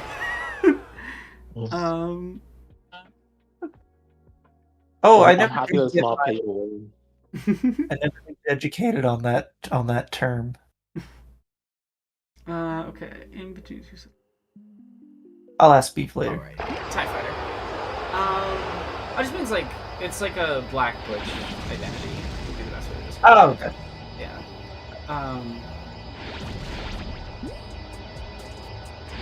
Yeah, so I'm gonna have to, I have to get this one. No, I missed it? I missed it? Okay. Well, we got one Nice. more lap!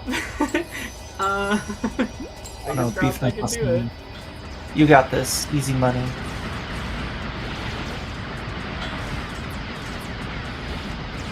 Cause yeah, if I, like, the only spots I can die wouldn't move me back far enough. I can't believe I missed the TIE Fighter rep again. We won't be redoing this one. That's okay, though. It's not too bad.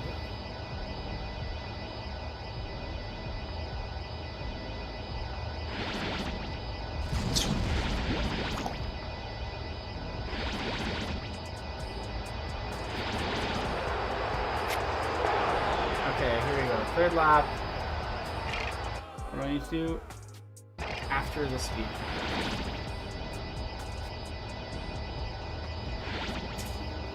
No, I missed it. I'm gonna see if I can drop into one of these holes then. The game is actively saying no. We'll try again. You got this. You got this. I didn't know there's a Summoning Salt video on the speedrunning for this game. Now I gotta go watch that. I like Summoning Salt's videos of the, like, 2 I've seen. I don't know, I like that format of, like, when someone who's, like either taking the time to talk to the people that were in the community or, like, is a speedrunner and does, like, a breakdown of the history. It's so fun.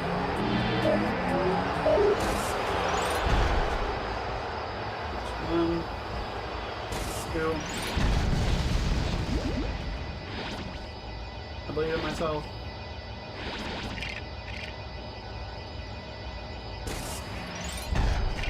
Okay.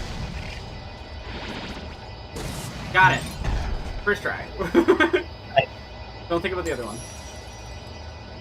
No, I missed that one. Okay. I'll get it next time. It's just so awkward because you can't redo things, and it's visually an experience.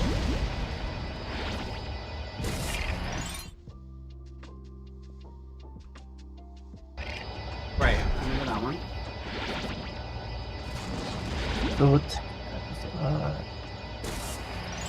Beef, are you doing things in 10 minutes? What? Oh yeah, your just- your thing with the yeah. yeah. Yeah, I'm just trying to remember if maybe if we're doing something 10 minutes or if it's in 30 minutes.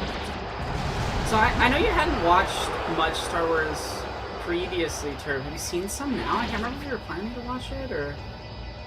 I've watched some Star Wars. I just haven't watched the needed criteria of Clone Wars, and I just watch it here and there. Like I've watched Andor, I've watched Rogue One, I've watched the whole series, the whole second generation series, kind of. Yeah. Yeah, like a bunch of different. What else have I watched? I've watched multiple episodes of the Clone Wars because it was like younger when I was on, but like I never, I the should- continuity. Like I I should- don't know the plot. I should give you my watch list for Clone Wars so you can just like skip the rest of the episodes. Yeah. You did give me a watch thing. I just haven't gone through it yet. But the funny thing is, I will go through like all these other things like Andor and stuff. Like Yeah. I got a lot. No, there's so much to watch. And Clone Wars is a long show, but it's got some great stuff. You know, it's not Yeah. great stuff. Failing that. Do I have to redo the whole thing? Oh. This is evil. I also want to watch the movies as a series too, but you know, It's time. It's a lot of time. Yeah. I might. Oh, go ahead. Oh, you had no? Yeah, I just wanted to just tell everybody. I who you are, might where they can find you. beef if you're okay to do it now, just because one of my other partners wants help leveling in FF14. So, so a couple hours of 40k, and then probably that. But this was really nice. Thanks for coming and hanging out. Yeah, I'm glad that we got to catch up. Honest- And Thanks for inviting me in to chit chat. It was really nice, and it was nice meeting you, Chirp. yes, my name is Kurt. Excellent. Like, you know the things like lesbians be doing, like it's like me. So this is another one of those very specific gaps in my knowledge. My bad, my fault. Anyway, No, it's okay. I should Dude, that was a wild joke. I'm gonna say, as someone who knows what the term you're referencing is. Oh no. As I'm a lesbian, I should know these things, and I don't. okay, that I just thought this was like common. Maybe it's more of like a Gen Z thing. Like I feel like it. I feel. Yeah, Oh. maybe. No, I feel so old now. Thank you. Oh my. It's like okay, I'm sorry. I'm not trying to make I'll be a better person to outside of it. good. I'm sorry. I didn't mean to like call you out or anything like that. I just thought it was funny that it's just like, oh, I don't know anything, and I feel very old all of a sudden. Yeah. You're it's good. Actually, it's not actually based on it. It's just when I came out, everyone started correlating it to that, and I was like, that's funny. Oh, fair. I hadn't even thought of that until you said it just now, and I was like, oh yeah, that does work for that joke. Yeah. I didn't know Pyramid until I got associated with the community. So yeah. I feel like I'm just gonna bail before I make a fool of myself. Have a great night, everyone. Yeah, I'll definitely tune in again in the future, and if you wanna talk as well, let me know. I will. Yeah. Take it easy. Okay. Like fifth time's the charm, I believe. I'm going to slow I just down. want to see it. I did it. Hey, let's go. All right. Have a good night. Let's Have go. a good night. And also to the audience, if you're enjoying this, remember the donation. Yeah. Donations. You can make Aeronauty challenges and spin the wheel and stuff. Oh my Plus, when God. we get to 850, I will go make a custom attempt minifig of me for the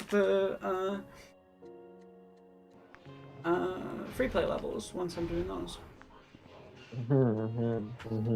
Shout out to everybody watching too. I just know that sharing also helps incredibly.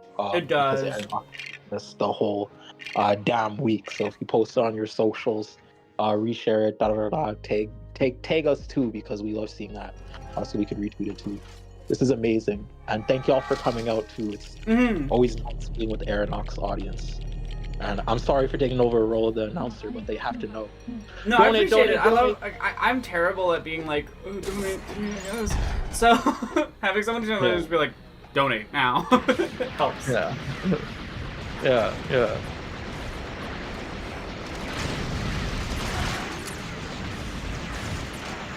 How's the stream been though? Like, how's Pretty it? good, honestly. Like in terms of just playing through, I'm having a fun time at least. So take this away.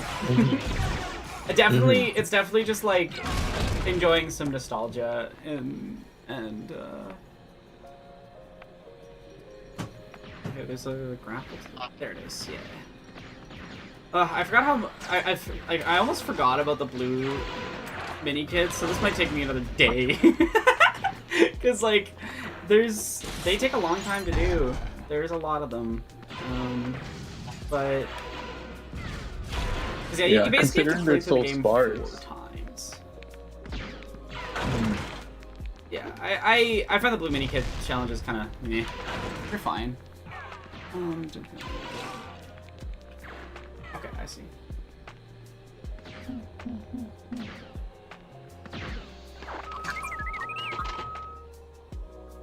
Donate for more masterpieces like Mr. Roger Rogers' Neighborhood. Oh yeah, sorry, we weren't here for that, but if you go check my Blue Sky, you can see it. Oh my god. Okay, bet. Mr. Roger Rogers' Neighborhood is just a battle droid.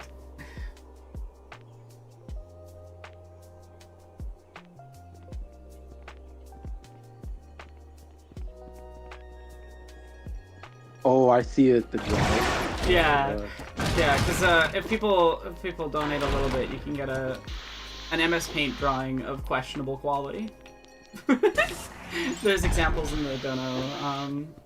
I need to add the ones I did today and yesterday to the sheet.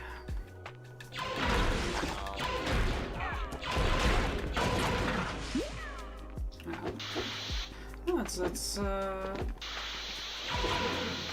kind of chill to like play through a game that I loved as a kid and chat and hang out with cool people and have guests. Let's go, let's go, let's go. Shout out to the audience. Mm-hmm. Shout out to YouTube. And shout out to you for coming over. I'm happy. Well, I mean, that's what you should do with your family, guys. This Yeah, is my canonically. it's true. It's facts.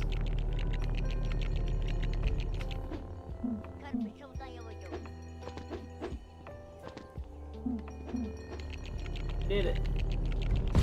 Oh, I love when you get them into the backflip mode. It's so fun. Wee, wee. Wait, no.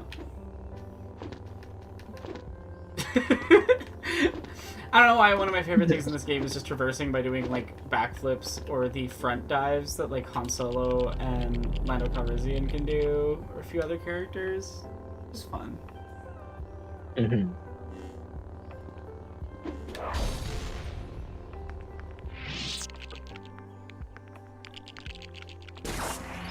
Wait, I have channel points?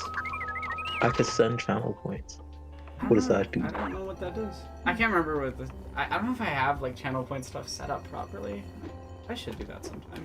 It's just the problem with like I don't stream exclusively on Twitch, so probably don't invest enough into like the Twitch specific interactive stuff. Yeah. Yeah. But at the same time, Twitch is pretty low maintenance. Like, I feel like YouTube lives are. Well, let me not say that. Because there's some Twitch streamers that actually sincerely make like art on the platform. Like, Yeah. there's some people that like everyday lives, they'll map out scenes and like spend whole nights just writing scenes out and everything. And you'll see and be like, oh, it's a funny clip, but they took like, you know, a week prior to map that scene out, buy things, da da da da da. Let me not say that it's low maintenance, but I'll say it's more low maintenance to get into than YouTube, because YouTube, like, I feel like You already they have push to you kind of have an audience if you're gonna stream on YouTube. Yeah. Twitch, I feel Yeah. like you can get into it either way, which is nice. Exactly. People are always like looking through the categories. Like often when I play certain games, I'll have like people who are just interested in that specific game show up. Oh. Ah. Django's Death Noise is one of my favorites as well.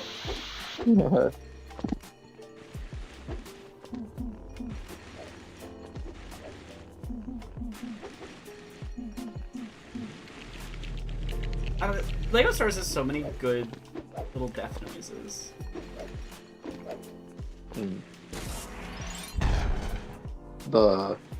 My favorite death noise from my childhood is the Roblox oof. Like that. Oh my god. And the word noob being constantly thrown. It's such a funny word. Yeah, right? The fact that I thought like that was one of the worst words anybody could use against me as a child, I was like, Specifically for you too. Like, yeah, like no, for real, like I was not in the Call of Duty lobbies. I was in the Roblox lobbies. They were saying "ooh," like I was not getting harassed out the court, I guess. Yeah, it's honestly wild. I thankfully like didn't have like the voice chat stuff for Xbox, so like I'd play Halo and things online, but I wouldn't hear the lobby as much. But I did play played Overwatch back when it came out, and there was some interesting people, let's say. Yeah. Yeah, that subculture after old Roblox like sort of died for me so quickly. Like that early Roblox was one of the most pure experiences before shit hit the fan. Yeah.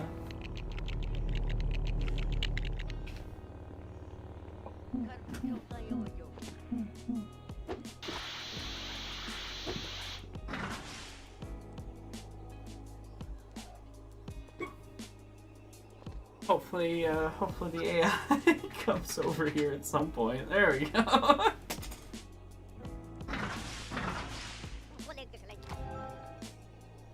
I hate how AI is like a buzzword now because immediately. It's so annoying because it's like I went into. Sorry. It's so annoying because it's like there's technical places where it's used. In game development things, what we mean by AI is just things used to drive what would be perceived as like entities within an environment. So NPCs, etc. It doesn't mean they are AI. It just means like this is the we're trying to make the player feel like these things are thinking beings within the game context, or like acting in the game context. And then in the field of AI, it's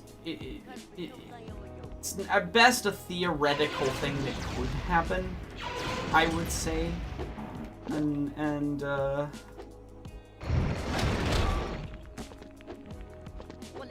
Yeah, it's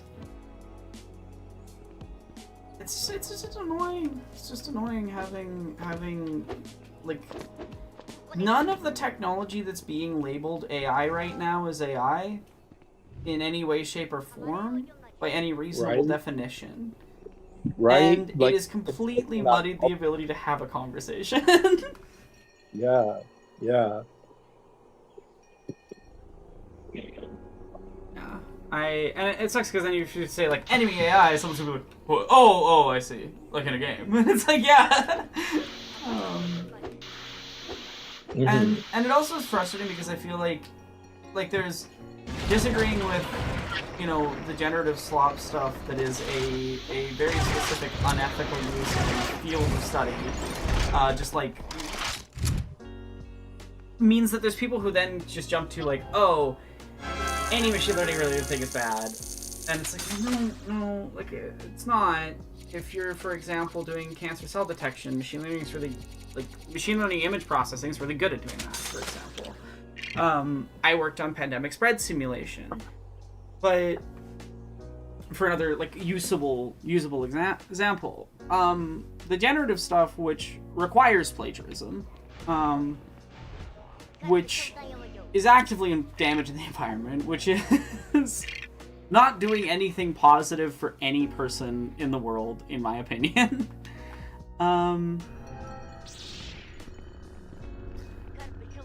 That's a different whole thing. Yeah, it's like AI is this nebulous thing, and it monetarily serves like the business owners, because when they give when they sign like these I guess military contracts, whether they're like for drones, you know, with Elon Musk employing engineers in order to, you know, like further his company, corporation, whatever. That AI label or that AI bubble just becomes so like all invasive and all encompassing to the wealth or influence of the certain billionaire that is using the term. You know what I mean? Like you said, it's not a technical use. It's like, oh, I'm signing this contract for AI, and then it's just obscuring the fact that no, I'm building better drones to bomb people more accurately in this area, or I'm doing, you know what I mean? It obfuscates what the technology actually does. It obfuscates the ability to understand what the technology is doing. Exactly. And it makes it very hard to have reasonable conversations about it. And it's just tiring. Just tiring and frustrating to deal with because truly none of it's AI. It's not AI. Like, it's not an artificial intelligence. And the thing is that, like, it's not hard to trick people into thinking something is an intelligent being. It's actually really easy to develop a word processor that can do it. So,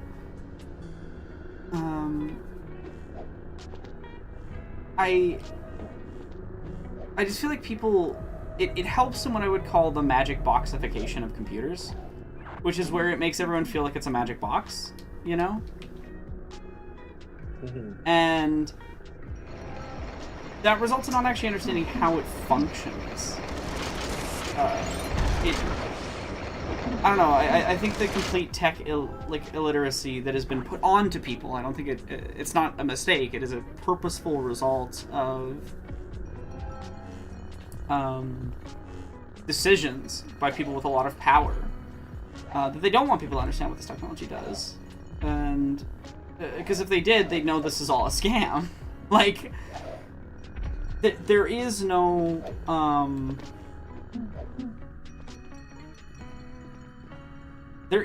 profit to be made in this. There is no economic means by which this is sustainable. Every economic expert with any credibility has talked about this. I mean, there's a reason why Deutsche Bank put out that entire analysis that shows that, like, the American economy is going to completely collapse because of this scam it's being maintained on. And that's worrying. That's a little, what one might call, concerning.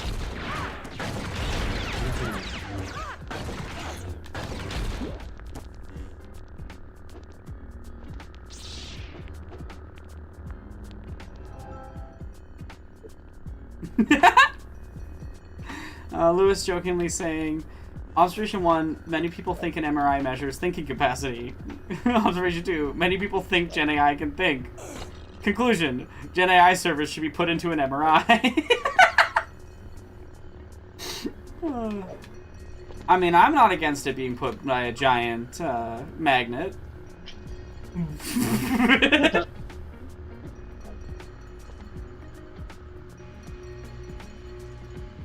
Honestly, yeah. Why don't we just take AI and push it somewhere else?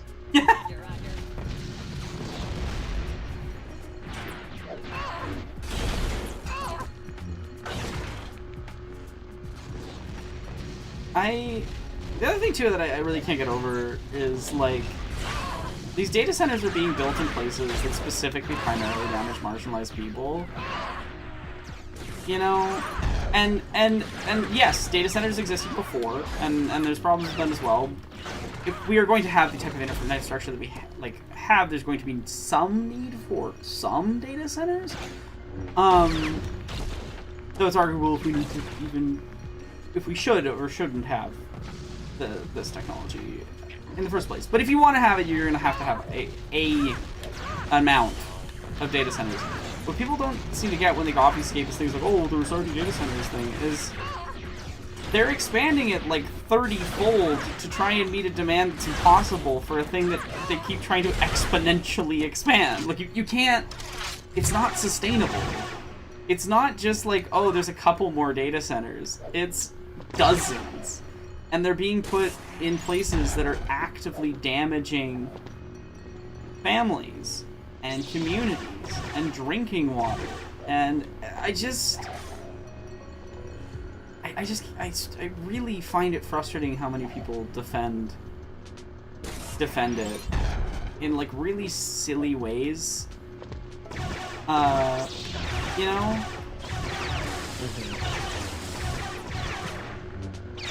And then the other problem too is that like we don't have good knowledge on like how much is actually being used in individual prompts and stuff, which makes it even easier for people who are doing the obfuscating to people like, well, it's not that bad actually. And the other thing too is that like all the things they compare it to are actually useful.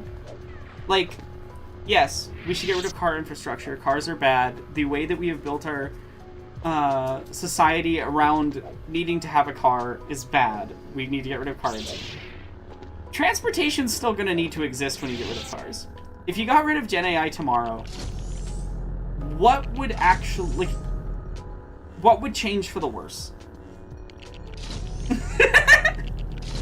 You know, what purpose or service is it providing that cannot be done better by other things, including other programming and machine learning? And it's baffling because it's like, I think the best example of this is like Google replacing their really well-designed system for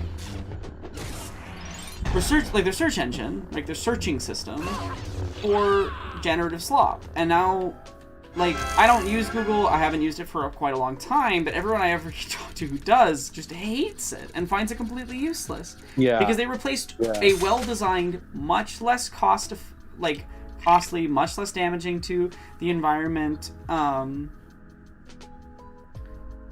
bit of machine learning code with way more damaging generative slop. I just... Yeah. In any given instance where one could use generative slop, I can't think of... there's always a better thing you could be doing. And, I heard someone once describe it as, like,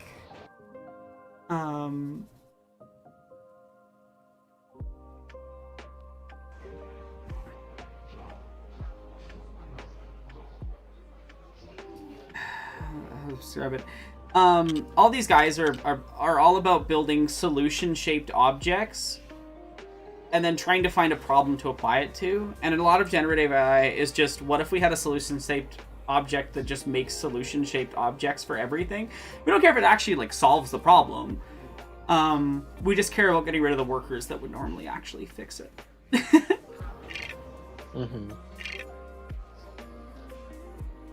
It's magical thinking. Like, as I was saying, some people are so convinced that if we push the AI far enough, it'll just magically fix all the societal and environmental things. Yeah, because people genuinely think that the computer is magic. And if we just develop it fast. It's also just the lie of the Western idea of progress, too. I think is a really core element of it.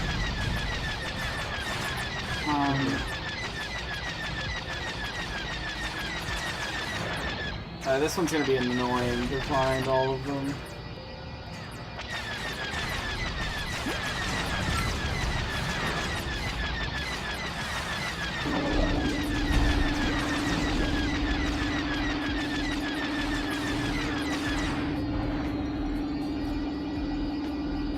Please.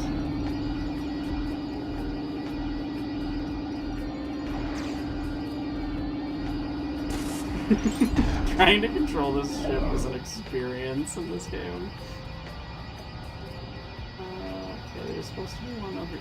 There it is. Okay, that's two.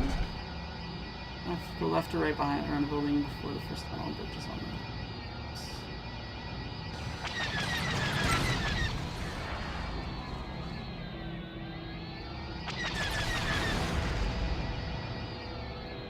First tunnel is 17. There's one right. Oh, okay, I see. There's three.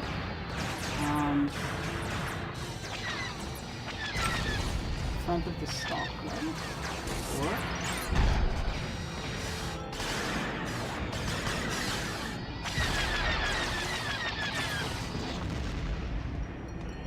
tech billionaires, what if we created more problems disguised as solutions? Yeah, I mean, it's solutions in search of a problem rather than, like, a problem in search of a solution.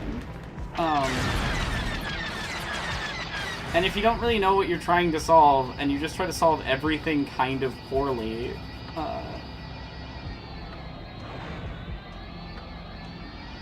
God, these levels, it's like, do fine movement, also you're driving drunk. You have no choice over this. You will drive drunk. Like, look at that. I'm just trying to hit this one spot.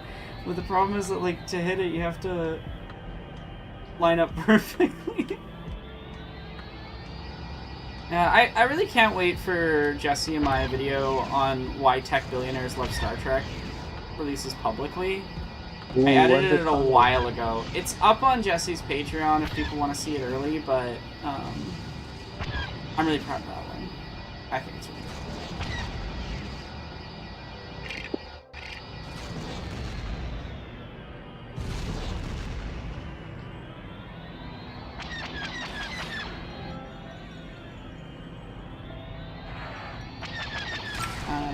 So yeah, I'm proud of Jesse and my writing and my editing on that one.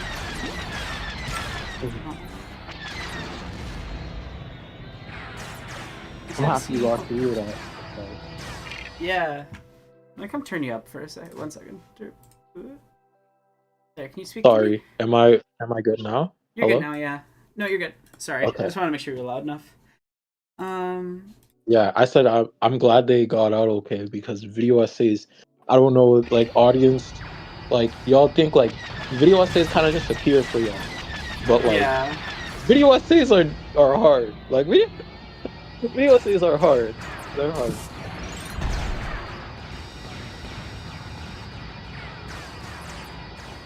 Especially one as I guess relevant and permeating as techno-feudalism. Be a hard subject to tackle. No, Can't wait to see that myself. Any of those things. I'm excited to have it public and be able to talk about it properly with people who've seen it.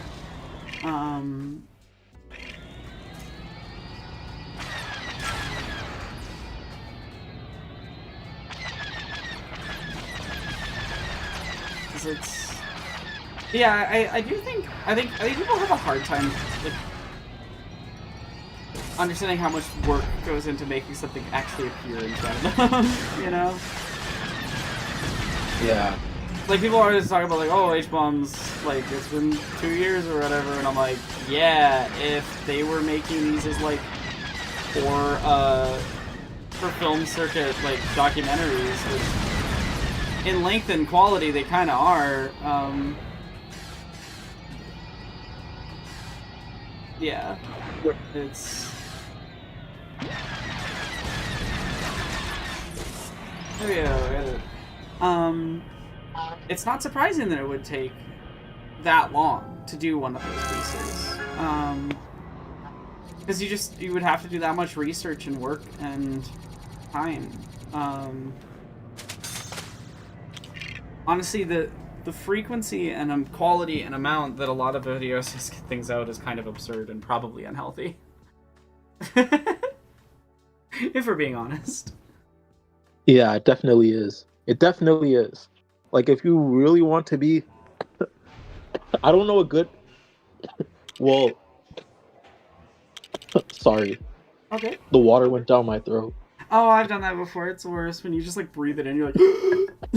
Yeah, like, what the hell? Okay, but anyways. I don't know an essayist that hasn't complained. Or not complained, because I don't want to structure this in, like, negative connotation. Hasn't vented or voiced a frustration about the labor of work that they go through in comparison to a wage. You know what I mean? It's a lot. And of course there's like the potential, there's always the potential to earn more than wage owners. Like I know people like FD and Forum, they earn a lot more. But not everybody is FD at that stature, Yeah. at 400k subscribers around. I'd say that's like a middle class salary, right? Like, not everybody's there. Well, and like, a lot of video essayists are video essayists because we're too disabled to work traditional jobs in some way, or like, yeah, do discrimination and things. Like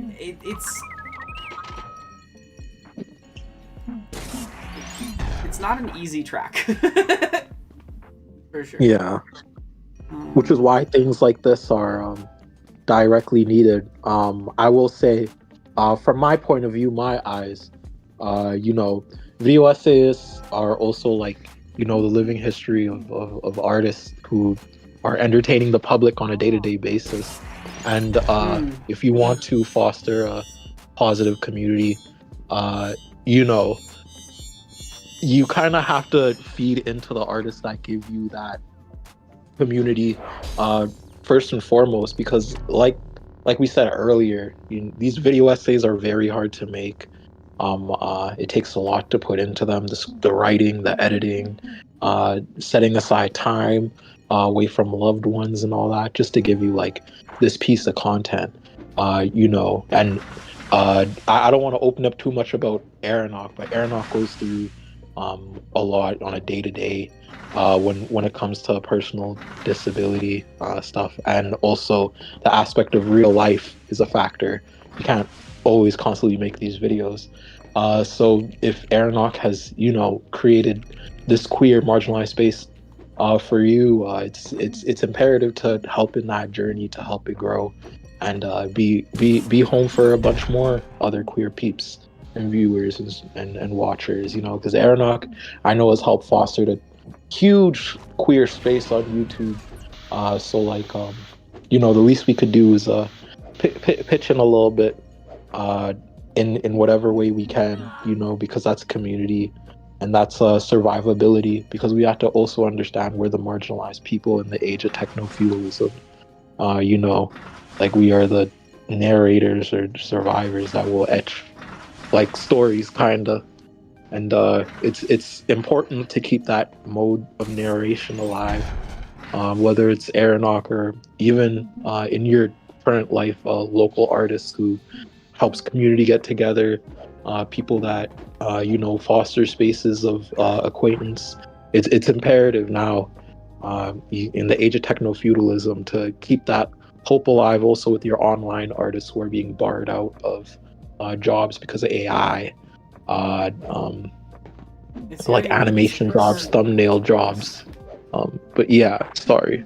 No, it's true. Like I feel like the devaluation of art is just getting worse and worse with time. Like it's just, yeah. It's and it's weird to me. Like I don't understand how you could approach the world and be like, well, why would I pay someone to have like a bespoke and well-made piece of art made for me if I could have sloppy plagiarism? And I'm like, I'm just never gonna understand the mentality that a lot of people have,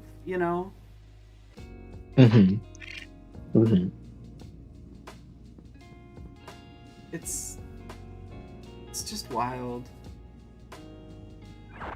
Yeah.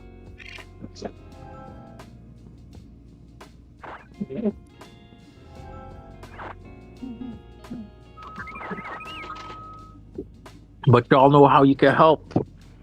Just know the donations there. Also chatting and everything, keeping the spirits up. It's been nice seeing people in the live. Thank you, even if y'all are just lurking or whatever. It's been nice chilling here and talking with y'all. Yeah, and people, my complaint is more and more at like companies and things, like individual. Like, I'm not surprised, but a lot of people can't afford art and things because people can't afford anything right now. But it's wild to me when there's like, I'm gonna be using this art for my company as like advertising or presentation or like it, and then just going, I don't care. I'm not gonna do it properly. So it's like I don't. It's just weird. It's just weird to me. Like, to me, if I see a company using generative slop for anything, I have negative respect for them. Yeah. It's like, oh, you can't even be bothered to do this right. How am I going to trust that any of the other things that you do will be any good?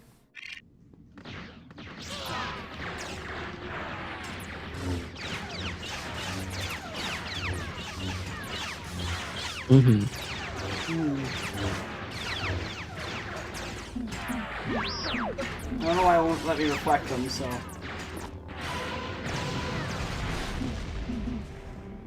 It's always funny when you do the boss levels and you have the boss as one of your playable characters. Like, I'm gonna fight Darth Vader with Darth Vader. Yeah, having Darth Vader is actually... Isn't Darth Vader, like, canonically Jesus? Sort of. Like, that's what I've been hearing from the lore drops, but I haven't... Like I said, I haven't seen the whole thing. So the way I describe it is like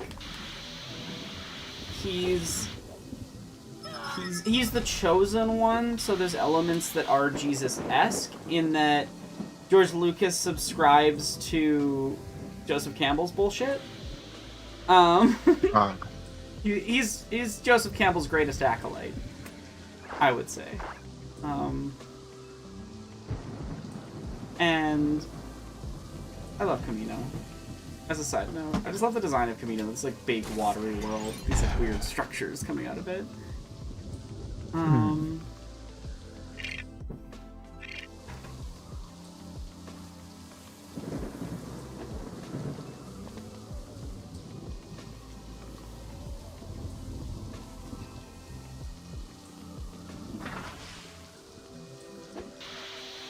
Yeah. Yeah, it's really sad that even ILM has started using generative slop. Like, come on, you're some of the greatest. Industrial Light and Magic, they're behind the special effects on Star Wars and a lot of other things. And yeah, they've done some generative slop that was so bad. It was like, they were like testing it.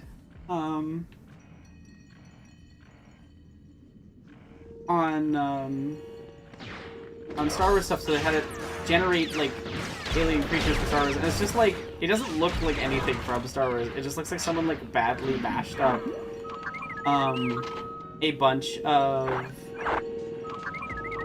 like real animals, you know, with like mildly sci-fi effects.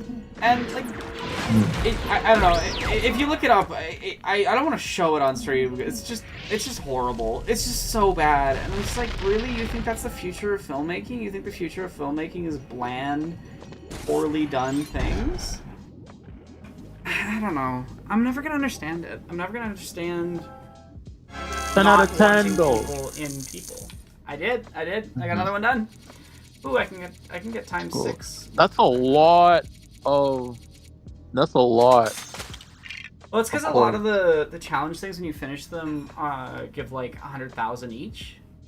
And because I'm just kind of running through doing challenges, it's just giving me 100,000, 100,000, you know? That makes sense. Yeah, I think my goal is to hopefully get through at least most, if not all, the blue brick missions before the end of today, and then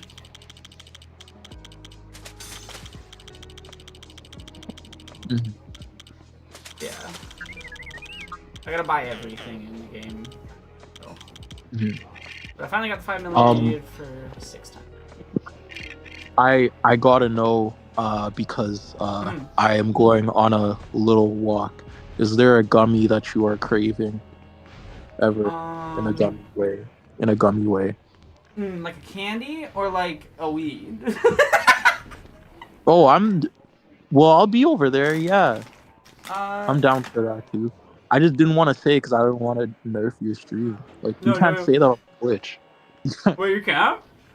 They'll ban you for anything on Twitch. Like the shit I see people. Hassan got banned for the CRACKER, so I had to stop saying it because they almost banned me too. I remember that. That. They don't like when you say that. They're way too okay with racists being on the platform to be not allowing that. Yeah, right. Like there's so it's like okay, you're literally allowing like full on far right racist, but you can't allow people of color to refer to white people as certain. Okay. Right, like it's the double standard is To say it's blatant would be an understatement. Jesus Right? God. Can you text me what you want? Sure, yeah. Okay, okay, okay. I just have to say thank you so much, crowd. I'm gonna be back in around 15 minutes. I need to go on a walk because I've stared at this computer for too long. But if you love Aeronauts and if you love your country, donate to the Ko-Fi. Yeah. Right? That's how they do it in American advertisements. I think so, yeah. That's how they do it. If you Are you staying for the flag? love- If you a real one. Alright, so I'm just gonna clip that.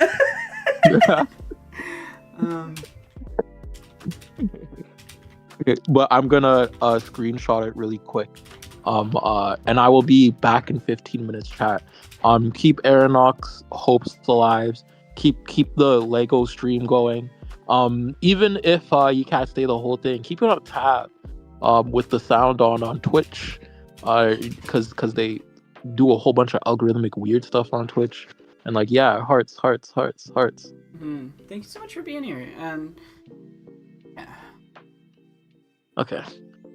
Please, never apologize for not being able to support. I mean, I wish I was in the position where I was supporting other people instead of doing this to try to support myself.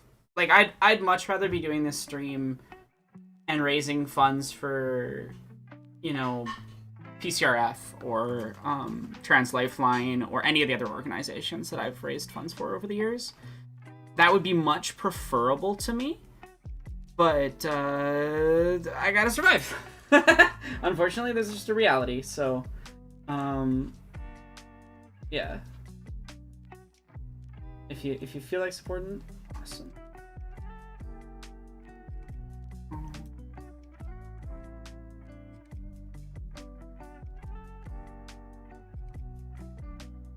Yeah, you gotta put it on your mask. Sure.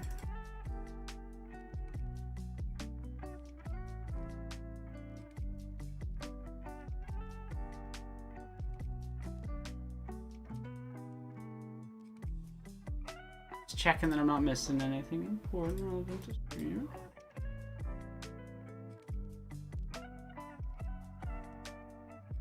Also, thank you for putting the Summoning Salt Lego Star Wars in the Discord.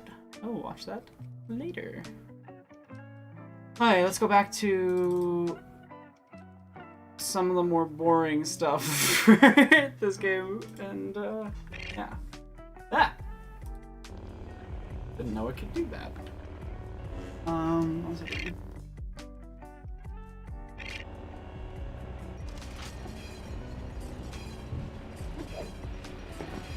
Yeah, is there anything specific you guys want to ask me about, talk about?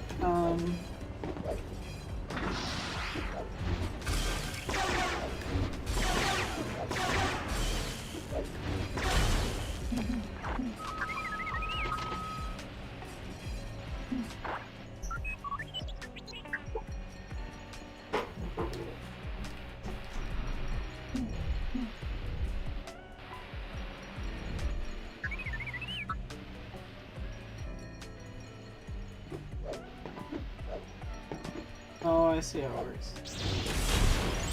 There we go. Oh god, I haven't seen the video about it, but I've heard about the Wizard of Oz AI sphere nonsense. And I think that is actually evil.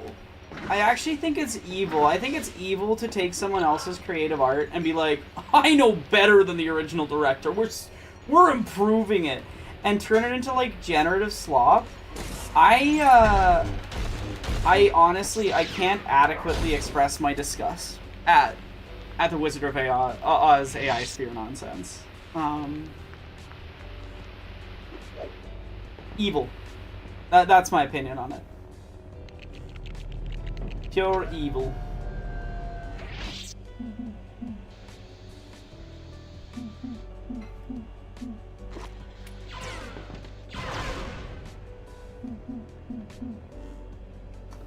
What was my introduction to Star Wars? unsurprisingly, a massive nerd of a dad, loves Star Wars. So my introduction to Star Wars, and my mom also loves Star Wars, so my introduction to Star Wars was my parents showing it to me when I was probably 3. I don't remember, honestly. It's just kind of always been a presence in my life. I've had a special interest in it since before I can remember. Yeah, Star Wars has just always been a work of art that I've been engaging with to some degree.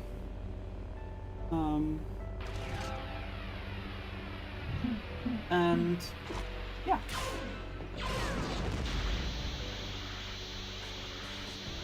I'll follow you with it. No, I didn't get to jump on the thing. Well, I can cheat.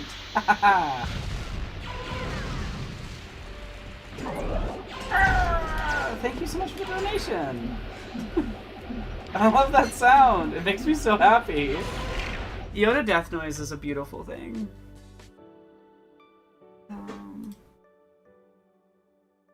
I didn't need that open.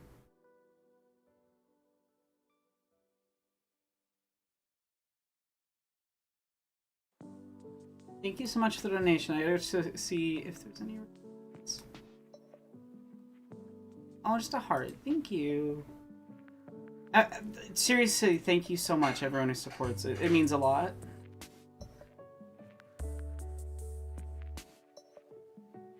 Oh, I'm sorry. I think there's a way to do it anonymous in the future, but I'm sorry about that. We're gonna pretend we didn't see that, chat, okay? You didn't see it. I'm really sorry about that.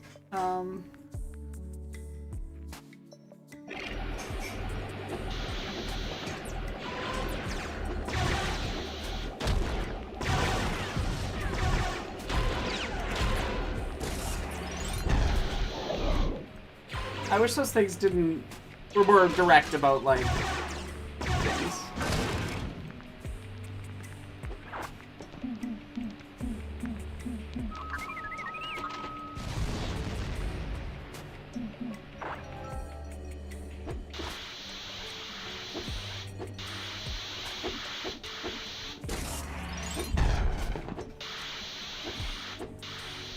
Yeah, no, honestly, a lot of my interests come out of my parents sharing them with us. I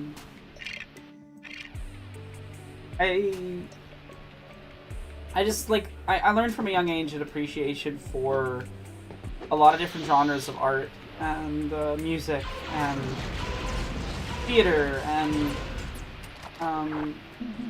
I was talking about this earlier, but my mom kind of raised a huge group of us together, and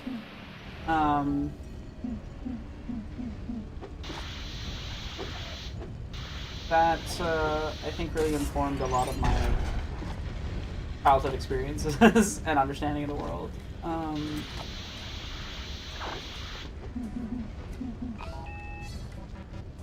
'Cause yeah, gotta go in the maze. And she, you know, when she was looking after huge groups of us, we would always do, almost every day we did some sort of craft or something. A lot of times it was just like sketching or drawing, but sometimes we do really complicated or more fun stuff. Because she used to teach like art camps for kids when she was a teenager.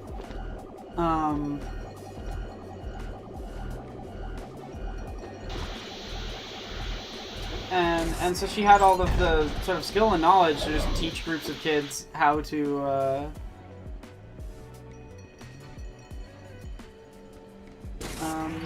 art.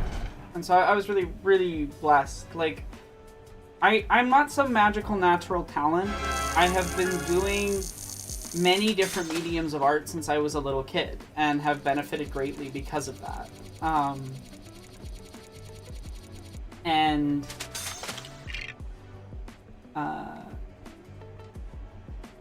I think a lot of people need to understand. Like, I think a lot of people have this perception of art as like something where like people just pick it up and they're amazing or they're not. Art is a practice.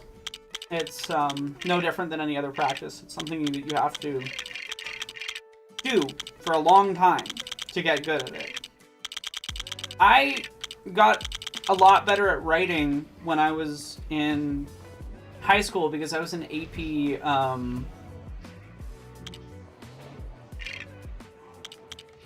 I was in AP English, and we wrote an essay every week. We had multiple you'd have a month to do it essays. We had a big project essay. So if you just honestly you want to get good at art, do a lot of it. Draw every day, write frequently. There's no magic trick. There's no special talent that makes someone better than everyone else. It's just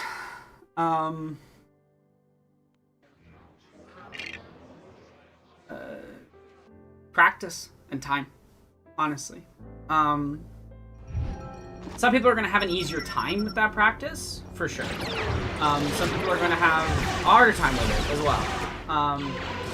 But it does just come down to practice. And even the people who have a natural affinity for it, they still need to do a lot to...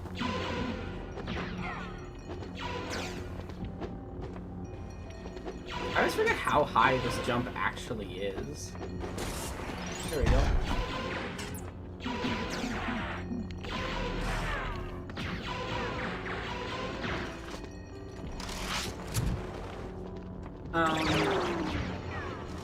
Yeah, I think people make art out to this mysterious, mystical thing, and honestly, 90% of the time, it's just process and practice, process and practice, process and practice.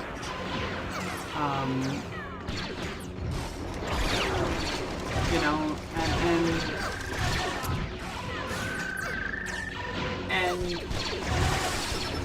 I think demystifying is really, I think it's really important to demystify art and not have it be this magical, mystical thing that is only available to specific people.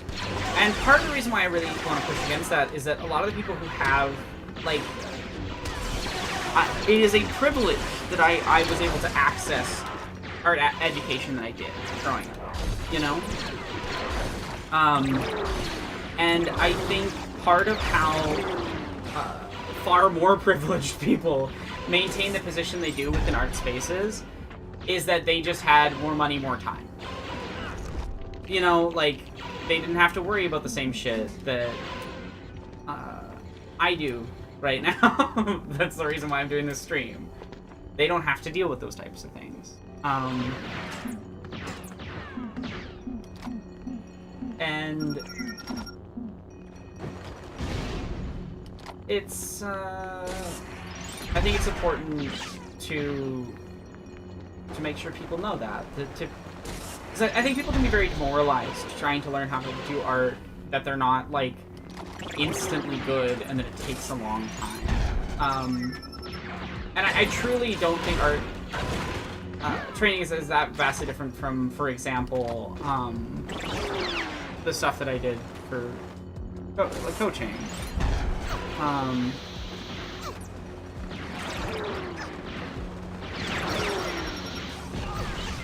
Missed one. Alright, there's a stormtrooper kind.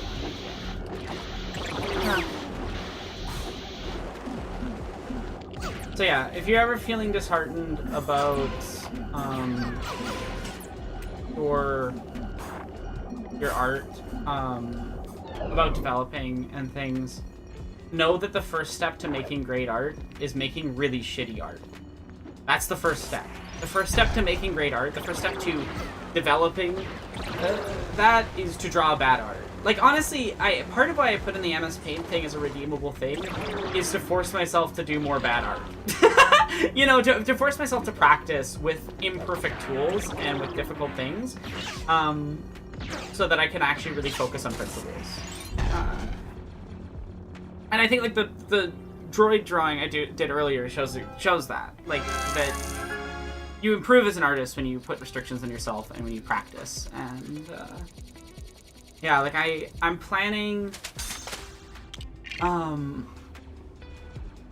this month to catch up on a couple of pieces of work I'm considering doing videos on, to do some drawing practice, and I'm working on some commissions and things as well.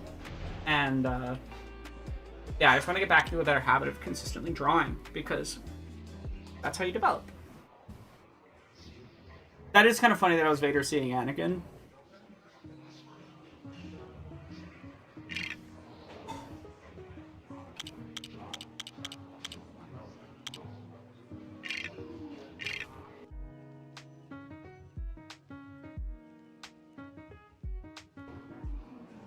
Yeah. As I said, I was the eldest of two in a nuclear family sense. A lot of my childhood was more like the third of seven. Art was probably my first love, corny as that sounds. My earliest memories are interspersed with a paintbrush or marker or pencil in my hand. Art isn't something you're born and good at or wake up good at. It's a lifelong journey. That exactly, yeah. And honestly, I feel very, very, very similar. I was the eldest of three, but like as I said, I grew up with all of my cousins constantly around. With a big family. With a big Irish family on two big Irish families on my mom's side, and then my dad just had a lot of siblings, and they all had kids. So, yeah, like we have family reunions, and it's like booking out a hotel for like one of my mom's, like either of my mom's family's sides.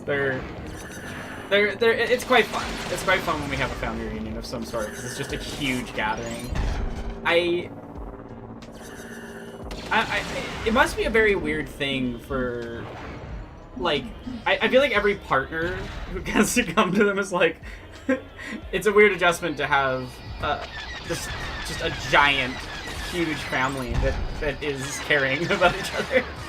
I'm very thankful. Like, I've talked about transphobic family members I have, you know, and that I've dealt with, but for the most part, my extended family has been really, really, really wonderful, and like, and I'm just very thankful for that. And I'm also really thankful because I have some younger cousins who are trans, you know, and just, yeah, family's important. And another thing I find interesting with my family and in general is just that, like, chosen family is a big part as well. Like, it's not just, oh, we love each other because we're related or something. I have a lot of family members that are not biologically related to me, because we tend to be like, oh, you don't have a place to stay? No, you're staying with us. You know? And it's one of the things I really appreciate about Ken's family as well, is a very similar attitude. So, yeah, like, I don't know. It's a weird. I definitely have a weird experience of these things, because most people's experiences is not at all like this. I don't know. I also think about, like, too, like, I grew up with my mom. And my mom has been an organizing intersectional feminist, you know, since she was a kid. Like, she was marching, she was protesting, she got her principal investigated in high school for misconduct.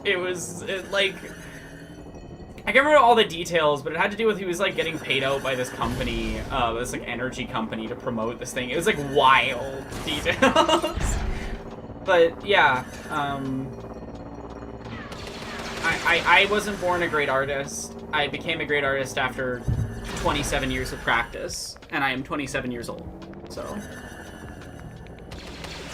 yeah, and like, I also think it's really important that, like, family is not something you're born with. Family is something that you have to choose. And I think anyone who tries to, like, force anyone into doing and engaging in things that are uncomfortable or wrong, it's just not good. I love my mom. My mom's awesome. I honestly would gladly write her an autobiography someday. She's wild. Like, she's a super competitive rower in her 50s.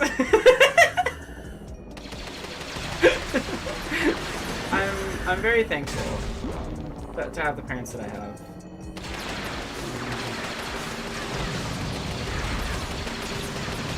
Oh no. Did I miss one? I think I missed one. Okay. We gotta go back. I missed exactly one.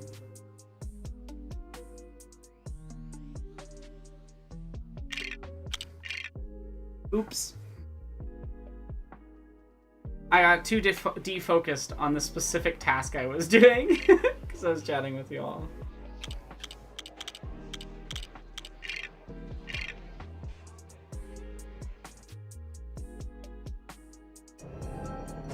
But yeah, I think, like, to have community that works of any type, and have chosen family that works of any type, like, you just have to have communication, you have to know. You have to respect boundaries. You have to give space for people. Like it's work. And I think a lot of problems stem for a lot of people with their families out of like entitlement. You know.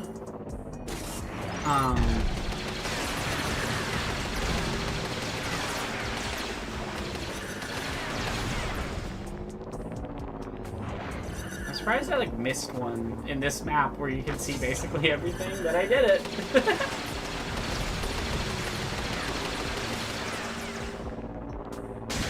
Bastard. Hello there, General Kenobi. How are you doing, Crypto? They did not just cut my road, the bastards. Leave me alone. I'm trying to do things.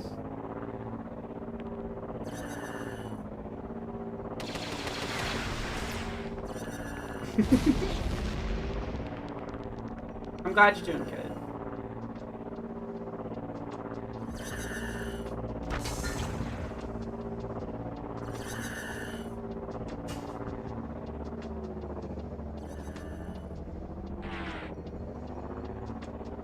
One of the cutest things, I was chatting with my mom the other day. I can't remember how it came up. I think we were talking about somebody that she knew. But just being baffled that, like, people in relationships who can't, like, don't, like, have any sort of hobbies or connections and, like, don't even like talking to each other, and how just, like, baffling it is to be around that when you encounter those people. Because it's like, my parents were going to something in Winnipeg, and they were just so excited because they'd have like 6 hours uninterrupted to chat with each other, and I just think that's so cute.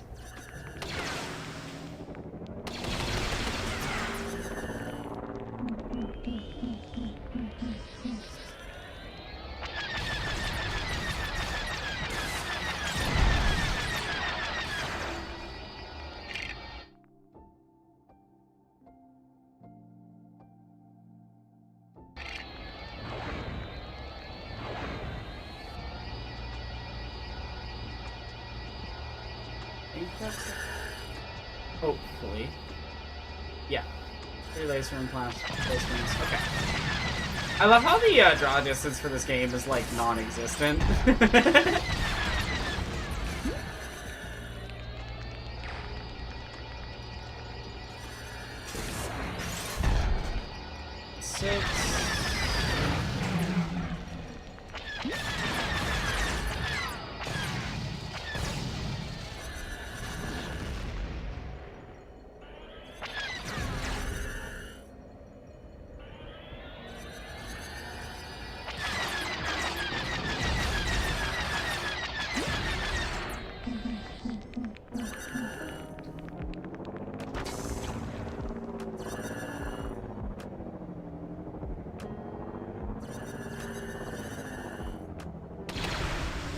No, I'm just, like, personally, I could literally talk to them 24/7 and I'd be happy.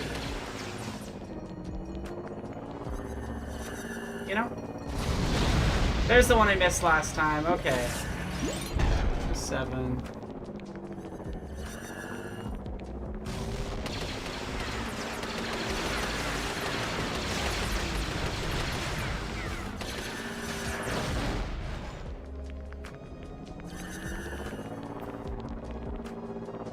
I'm glad I caught it this time. It's I just think, like, I think there's a type of person that goes into relationships because they feel a need, expectation, or pressure to exist in a relationship, and not because they actually want to connect with a single individual person. And I think that's sad, honestly. I think it's really sad to just do it because you're expected to. But I think that's a lot of things in our society is that people do them. Well, that's what you're supposed to do, right? You're supposed to do this. Insert heterotemporality theory here and stuff.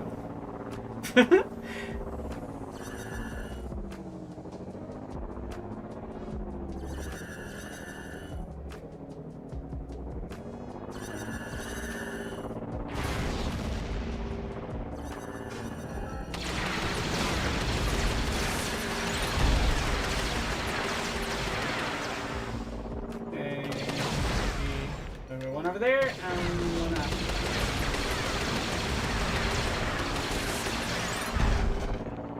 Yay, we're almost done. Oh, I'm sorry. Oh, we made it. We're almost 2 full sets of blue mini kits done. Which is good, because it also gives us a lot of the money we need to get various other upgrades and things.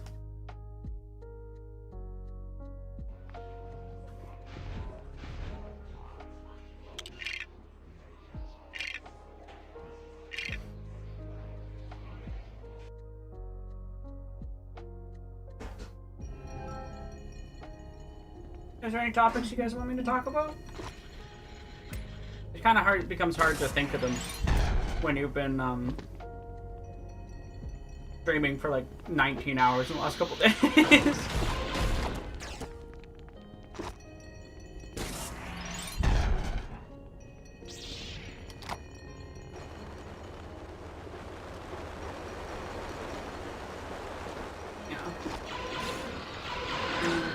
What percent am I on? I haven't checked, honestly. We'll find out when I finish this mission, I guess.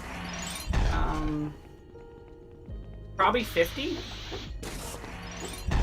But I'm way further than that because 6 of the things with the lowest percentage contribution take the longest, which is True Story Mode, and I finished all of those already. Yo, thank you. You're the best.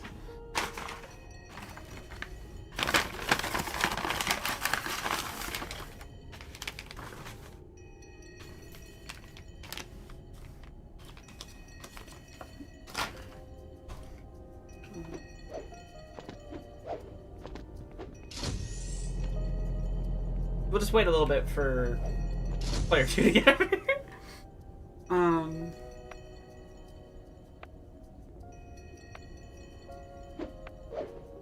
Oh yeah, that's up there. Okay.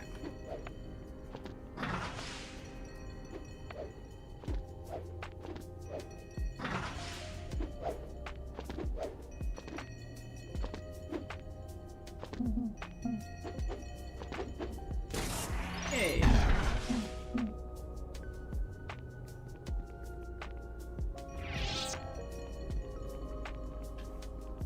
I jump onto this spacecraft. Perfect.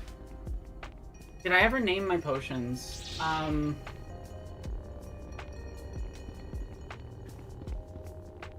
The Sludge of Hydration. And, the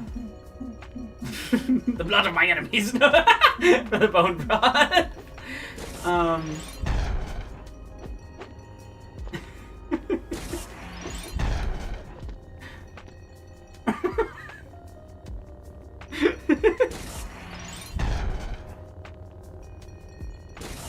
Sorry for making very dumb jokes.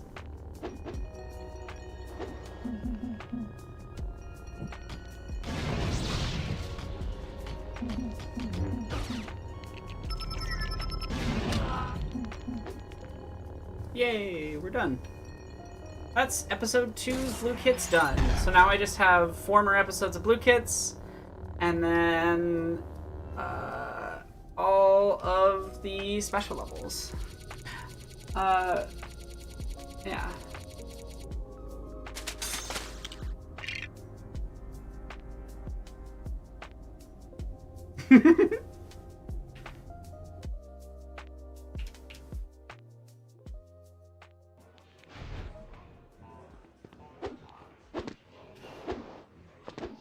That's impressive, Keelan. Jesus.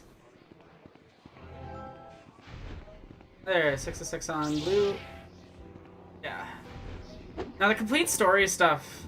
I'm so happy I finished episode 6 first try.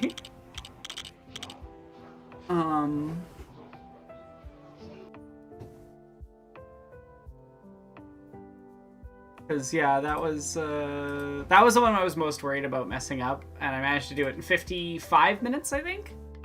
I definitely could do it much faster if I tried again, but I'm good.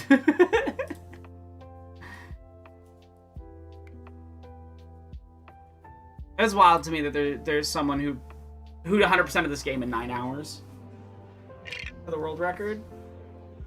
That's absolutely wild to me. Sorry, I'm just like studying this level really quick so I know what I'm supposed to do.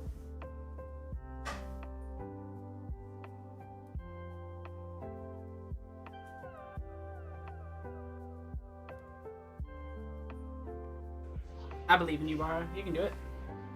Okay, I think it is. Okay. I think I know what I'm doing. Hopefully I don't miss any of them.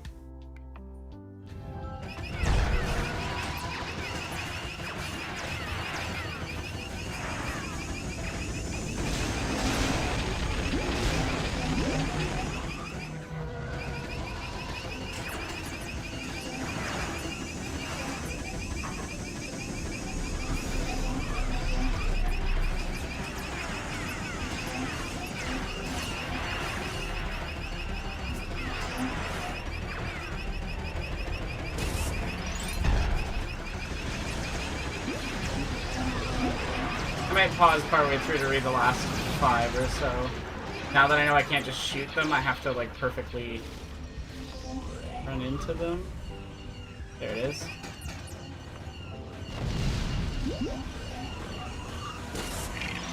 Three. Near the edge. To what? There it is. 3 down? 4 down?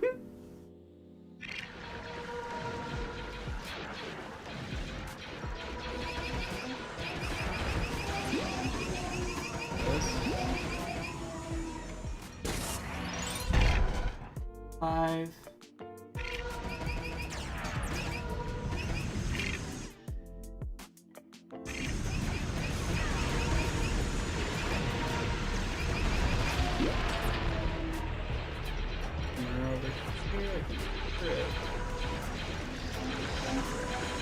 There we go.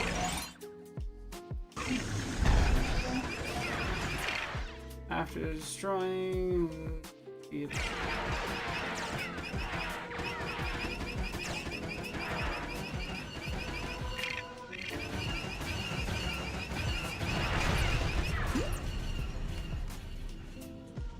I mean, it makes sense. Like, it is an option available in the game to use 2 controllers and do various things, but 7. Okay.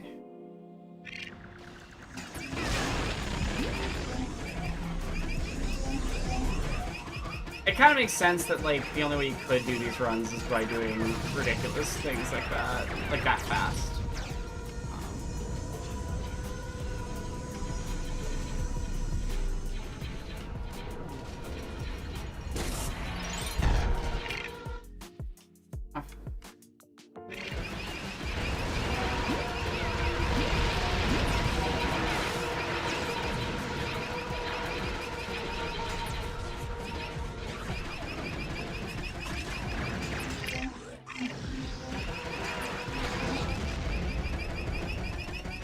What's happened? Did I die? Oh, well, there's number 9, so fine.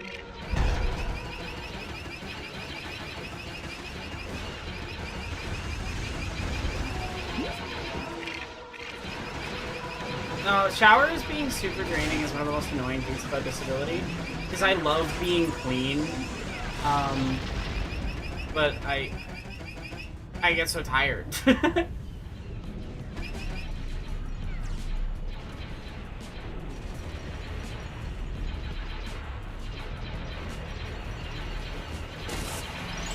was right, I was gonna miss that.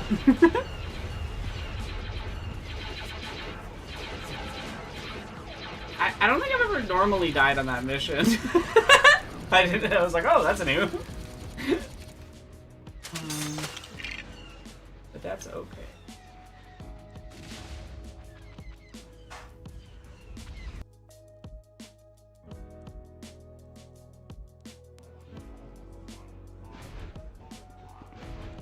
Oh, yeah, percentage. I will go check.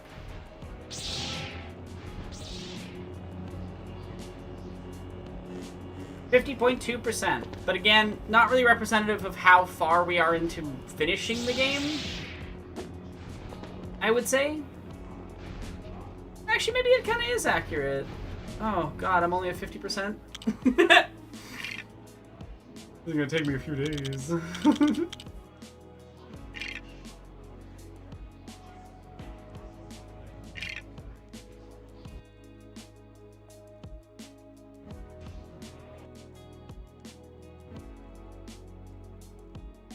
20% is probably characters, though. You're right. I hadn't thought about that part. You're so right.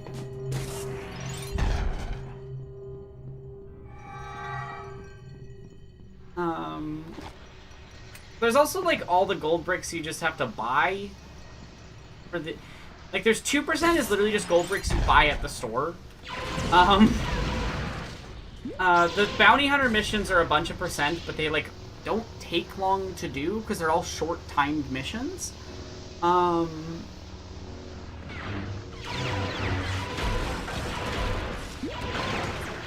did a few free play missions and then I decided I wanted to get blue challenges out of the way first because I was doing like free play blue. So I mostly have free play left. I wanted to leave free play for the last because it's the most fun part of the game. I just want to have fun playing free play.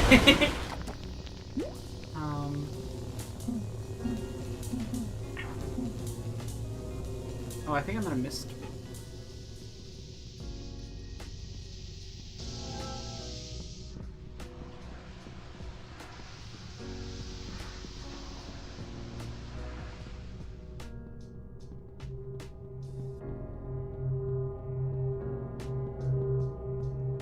I'm worried I missed one, but maybe I didn't. Free play's the best part of these games. It's the best part. I just love collecting all the stuff in free play. With funny extras engaged. These games are not about challenge. These games are about fun to me.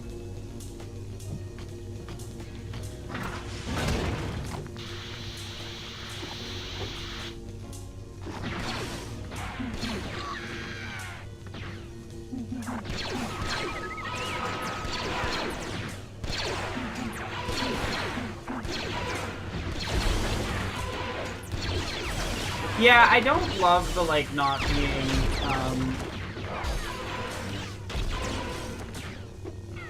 able to sometimes control or skip things. Like, I definitely noticed during doing all of the,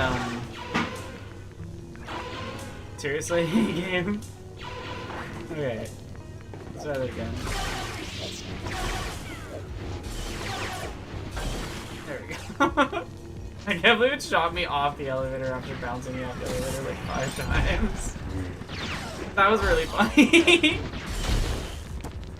But yeah, to do doing all the story stuff, man, I had to watch all the cutscenes 2 full times, and they're not short.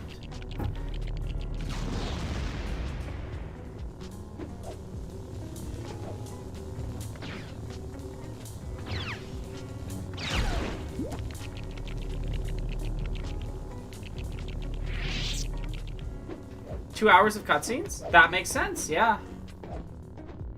Yeah, so, like, when you do it twice, that's 4 hours. That's 4 hours, but is that 2 hours for running it twice, or is it 2 hours for one, like, because you have to watch the cutscenes twice because of True Story mode, and God, that adds a lot of time. Yeah, 2 total? Okay. But still, like, the fact that 2 hours of this stream has literally just been cutscenes, plus, like, however long the game takes to load, because it's not a fast game to load, like...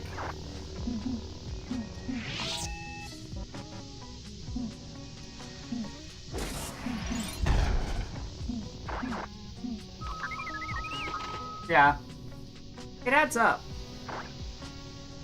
So a lot of the slowest stuff we've already done, honestly.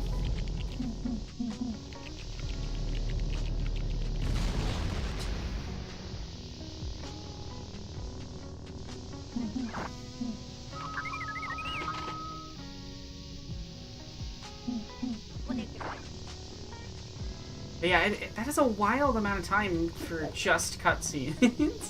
But it's worth it because, like in the original context, it's a very fun set of cutscenes. It's just not fun when you're trying to like go through things fast and you're like, and it has to be muted for stream while you're doing them.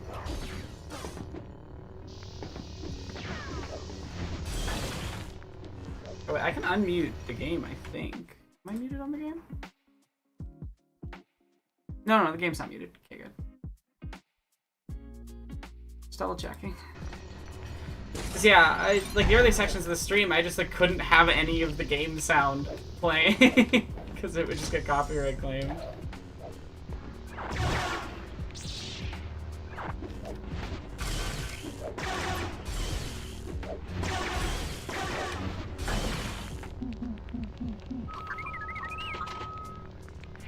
Yeah, actually, this game doesn't play the cutscenes during free play. It just skips them automatically.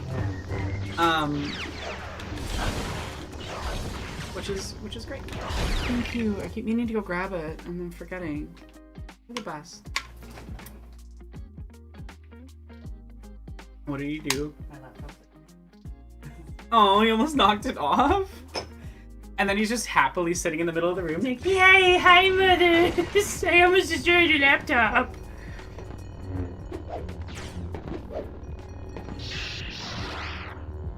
Yeah. Honestly, yeah. It's absurd. Like honestly, even Nintendo has figured out don't fucking claim Let's Plays, but from what I've heard from friends, like any Star Wars music, you're done. So, you gotta be careful with these games, not to have it...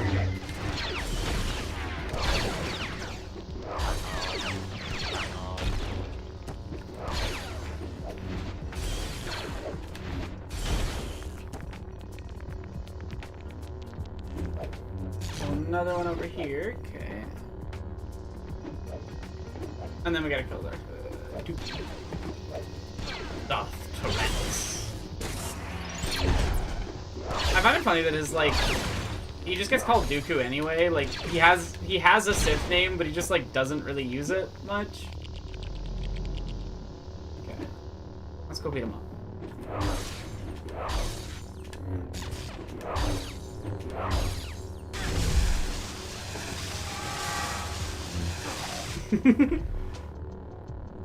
My powers have doubled since the last time we met, Count, and it's just 2 Anakins.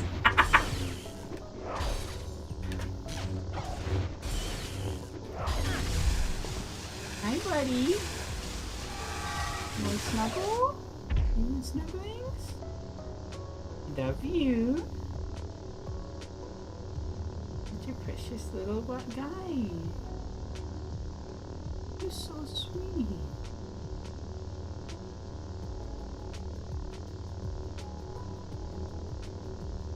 Little man. That's awesome, Keelan. I hope the run goes well. You're like fully blocking the camera. For context chat, Killian's like side is just pressed against the camera. That's why it's pitch black. Because he's fully blocked the camera. You nibble me? And fart at me? That was stinky. Party cat. Okay. One up in the... How do we go up to the window? Check a spot. Check out the window. Okay. Sitting. Oh yeah, slapping Count Dooku.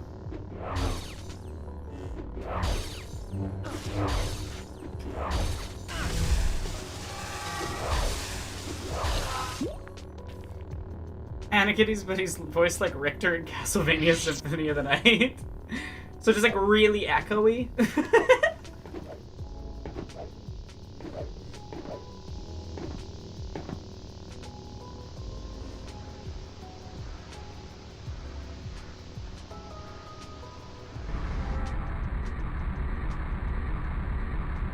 Oh, this is gonna be actually way harder because there's no studs to tell me where to walk.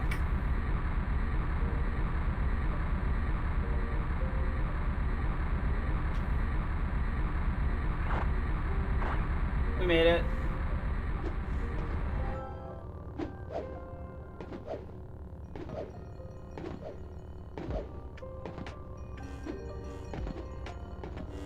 As far as I know, they've gotten a lot more chill about it because they realized it makes them money. Not because they actually like that people stream their games and stuff. I think they just like were like, oh, we lose money when we don't allow that. Good to know. And I honestly think that's where it like began and ended.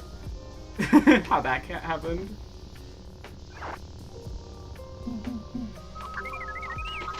They realized it was free promo. Yeah, exactly. And they also realized that it was actively negative press to continue suppressing people from like suppressing streams and Let's Plays from happening.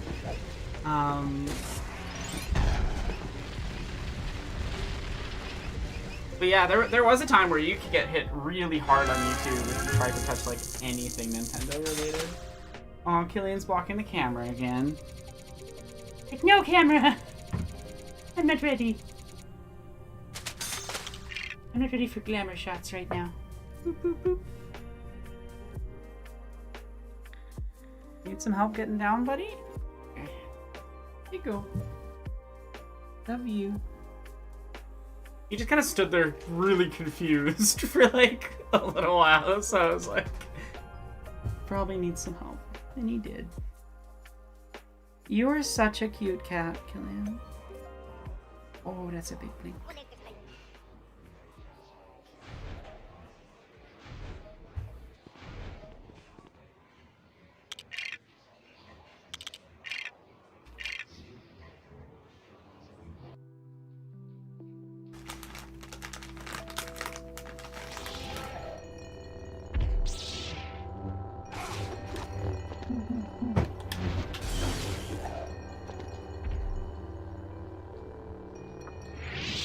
It's just like baffling, like one, on a legal level, they're completely within fair use, right? And two, like again, it's free money. if you're a games company and you want to make money, like just let people play your game on stream and you'll make money.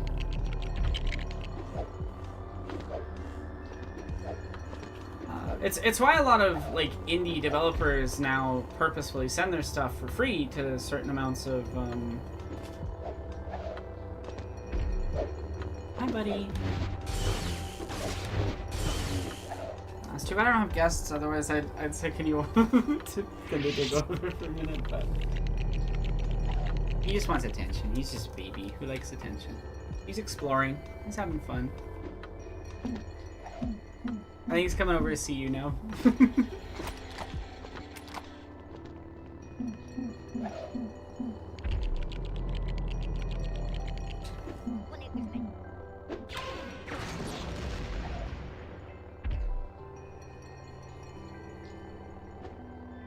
Oh, that's why this was way harder when I was a kid.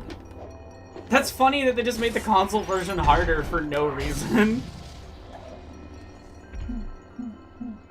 Hi.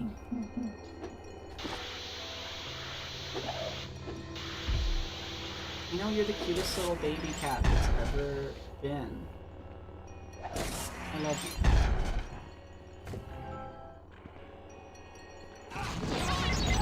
Oh, those are mines. It's a bomb from the bomb factory. I did not know that. Oh, thank you, Gillian. Alright, I hope that's kind of an okay setup. There. I hope I'm like kind of set back up. I have the guide up. Thank you so much, pup. Holy shit. Thank you. Thank you for the donation. That is so kind. Thank you. If you want to redeem some rewards, there's options in chat. If you do exclamation dono and you're here. But thank you. We are almost to custom Aeronaught for free play levels. And I will stick to playing custom Aeronaught in the free play levels.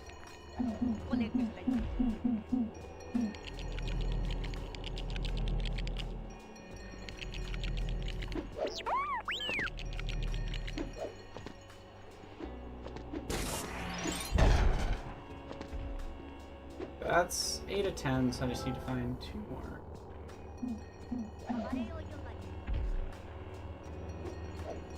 And hear them.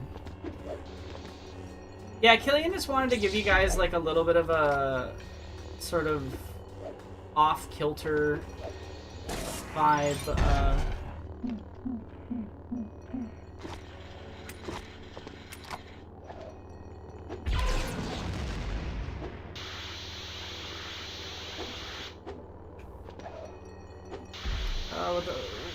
What is that word?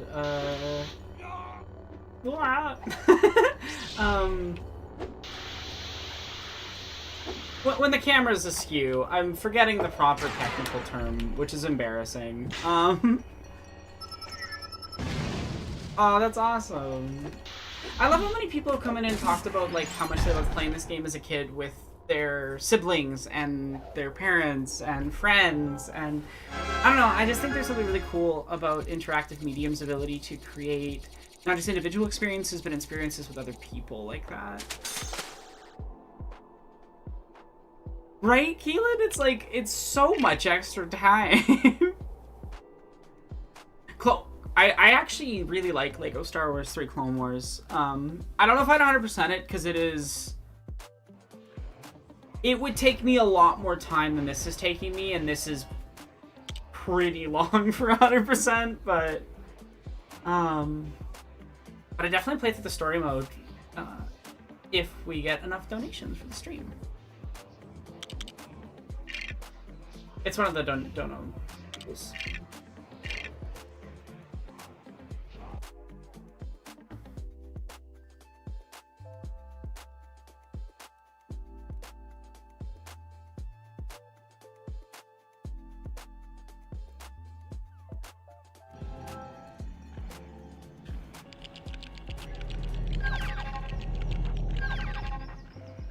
I'm gonna get 100%. I'm gonna do it.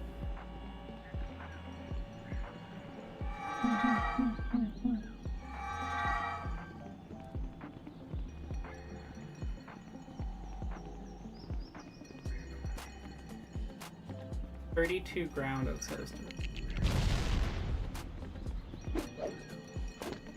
What do you mean by 32 ground? Or am I misunderstanding what it means?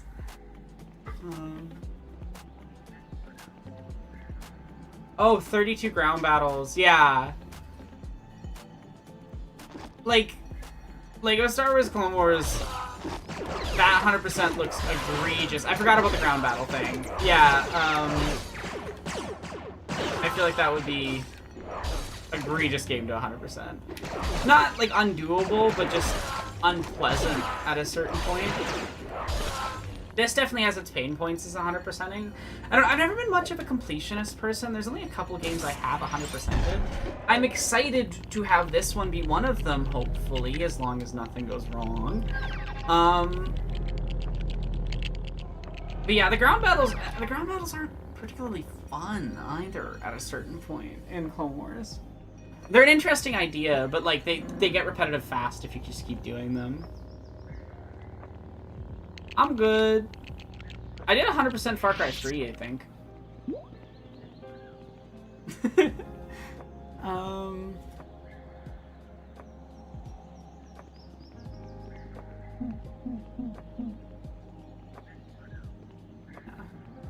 trying to think, what games have I like fully completed?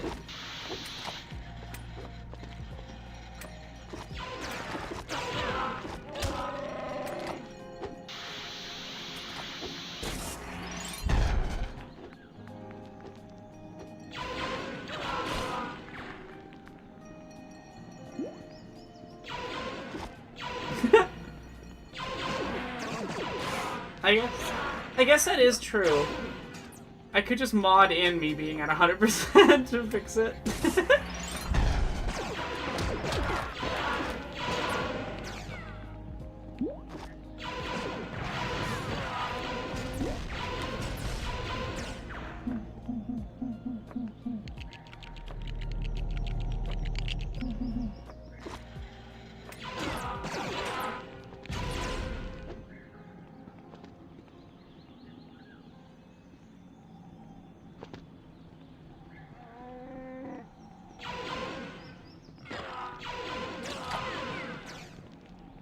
At least just causes fun, while Rockstar games are just a genuinely masochistic endeavor to 100%. Yeah. I feel like trying to 100% a Rockstar game would be absurd. Not quite as absurd as how Rockstar treats its employees, but definitely absurd. Honestly, I genuinely kind of hope that Rockstar falls apart completely as a company because of the mistreatment of the workers, and the anti-union busting that they've been doing. Because, like,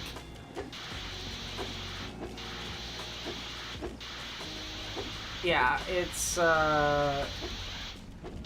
bad.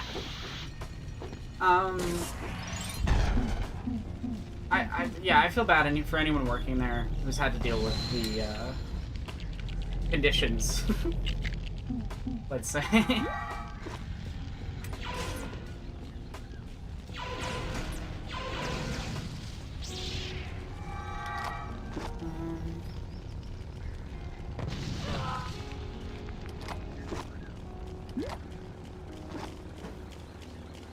Sunken Fighter. I don't think it's over here. It's in the next area. I've had a Droideka just to move faster.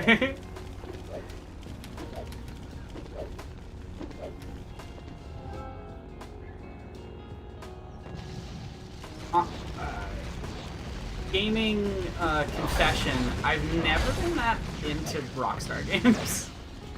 Like, I understand the appeal, I just can't seem to, like, connect with them the way everybody else does.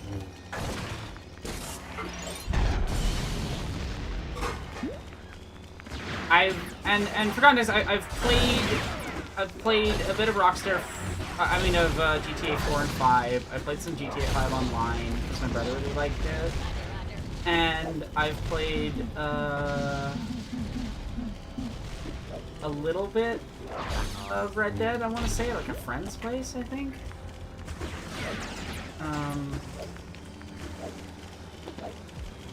But yeah,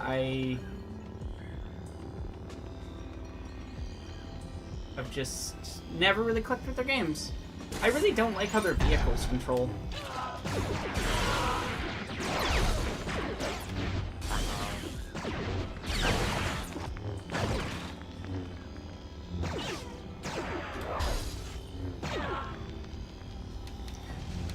Honestly, this process plus, like,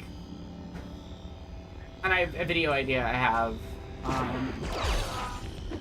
Plus, watching this video by a YouTuber I sometimes watch, who every year he like completes a chunk, or tries to complete his backlog. I kind of want to do a thing where like I try to go back and not 100%, but just like beat a set of games that like I found interesting but never quite got around to finishing. You know?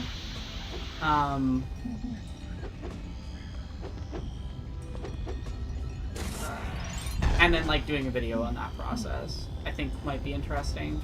And like start it in January and stream them, and then or stream some of them, and then yeah.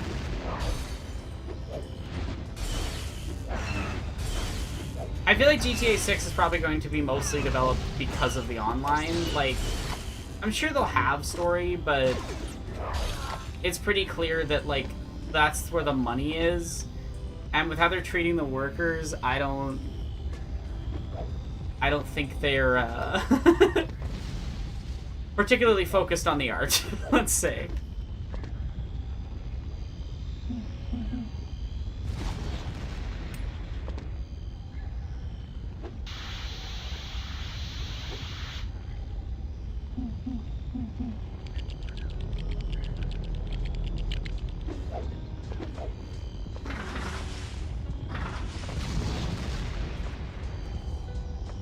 Hoping it's this last one's the next. Yeah. Oh god, do I have to? There we go. I forgot. To get through this area, you basically have to sign in a second player.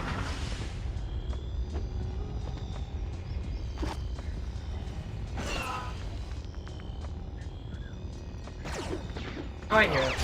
There we go. Did it.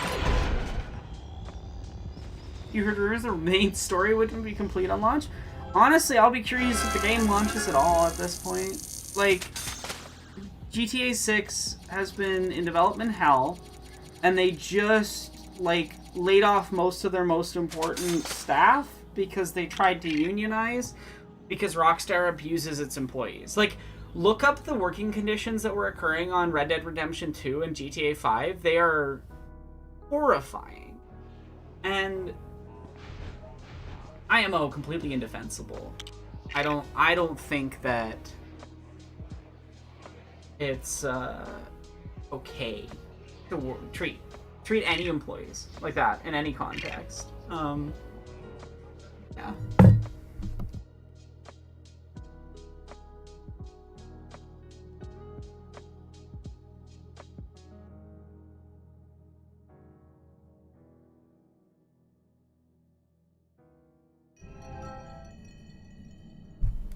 Okay, so I'm gonna do these last two blue things for Revenge of the Sith, and then I think I'm gonna wrap up stream for today there, because that's the kind of ending point, and I'm hungry.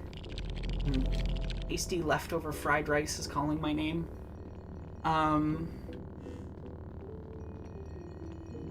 But we'll be continuing the stream tomorrow at 1. And we got 2 more missions to go, so if there's anything, if you're creating MS Paint drawings or whatever else, please let me know.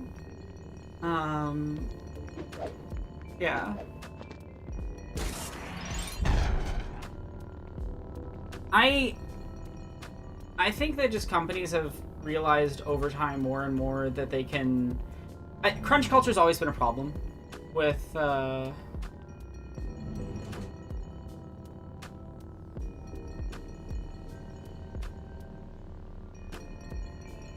Oh, if people donate, I draw things in MS Paint for them if they want. It's one of the many rewards that one can get if you donate. My most recent creation. Oh. Mr. Roger. This was my most recent MS Paint creation. It's done with a mouse.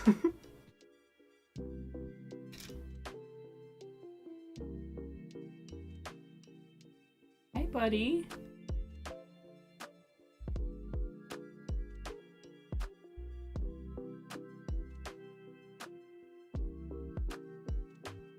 Look, there's a perch up there for you. Fuck. I'll be done very soon, Killian, and I'll play with you.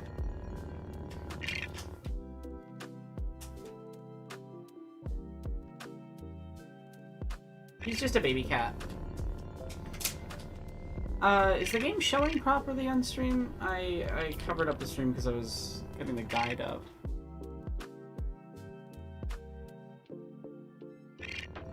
Oh, it's back up there. Okay.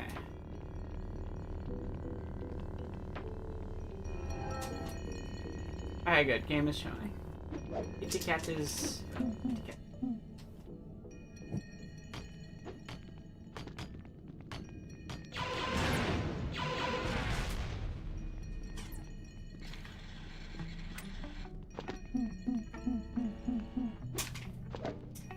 I love Killian so much. Like, honestly, I feel like I saved that cat's life, and he kind of saved mine too. He's a good boy.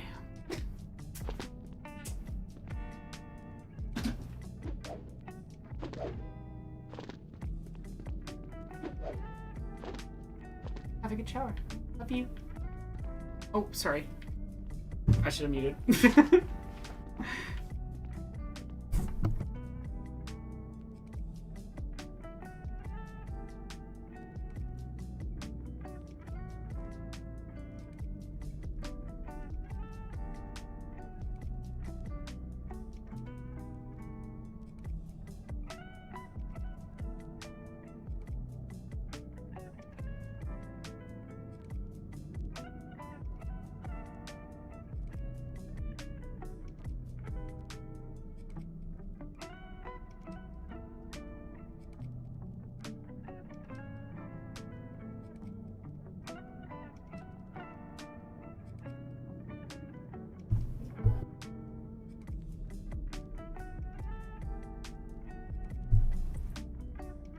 Sorry, chat.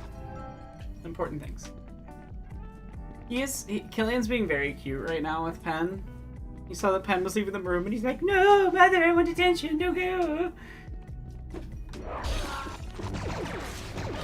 Honestly, I fucking hate Sony.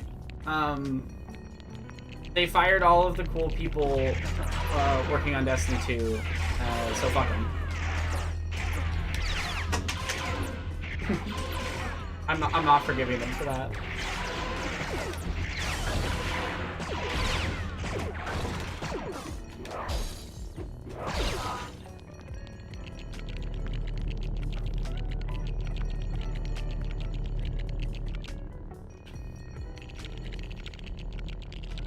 Come on, please. Thank you. I don't think gaming has died. I think gaming has improved every single year since. I will say that if you are struggling to enjoy the things you used to enjoy, that may be a sign of depression. But, like, the last 5 years have included a lot of the best games of all time, in my opinion. We have seen games that have interestingly and uniquely, you know, iterated on every genre in the indie space. I mean, like,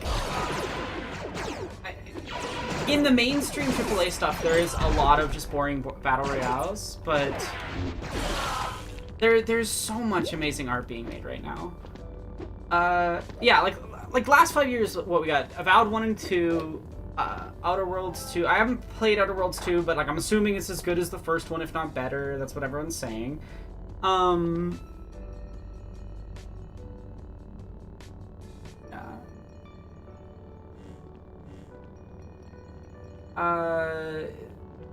Baldur's Gate 3, Expedition 33, like I'm just trying to think of like mainstream stuff, not even like really indie things. Silksong, there's so many games. 1,000 Times Resist is my top game of, like, if you want to revive some joy in games, play 1,000 Times Resist. I promise you, it is a masterpiece of storytelling, and like, we've had incredible, like, multiplayer experiences since then. I think about you know, everything that came out of Among Us, Lethal Company, and everything that came out of it being made. Helldivers 2. Like there's a lot. There's a lot out there. I think. And then there's a lot of like really cool smaller indie projects as well. So yeah, I wouldn't say that gaming died in 2020. I mean, everything Nintendo's put out since then too has been pretty great game wise. I don't know. I'm gonna go look right now at my Steam library, or let's go to my home, sort by release date. So just from 2020 to now, here are some of my highlight games. It Takes Two, Necromunda Hired Gun, Death Trash, Death's Door, Wildermyth, Psychonauts 2, Deathloop, Crisis Remastered, Severed Steel, Dusk, Milk outside a bag of milk, outside a bag of milk, outside a bag of milk, Back for Blood, Elden Ring, Dying Light 2, Citizen Sleeper, Cult of the Lamb, Tunic, Signalis, Warhammer Darktide, Dread Templar, Babdi, Dead Space Remake, Tron Identity, Bolt Gun, Prot, Baldur's Gate 3, System Shocks Remake, El Paso Elsewhere, Void Stranger, Cocoon, The Bloodline, Lethal Company, RoboCop, Rogue City, Ghost Runner 2, Helldivers 2, Balatro, Death of a Wish, 1,000 Times Resist, Dread Delusion, Fields of Mystria, Witchfire, Mouthwashing, Atlas, Avowed, Repo, Pathologic 3 Quarantine, Tainted Grail, The Fall of Avalon, Bolt Gun, Words of Vengeance, System Shock 2's remaster, Blitzshot Rogues, Hades 2, and that's just my library for releases. There's a lot of really amazing games out there. Yeah. See, I like. I would say just try out stuff, see what interests you, because there is things out there for you. I promise. And like again, that's just in my Steam library. That's not all the games I would like to play that have released in the last 5 years. That's not all the games that I've heard are amazing in the last 5 years, and it's not all the games I've played in the last 5 years, because I've played stuff that I've gotten for free through Epic or that I have on my Switch. Like Tears of the Kingdom was a year or two ago, you know?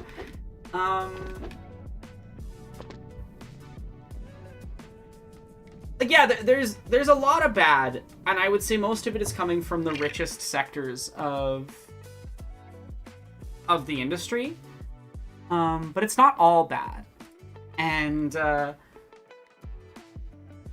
yeah.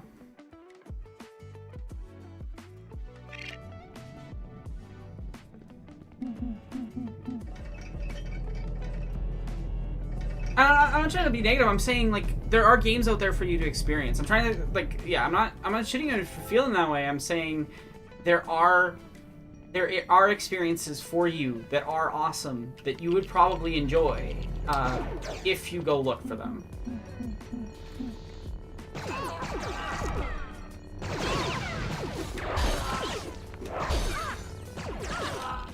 Ow.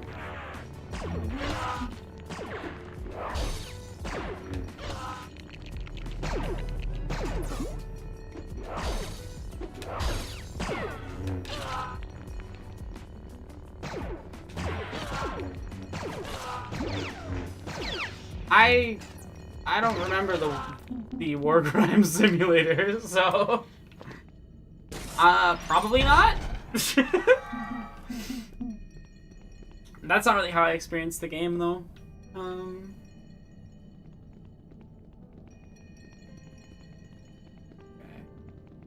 I gotta clear the door first, then I can jump up there.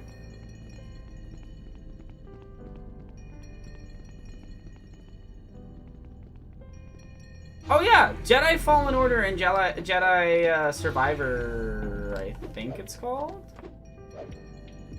I really like those games.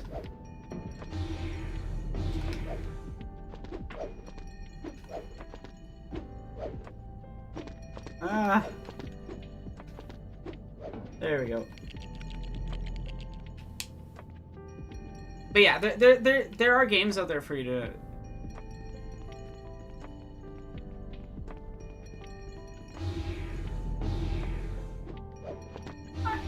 I don't know if I'd agree with that assessment, especially in indie spaces.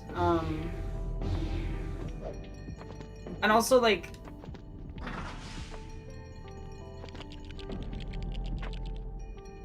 games as product has kind of been an issue since the 2000s, I would say.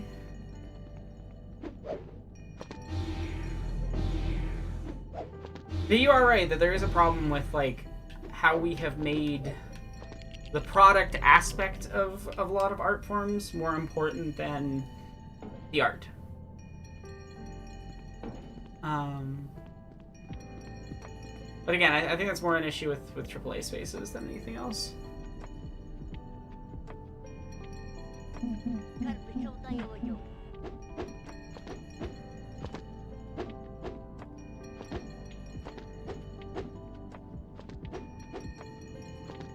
go.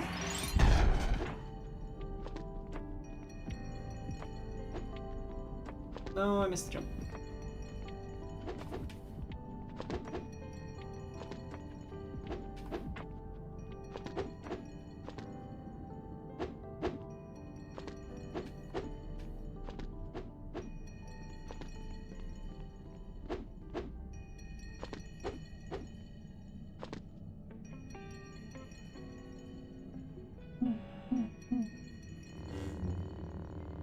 Okay.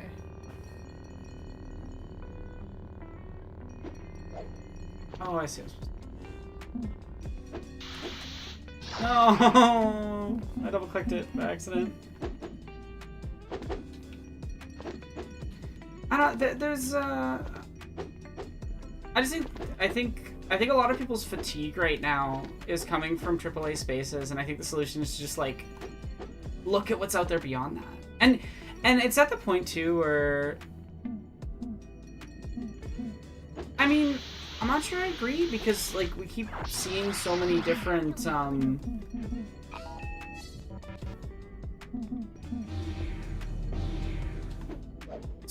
games that like are exploring genre in completely new ways. I mean, like Lethal Company is like such a weird thing to have just come out of nowhere from an indie dev, and now, like, yeah, sure, there's people that are copying it because it made money, but it is also worth noting that it did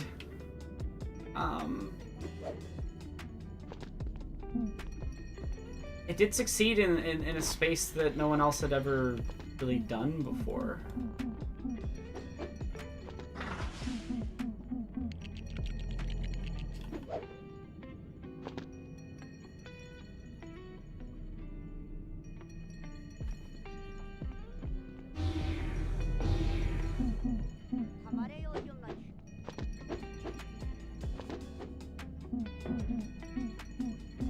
I don't get why these platforms are timed. It's such an unnecessary thing to add. It's very funny though.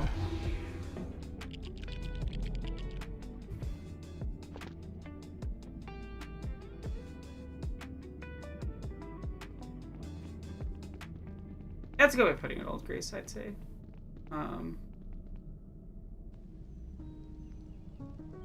Yeah, Alan Wake 2 is a pretty unique, wildly different game. I think it could do with some better resource balancing in spots, but I'll definitely return to it at some point. And I think I'd enjoy it more if I hadn't been on stream and trying to make progress, you know? It's definitely a very different experience to be performing playing a game on a stream versus, like, just enjoying it. Which is why I tend to play games on stream that I've played in the past, or like that I don't need to pay as much attention to. So yeah, I think I'm gonna go back to Alan Wake 1 and 2. And Control. I really want to give Remedy's games another another go.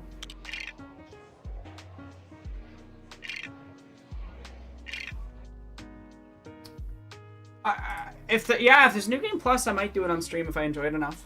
I know you guys were enjoying playing that, or watching me play it anyway.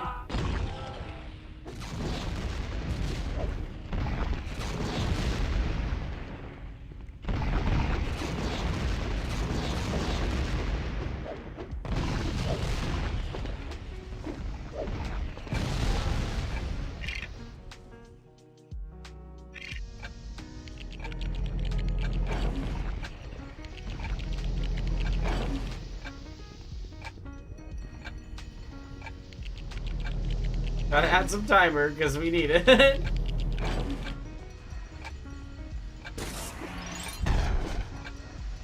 I love those little ad segments. Those are awesome.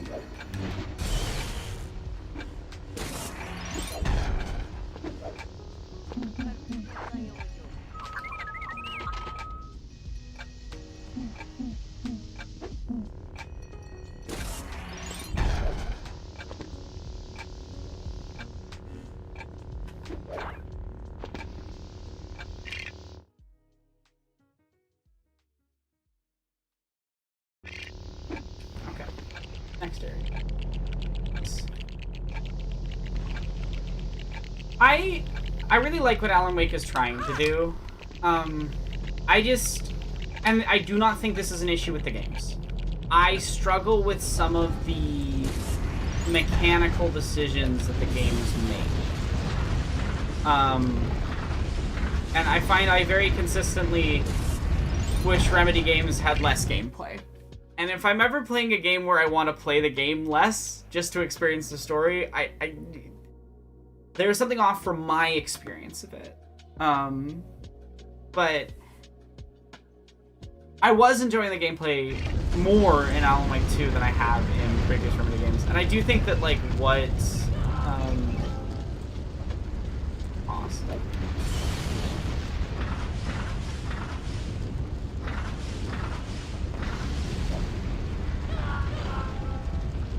Thank you, Player 2 AI.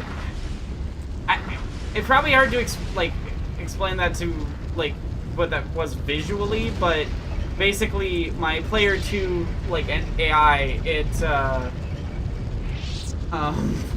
blocked me from jumping in a weird way there.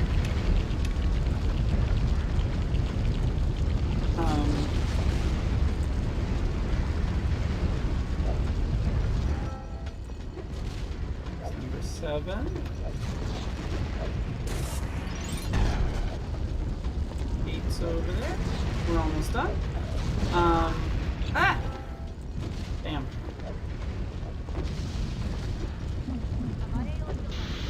I just remembered I can cheat, so never mind. Oh.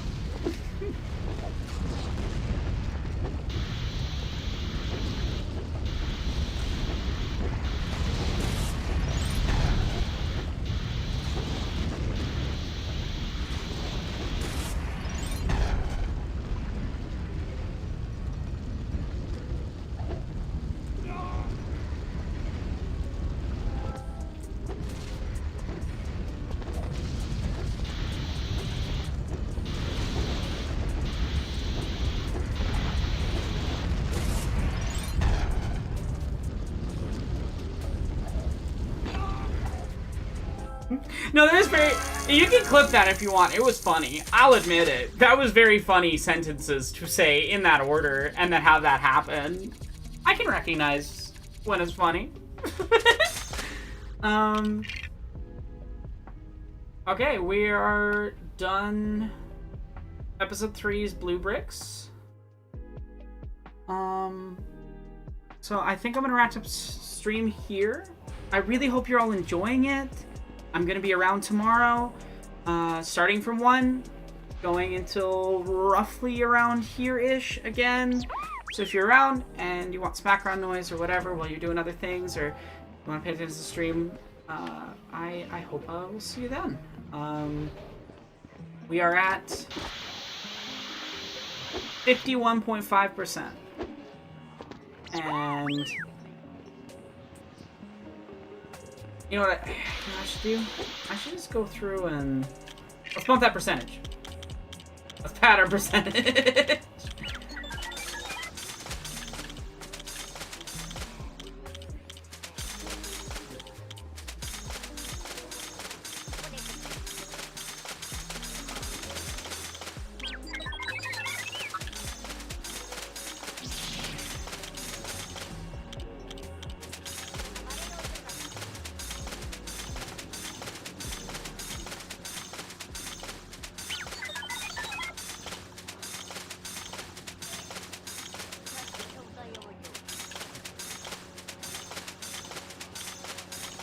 We're doing it. So much percentage. So if you want to get one last donation in, you want to do an MS Paint drawing or any other goofy thing before I sign off, now's the time while I'm buying all the characters. Except for 3. I don't think I'll be able to afford all the ghosts right now. Yeah. Okay. So all we need for characters is Yoda. So that bumped us up to 61.6%. So that was 10% of the full thing was just those characters. Plus, like... See? So yeah, so I still gotta buy hints, I gotta buy gold bricks, like, there's still a lot of stuff to buy, so there's a huge chunk of the percentage that's still just buying stuff, but we'll get that when I do free play and get silly amounts of money. I really love how the cantina, like, fills out as you unlock characters, and they, like, come in randomly. It's one of my favorite little bits of this game. But yeah, so I think we have... I just used 4 million. I had 4 million. I don't have any more. Yeah, I just banked out a bunch. I just bought all the characters as much as I could.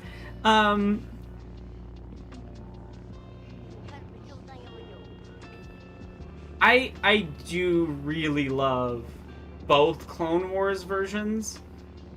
No, I love 2003 Clone Wars Kit Fisto and 3D animated Plo Koon.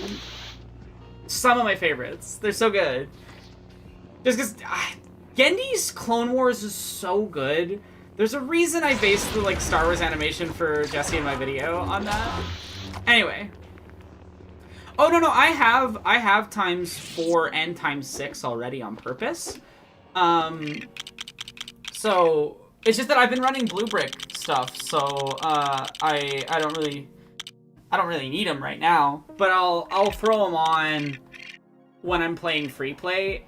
I don't really think I need more than ×24, really, realistically. So, yeah. So I'm just gonna run through all the missions on free play last because I think it's just be the most fun, and I'll do them in order. Minus, I might do that one in episode 6 with my brother tomorrow, possibly. So that's the only one we'll do out of order. But yeah, all we have left is 3 missions worth of blue and a bunch of mini kits and bounty hunter missions and Lego Town and Lego City. But Lego Town and Lego City I'm gonna leave last because they're like really fun little interactive areas. Oh yeah, I forgot about that. There is like the silly amount of money in the Darth Vader level. So yeah, we'll be doing all sorts of stuff. I think I technically unlocked the bounty hunter missions now. Yeah, because I bought all the bounty hunters. I'm so excited to do this finally. I've never gotten to do whatever this is. I don't know what it is. Don't spoil it. I don't know what it is, but as a kid, I was stuck at that 159 and 160 and never got to know what it was. I'm gonna find out. I'm gonna find out on stream with y'all. Next 2 days. Okay. Thank you so much for being here. I'm gonna sign off. Have a lovely, lovely evening. Tell someone that you love them and have a good rest of your day. Thank you so much for being here.